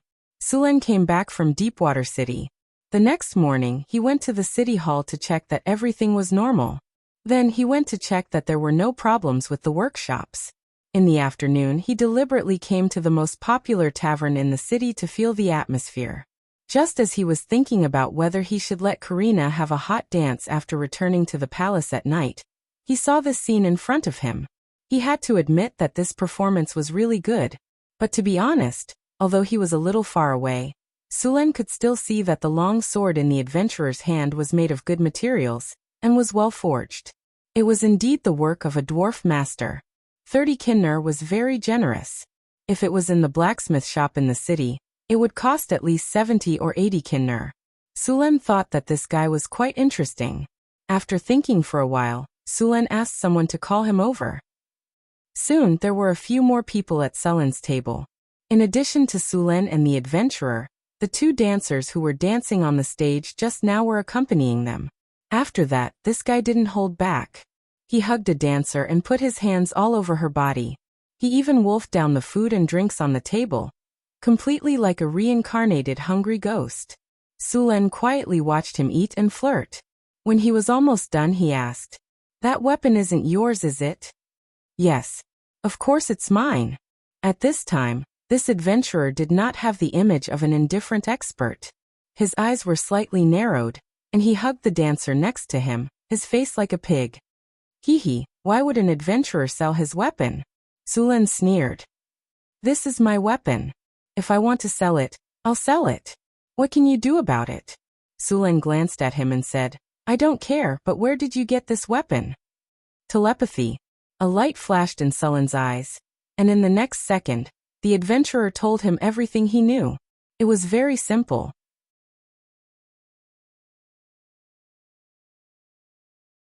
This adventurer was just picking up scraps. He accidentally found two adventurers fighting. In the end, one of them died, and the other was seriously injured. The one who was seriously injured was not very lucky. He died from his injuries, so in the end, all those things fell into his hands. It was just that this guy didn't turn the windfall into his assets. Instead, he indulged in debauchery every day. In less than a month, he had spent most of the money. Therefore, he wanted to sell this weapon as well. Tonight, when he saw the performance of the dancers in the tavern, his brain was filled with lust, and he did what he did just now. Did the two people leave anything else? Sulan continued to ask. There's also an iron box. I can't open it, the man said with dull eyes. Where is the iron box? At my place. Sulan looked around and waved his hand gently. The two dancers got up and left with dull eyes. Then he said to the man, Where do you live? Take me there. Yes. With that, the adventurer stood up from the chair and turned to walk out of the tavern.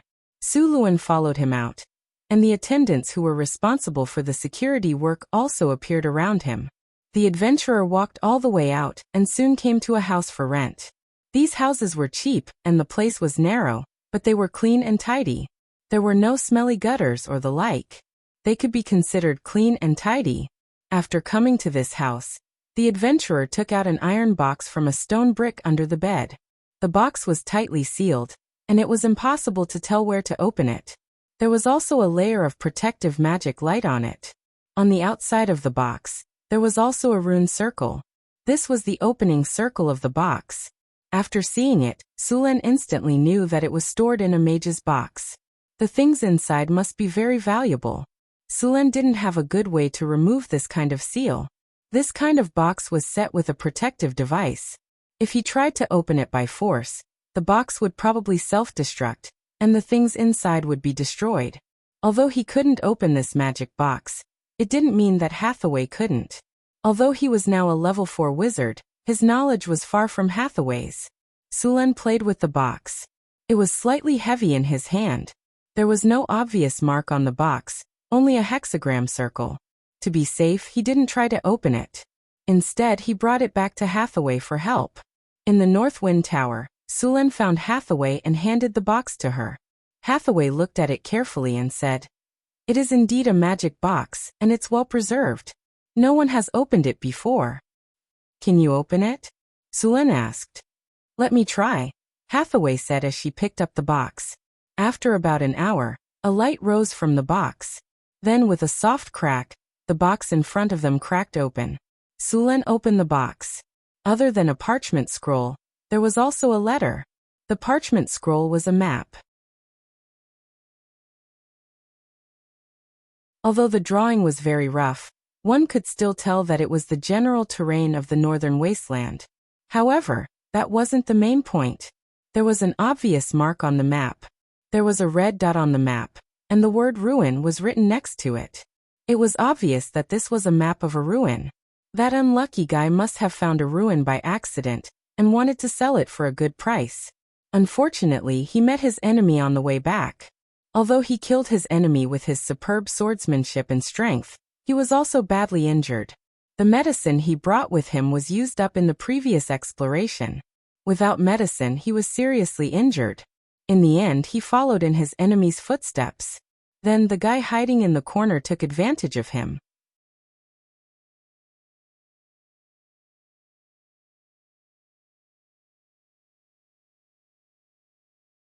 Chapter 564. There were many ruins left behind by the ancient arcanists in the northern wasteland. Most of them had been destroyed, leaving only broken walls behind. However, there were many ruins that still contained many precious items. Therefore, many adventurers who discovered a new ruin would sell it to other organizations if they were unable to explore it. Normally, the wizard organizations would be very interested in these ruins. They could sell them for a good price. Sulen checked the map. The ruins marked on it were a little far from the northern town. It was close to the ice field. Frost giants and white dragons lived there. The climate was cold, and it was covered in ice and snow. It was the worst place to live on the entire continent. If Sulen wanted to explore the ruins there, he had to be prepared for the possibility of encountering frost giants and white dragons. The northern town city was still exploring the ruins they had just acquired, so they could not spare too many people. He planned to send some people to investigate first before making his next move. The northern town city had 2 secret realms. They were a few hundred kilometers apart. Sulen planned to build a teleportation circle between them. In fact, compared to secret realms, Sulen was more interested in demiplanes. Secret realms were hidden using spatial techniques. They could not be separated from the main material world. And they could not be moved. Every secret realm was built based on the energy of the ley lines around it. There was a lot of ley line energy in the ground. The ley line energy was like the veins in the ground. Some places had more ley line energy, while others had less. There were also some meridians that crisscrossed and crisscrossed, forming earth vein energy nodes. Secret realms were built using these earth vein energy nodes. Of course, natural ley line energy nodes had a lot of mixed energy. They needed to be sorted out and guided from other ley line energy to complete the energy node. Only then could a secret realm be built. Many secret realms were built using several ley line energy nodes. As for demiplanes, they were private spaces that only legendary wizards could create. Of course, some lucky wizards could find demiplanes in the astral plane and use them for themselves. Floating space cities usually had their own half-bit wall. The various products of this half-bit wall were used to supply the floating space city. This allowed a floating space city to easily drift in the astral boundary for thousands of years without relying on external materials. Although adepts had the ability to create half-planes, very few of them would do so. They thought that the half-planes they created would be empty. Let alone resources, they wouldn't even have air, water, land, or gravity. They would have to collect and fill them up bit by bit. Under normal circumstances, such half-planes were used by legendary wizards as storage spaces. They relied on powerful magic to strengthen the space barrier as a storage warehouse. Since there was nothing here, there was no need to worry about things deteriorating or being damaged. In fact, legendary wizards already had some of the power of gods to some extent. Just like creating a half-plane, if a wizard wanted to, they could create a world. Of course, it would take a long time. Modifying a semiplane was a very complicated project. Unless it was done by the manpower of a large adept organization, it would take a legendary adept thousands of years to complete the task. If Sulen wanted to build a floating space city, the half-plane creation technology and transformation would also need to be put on the agenda. If he was lucky enough to find a half-plane in the astral plane, it would be great. Many wizards would attach their half-planes to a material plane. As for those that could grow on their own, it was completely impossible to find one. The demiplane would grow bit by bit after absorbing energy.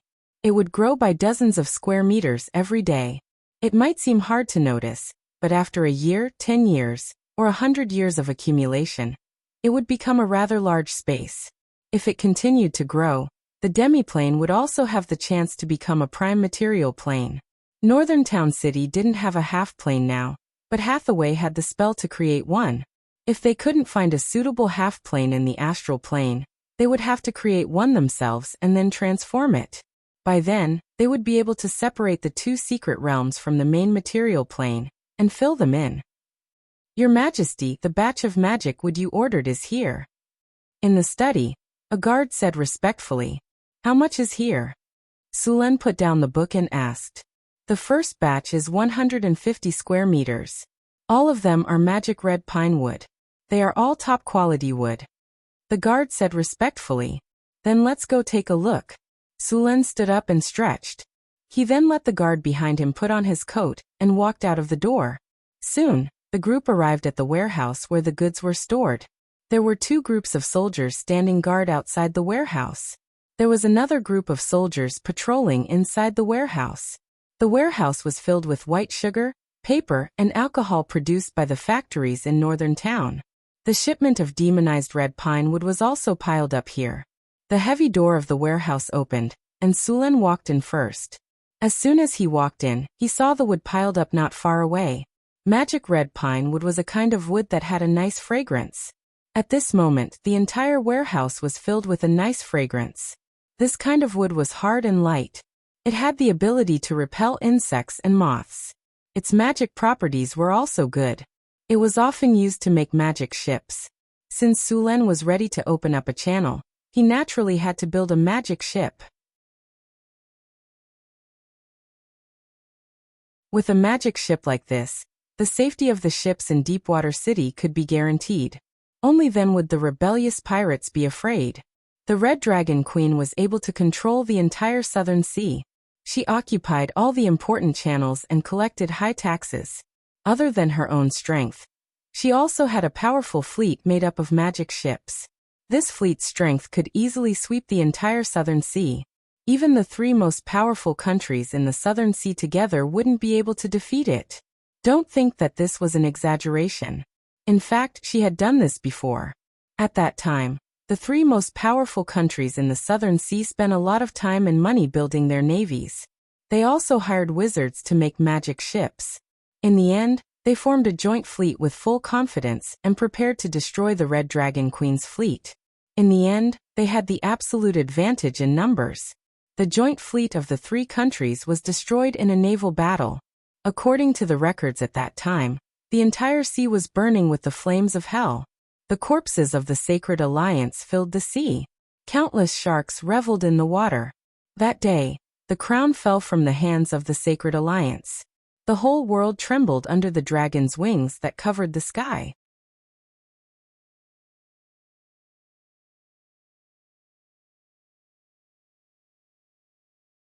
Chapter 565. Although Deepwater City did not intend to extravagantly build a magic fleet, a powerful magic ship was still a necessity. After processing, the enchanted red pine wood would be used as the main material for the magic ship. Sulen reached out and touched the wood in front of him, then used his energy to feel it. It was indeed a good material, and there was nothing wrong with it. Only then did he nod. This kind of magic wood was basically a military resource, and ordinary people had no way to buy it. The southern countries were especially strict about this kind of wood. After all, if pirates got their hands on this wood, although they could not cast spells on the ship, the wood itself could crush ordinary ships. Suluan didn't produce enchanted red pine wood here. Instead, he bought it from other wizard organizations. Many wizard organizations would plant enchanted red pine wood in large quantities in the secret realm. Some could be used to make magic wands, and some could be sold in exchange for other resources. The most powerful magic ship in the Southern Sea was called the Red Dragon Queen. This ship was made of dragon blood wood. The body of a giant dragon would constantly release a kind of radiation energy to the surroundings. This radiation energy would change the surrounding environment and promote the development of creatures in the direction of dragonization. This kind of dragon blood wood was a kind of wood that grew near the nest of a giant dragon. The quality of the dragon blood wood was determined by the giant dragon that lived around it. The stronger the giant dragon was, the better the quality of the dragon blood wood. The dragon blood wood used by the Red Dragon Queen was grown around the nest of the Red Dragon Queen. This kind of wood was much better than the enchanted red pine wood Sulen used. In addition to the dragon blood wood, the Red Dragon Queen was also embedded with a large number of dragon scales.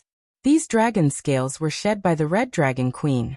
Although they were not as strong as the ones on her body, their defense was still very high. The crew of this ship were all descendants of the Red Dragon Queen. It was this ship that defeated the alliance fleet of the three countries in one fell swoop. Then, other ships would surround the alliance fleet and completely send it to the bottom of the sea. In this era, not everyone could own a magic ship. Other than the various countries, only the major wizard organizations and some big nobles could afford to build one. Every few years, the major sorcerer organizations would recruit apprentices from all over the world. These ships were not to be touched unless you wanted to start a war with the sorcerer organization. Those great nobles would spend a lot of money to build a magic ship. The size of the ship was still very small, and it was usually used as the flagship of a caravan to protect the fleet. The magic ship that Sulen was going to build was not going to be stingy. It was built by legendary wizard Hathaway and Sulen. It was definitely going to be a very powerful ship. Due to the lack of sailors, they did not intend to use too many people on this ship. It would be a powerful magic ship. The sailboat and the ballista cannons could be controlled by magic. If it was not for the lack of technical skills, he would even try to install the magic particle railgun on the ship. With one shot, no matter if it was the Red Dragon Queen, the Dawn Goddess, or the Queen Anne, they would all be destroyed. After checking that the wood was up to standard, Sulen directly sent them to the secret mirror. He planned to build a magic ship here. Hathaway, Alex, and Sulen came here. In addition to the wood in front of them, Sulen also prepared magic steel and other metals. These magic steel were used to make the keel of the magic ship. Sulen took out a blueprint. The magic ship was built according to this blueprint. Everyone divided up the work. Sulen was responsible for the keel. Alex was responsible for the sails and masts. Hathaway and Chris were responsible for the hull, and Karina was responsible for the special parts of the ship. After the division of labor was decided, everyone began to work. Sulen waved his hand, and a big hand completely made of lightning energy appeared out of thin air. Then the big hand picked up the magic steel ingots piled on the ground. Powerful electric currents flashed with dazzling light. The originally hard magic steel ingots were quickly softened by the electric arcs and melted into a pile of liquid metal. Then the molten liquid metal quickly changed into various shapes under Sulen's control. The magic ship was 56 meters long and 32 meters wide. The keel was 50 meters long and 26 meters wide. Sulen planned to make the keel of such a ship in one go. Powerful lightning energy surged out of his body. Pieces of magic steel ingots were melted, and then merged according to the blueprint. Soon, a large mass of magic steel liquid floated in the air. After confirming that there was enough magic steel, Sulen began to control the liquid metal to quickly form it. Soon a keel gradually took shape. After the keel was formed, the dazzling lightning energy slowly disappeared, and the magic steel liquid metal began to cool down.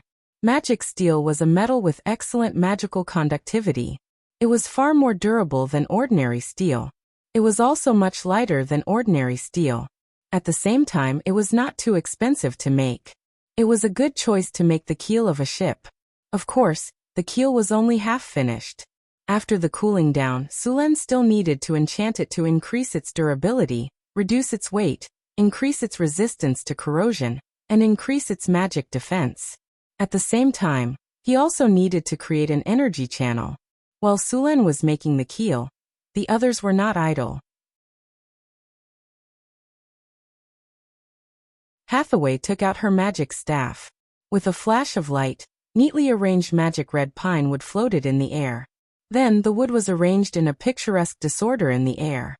Wind blades appeared one after another. Then, these wind blades waved and cut the wood. The hard magic wood was quickly cut into neat materials. After the wood was cut, the planks began to be pieced together. Although there was a lot of wood, under Hathaway's control, the wood was quickly cut into standard parts. After Sulen finished the keel, the wood was quickly pieced together. The flying planks flew to the designated location, and a huge wooden sailboat was quickly completed from scratch. The masts that Alex had prepared earlier were also installed under her control. Soon, 3 huge masts were erected, and huge white sails and ropes began to be connected to the designated positions. The masts stood tall, and the double deck and the ballista were all in place. At the bow of the ship was the head of a dragon. Hathaway had carved it according to Onyxia's image. The slender body was like the hull of the ship. When the last plank was put in place, the ship went from nothing to complete in just a few hours. Of course, this was only the first step. The next step was to enchant the ship.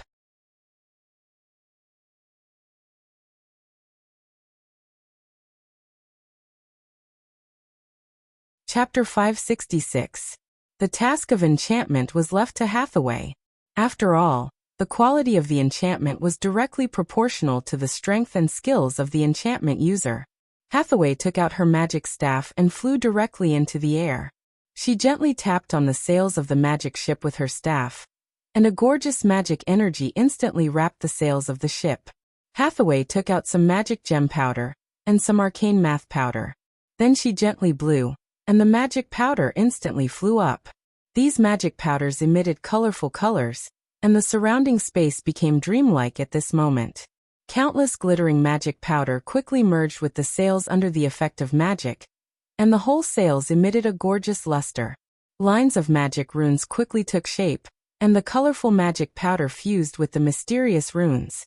After a long time, all the magic light dissipated, and the sail returned to its original appearance. Wind Elemental Sail. This is a special sail made of runic cloth and woven with thorium threads. The sorcerer has cast a wind elemental spell on it, allowing it to be blown by the wind no matter the time or the direction of the wind. Wind from all directions plus 25, fire and water resistance plus 27, smooth sailing plus 25, never wear and tear plus 22, weight reduction plus 23, wind and waves plus 22. Skills. Call the wind and summon the rain, summon fog. Animated rope. After enchanted with the animated rope, these ropes seem to have a life of their own. Serious work plus 25, orderly plus 23, double efficiency plus 24, fire and water resistance plus 23, coil plus 22, toughness plus 25, stretch and stretch plus 24, sail control plus 28, regeneration plus 25, dragon roar, ram indestructible plus 28, quick strike plus 22, rampage plus 25, damage plus 24. Seeing that Hathaway had finished casting the spell, Sulen used identification on the sails and ropes of the magic ship in front of him to check their attributes. It could be said that they completely exceeded his requirements. The wind elemental sail allowed the ship to sail freely in any direction of the wind. Whether it was against the wind or not, the sails would provide enough power for the ship. In addition to the sails, the animated ropes could be used to control the sails and carry out various tasks at the same time. They could replace the sailors and even attack when the enemy was engaged in boarding combat. A large number of ropes would suddenly shoot out and wrap around the enemy like pythons before strangling them to death. After completing the enchantments for the sails and ropes, Hathaway began to enchant the ship's hull. Hathaway took out a metal ingot, then directly summoned elemental fire, and melted the entire metal ingot into liquid. After the impurities were removed from the liquid metal, the magic energy on it became even stronger. Hathaway gently waved her staff, and the liquid metal quickly covered the entire ship like a layer of thin film. Soon, the entire ship was wrapped in a layer of metal protection. Afterwards, one rune after another was quickly engraved on the hull. A large number of runes appeared on the hull like decorative patterns, and multicolored magic lights quickly fluttered. After a while, Hathaway finally finished engraving the runes on the hull. At this moment, the entire magic ship was emitting a strong elemental aura. Sulen cast an identification spell on the magic ship, and a large number of data appeared in front of his eyes. Magic creation, magic ship unnamed item type, animated magic ship. Item description. This is a powerful warship. It was built with magic red pine wood as the raw material. After a legendary wizard enchanted it, this warship became a powerful magic warship. The power of magic allows it to sail in any sea. Its speed is faster and the hull is stronger. It has become a moving castle on the sea. Indestructible plus 25, break the waves plus 27, walk on level ground plus 23, water and fire resistance plus 25, steady as Mount Tai plus 23, fast movement plus 25, agile evasion plus 24, wave suppression plus 26, energy storage, space plus 22 skills. Underwater navigation, charge accelerated navigation, aim, animated life, summon water element. Equipment. Wind element sail, animated rope, dragon roar ram. Seeing the attributes of the magic ship, Sulen's eyes flashed with a trace of surprise. This magic ship was unexpectedly powerful. Although he didn't test it on the sea, He could easily judge that this ship was the overlord of the sea. Hathaway slowly let out a sigh of relief, and her body, which had been floating in the air, slowly descended to the ground. Enchantment of the ship just now wasn't as difficult as casting a few legend spells. Although the mana consumption wasn't as high as legend spells, the amount of effort required wasn't low. Carving so many runes without any deviation wasn't an easy task. After Hathaway finished the ship's enchantment, Karina and Chrissy also finished building the other parts of the ship. Karina was responsible for the various supporting facilities of the ship, such as the rudder, operating panel, storage, compass, navigator, and so on. Chris was responsible for the ballista and other weapons. Chris gave the ballista demonic power. After hitting the enemy, the demonic power would attack the enemy like maggots corroding the bone. Ballista, a powerful weapon blessed with demonic power, can cause serious damage to the enemy. Demonic power plus 20, accuracy plus 20, quick reload plus 25, range plus 25, armor penetration plus 22, fire plus 25. Skills: rapid shooting, arrow rain, rapid shooting. Increase attack speed by 100%. Lasts for 3 minutes. Arrow rain. At the cost of sacrificing the power of the ballista, fire a large number of arrows to cover an area. The arrows can be fire arrows or ordinary arrows. Red Dragon's Fury flamethrower. After activation, it can spray high-temperature flames at the enemy in front of it.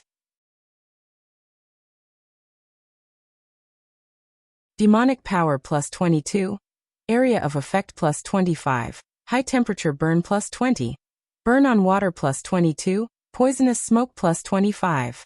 Skills: Hellfire flamethrower. Hellfire. Because of the demonic power, the Red Dragon's Fury can summon Hellfire when activated, causing great damage to the enemy. Flamethrower. Accumulates power for 1 second, and then suddenly explodes. Can double the range of the flamethrower. In addition to these equipment such as compasses, astrologers, and binoculars were also enchanted with various spells such as Fog Insight, Direction Guidance, and Eagle Eye. These equipment allowed the magic ship to deal with all kinds of situations. The magic ship was finally completed after everyone's joint efforts. The combat power of this ship could easily destroy a fleet. Hathaway cast life animate on the ship, and the magic ship had a basic consciousness. Sulen and Hathaway left their soul imprints on the magic ship. P.S. What's a good name for this ship?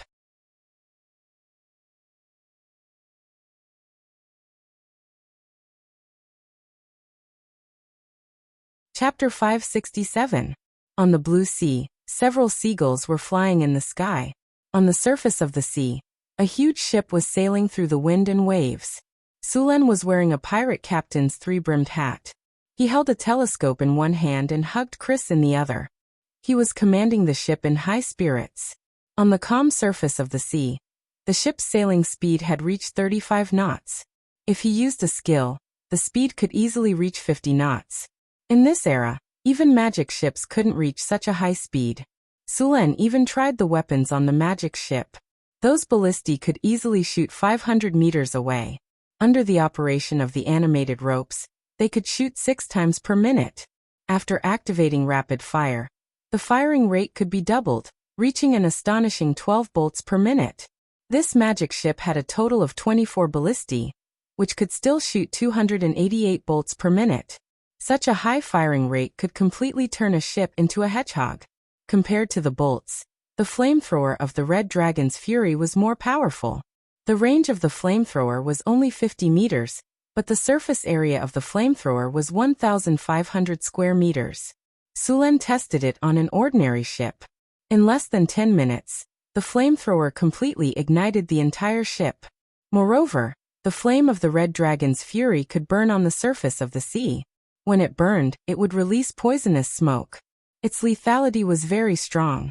After speeding on the surface of the sea for a while, Sulen let the ship slow down. The entire magic ship didn't need sailors to operate it at all. Those animated ropes could complete all kinds of movements. Following Sulen's order, the magic ship suddenly shook slightly. Then the deck of the ship began to move. An invisible force appeared around the ship. The surrounding seawater began to enter the ship. The entire magic ship quickly sank to the bottom of the sea. In less than a minute, the ship disappeared from the surface of the sea. On the bottom of the sea, Sulen looked around. The bottom of the sea wasn't dark.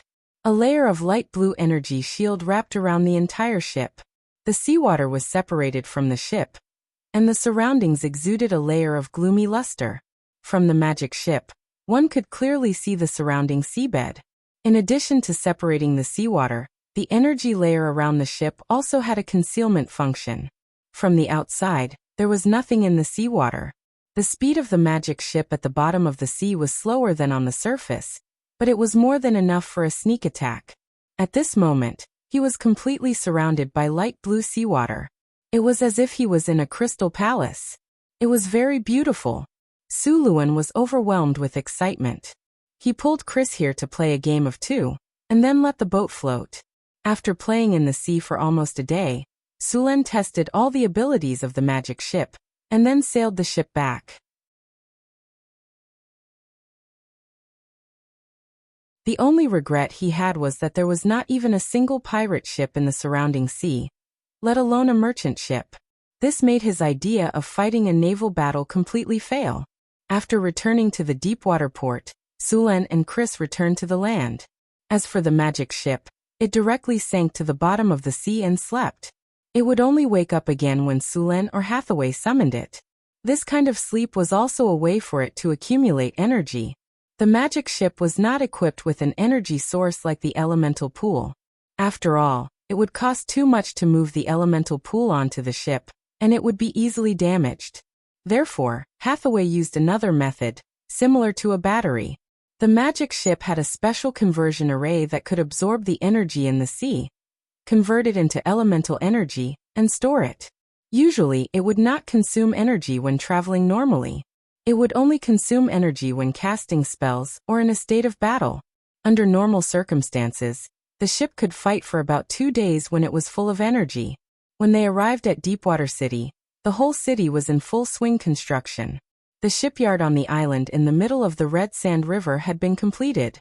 This shipyard covered an area of 30,000 square meters and had a total of 6 docks.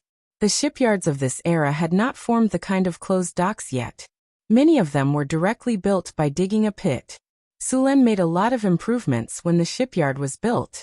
The largest dock in this shipyard was 70 meters long, and it could build a merchant ship with a displacement of up to 2,000 tons. This kind of ship had a large cargo capacity and could carry a lot of food and water for long-distance voyages. It would take about a month to sail from the eastern continent to Deepwater City. If they went to a farther city, it would take even longer. There were not many islands along the way from here to the eastern continent, so it was necessary to prepare enough food and water. This kind of merchant ship with a displacement of 2,000 tons could transport 4 or 5 times more goods than ordinary sailing ships. The smallest of the 6 docks in the shipyard was only 30 meters long. It could build small merchant ships. In addition to these merchant ships, warships could also be built here. In fact, the difference between merchant ships and warships in this era was not too big. Many pirates drove modified armed merchant ships. There were often conflicts between pirates and navies. The navies could not rely on their ships to gain an absolute advantage. Sometimes, pirates would take the initiative to attack the navies. The biggest difference between a merchant ship and a warship was the shape of the ship. In order to transport more goods, a merchant ship would increase its width when it was built. On the other hand, a warship was different. In order to pursue the enemy at a faster speed, a warship was generally built to be more slender. Such warships were usually faster than merchant ships, but the armed merchant ships modified by the pirates were not slower than the warships. Another difference was that the wood used for warships was teak or other high-grade wood, which was rarely used by merchant ships. Warships made of wood such as teak were usually more sturdy. In naval battles in this era, rams were often used. Rams could be said to be the most powerful means of attack in this era, other than magic ships. Many times, a high-speed ship could rely on rams to directly break another ship in half. If the wood used for such a violent collision was not up to standard, it was likely to cause serious damage to the warship. The pirates' favorite way to fight was to jump ship. This kind of battle allowed them to better preserve their goods and ships. It was said that the pirates in the southern seas had used this method to seize many warships. Compared to the navy, pirates were even more insane. Under normal circumstances, pirates preferred to use human wave tactics. Often, there would be dozens or even hundreds of pirates on a pirate ship.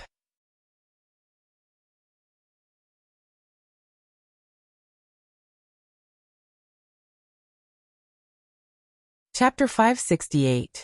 The shipyard on River Heart Island was currently building a warship and an armed merchant ship.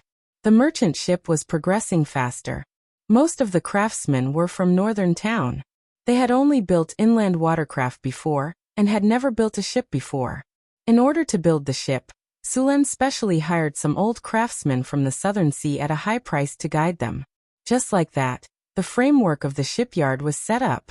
After the two ships were completed, Sulen planned to form an exploration caravan to explore the sea route in the east.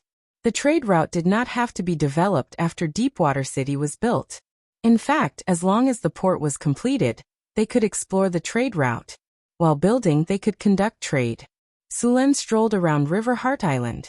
When he went to eat, he bumped into sailors who had just completed their sea training. These sailors all looked pale, their hair was messy, and their bodies were filled with a sour smell. It was obvious that these sailors had been tortured by Barbassa on the sea. Sulen had no objections to this at all. After all, he did not know how to train a navy. Barbassa was the only one in the entire Northwind Dukedom who knew how to train pirates. However, the definition of a navy and a pirate in this era was not so accurate. If they wore military uniforms and raised military flags, they were a navy. If they took off their uniforms and raised other flags, they were pirates. Now, almost half of the active pirates in the Southern Sea had an official background. Although the three southern countries had formed an alliance, they were always dirty in private. The three countries had always been competing, but they could not fall out with each other. Therefore, they had obtained a privateer license. With this license, pirates could rob merchant ships legally. Of course, privateers could not rob their own country's ships. The first country to issue a privateer license was the Tudor Kingdom. Originally, the Tudor Kingdom was far behind the Liberia Kingdom and the Netherlands Kingdom in terms of maritime trade. However, with the privateer license, the kingdom's maritime power developed rapidly and was now not inferior to the other two countries. The privateer license stipulated that half of the looted wealth had to be paid to the king. This way, the Tudor Kingdom did not have to spend a single cent of military expenditure to obtain a large number of troops and large amounts of money. After seeing this situation, the Liberia Kingdom and the Netherlands Kingdom also began to issue privateer licenses. In the end, pirate activities in the Southern Sea became rampant. If Deepwater City were to engage in maritime trade and open up trade routes, it wouldn't be long before these pirates would rush over like sharks smelling blood. In order to cope with the next challenge, Deepwater City's navy must be established as soon as possible. Of course, in the early stage, in order to help the weak navy of Deepwater City, Sulen would leave the Raging Dragon here to help them fight. Northern Wastelands, Northwind Tower.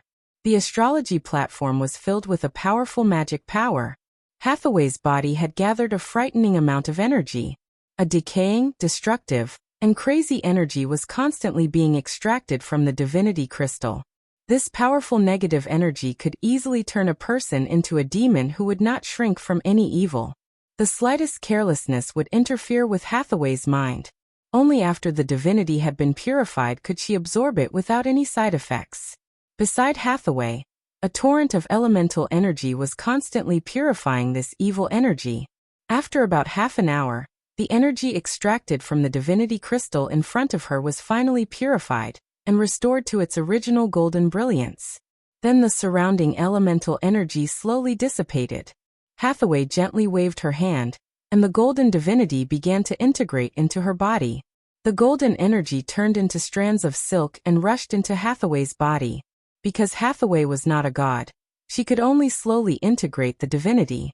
It was said that the gods could directly integrate the divinity into their bodies, unlike humans who integrated it bit by bit. After feeling the divinity integrate into her body, Hathaway's soul became stronger. After all the divinity in front of her had integrated into her body, her soul felt full. Hathaway then slowly dispersed the magic power around her body. Although the divinity had been cleansed, Hathaway's emotions were still affected during this period. As the divinity was stripped away, the faint golden energy in this part of the abomination's soul began to decrease. Hathaway did not absorb this soul energy. Although the quality of the abomination's soul energy was very high, the negative emotions in this soul were also very strong. Absorbing this energy was not worth the loss to Hathaway. With a snap of her fingers, Hathaway sealed the remaining soul energy. After extracting the divinity, the abomination's soul energy was an advanced legendary crystal. Hathaway and Sulen were very interested in the guardian statue in the ruins of the Wizard Tower. They planned to use the abomination's soul crystal to make one. Milky Way, check the pollution index on my body and soul.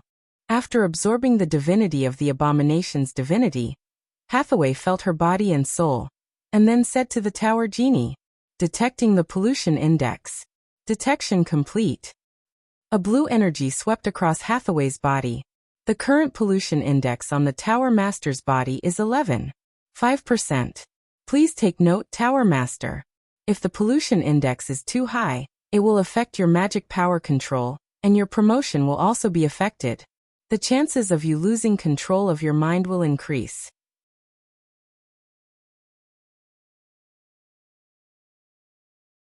Please try not to take any potions during this period. Hathaway rubbed her head.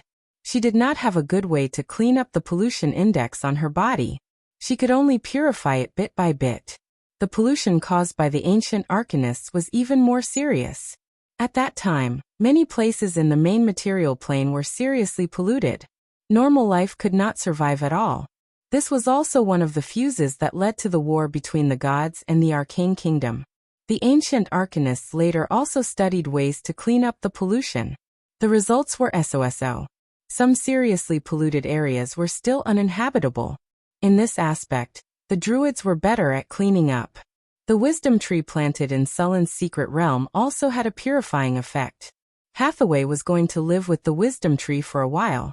The purifying ability of the wisdom tree was very important to Sulen and the others. In addition to Hathaway, Alex and Karina had also fused with divinity once. Chris had just fused with the power of the Baylor and had not fully mastered it, so she could not fuse with divinity for the time being. Phyllis was not strong enough, and her soul power was not strong enough. If she forcibly fused with divinity, her mind would be affected by the divinity, so she did not fuse with it for the time being. Fusing with divinity required at least the strength of Tier 4. Of course, if it was divinity given by other divine creatures, there was no such threshold, but very few divine creatures would do so.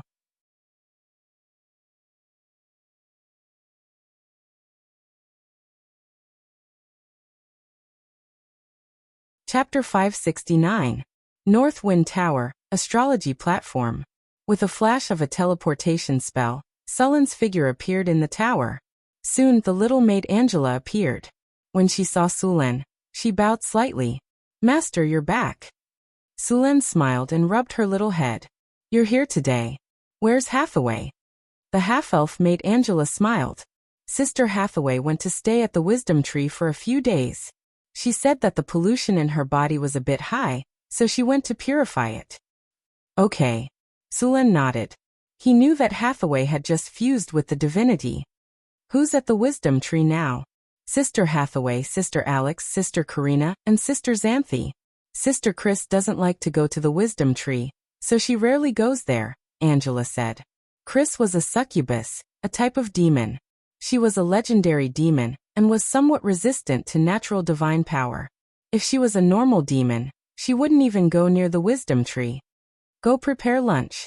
I'll go take a look at the mystery realm first. After Sulen ordered, he went straight to the mystery realm. It had only been half a month since he left the mystery realm. As soon as he arrived, he could feel the natural aura around him. The entire mystery realm was full of vitality. When he arrived at the botanical garden, it had become a sea of flowers. Colorful flowers bloomed around him. Unbelievable. These flowers should bloom at different times. Why are they blooming at the same time? Sulan looked around in surprise. For example, the magic violet bloomed in May. The magic datura bloomed in August to October. The tulips bloomed in April. Now these flowers were all blooming. Before he could figure out why, Xanthi noticed him and jogged over. Sulan, you're back. Xanthi, what's with these flowers? Sulan pointed at the sea of flowers. This is one of Grandpa Tree's abilities. Within the range of its domain, all the flowers will bloom. Xanthi explained with a smile. All of them? Won't it affect these plants? Sulan asked in surprise. They won't. These plants will be the same as normal plants. They won't be affected. Sulan nodded. That's good.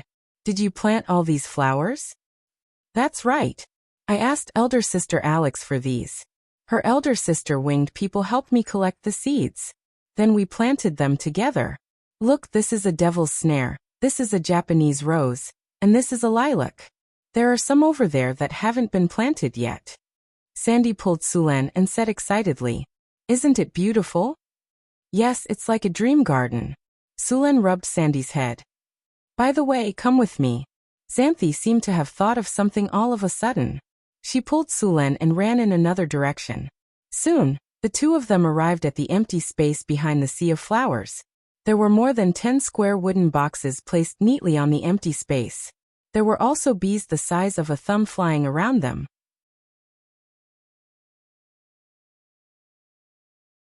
This is...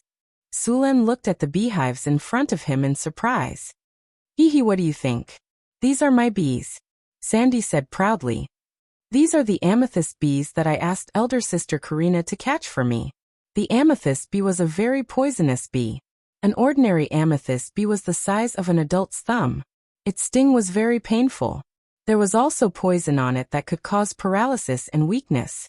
In the wild, even the dire bear wouldn't dare to steal the honey of the amethyst bees. These amethyst bees were very dangerous. The challenge level of a swarm of amethyst bees in the wild was around level 11. Without professional means and tools, even a grand knight would have to take a detour if they encountered a swarm of amethyst bees. If they were surrounded by the amethyst bees, they wouldn't be able to withstand it. These bees were very dangerous, but the honey of the amethyst bees was very good. The taste of the amethyst honey was sweet, sweeter than cane sugar. Also, the amethyst honey had a special effect. It could be used to detoxify, make magic potions, and of course be consumed directly. The biggest effect of the amethyst honey was to slow down aging. The amethyst honey's price was usually 500 kinner per 100 milliliters. Of course, this price was basically priceless. There was very little amethyst honey on the market. Basically, it would be bought as soon as it appeared. Only a few auction houses would sell it, but the price would be much higher than 500 kinner. The effect of the amethyst honey was not constant. It was different from the flower honey collected by the amethyst bees. Normal flowers were naturally not as good as the flowers of magic plants. The amethyst bees in the wild mostly collected normal flowers. Only a part of it was from magic plants. However, the amethyst bees in front of Sulan's eyes were all from magic plants, so the effect was naturally stronger. Since the amethyst honey was so effective, of course, many people wanted to domesticate it. However, the amethyst bees were wild and hard to tame. Only a few wizard organizations had domesticated a few. Most of the time, they would set aside an area to breed the amethyst bees, and then forcibly collect the honey. You tamed these amethyst bees? Sulan asked as he looked at the amethyst bees flying around. Yes, Sulan, look, these amethyst bees are very obedient. Sandy giggled, and then her body began to dance like a butterfly. The amethyst bees around her also began to dance with her. All the amethyst bees were obediently dancing with Sandy's fingers. This is your ability? Sulan looked at Sandy with surprise. Yeah, what do you think? Am I powerful? The little girl said with a proud face. Her expression was almost saying, Praise me, praise me, praise me. Sandy, you're so powerful. Sulan nodded. Hee, Sister Alex, Sister Karina, and Sister Hathaway taught me this, Sandy giggled.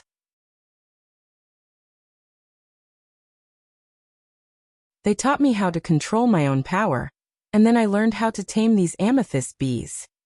By the way, Sulen, here's some amethyst royal jelly. I saved a jar for you. Sandy suddenly remembered something, and then she pulled Sulen to a beehive. She carefully opened the beehive, and an amethyst bee the size of an adult's fist was lying in the beehive, sucking on the honey. Sandy gently pointed her finger, and a strange power spread out from her body. She then took out a glass bottle, and carefully took out the honey from the beehive. When the glass bottle was full, she closed the beehive. This is the amethyst queen bee's royal jelly. Because it's the amethyst queen bee's food, you can't take too much. If you want more, you'll have to wait until next month. Sandy then handed the glass bottle full of amethyst royal jelly to Sulen. You're tuning in to the Li Mei's Wuxia Whispers YouTube channel. We're so grateful for your support, and don't forget to subscribe to join us on this incredible journey through captivating stories. Your generosity through donations truly makes a world of difference, as it's the primary source of revenue that allows me to expand and enhance this channel for you. Thank you from the bottom of my heart for being a part of this adventure.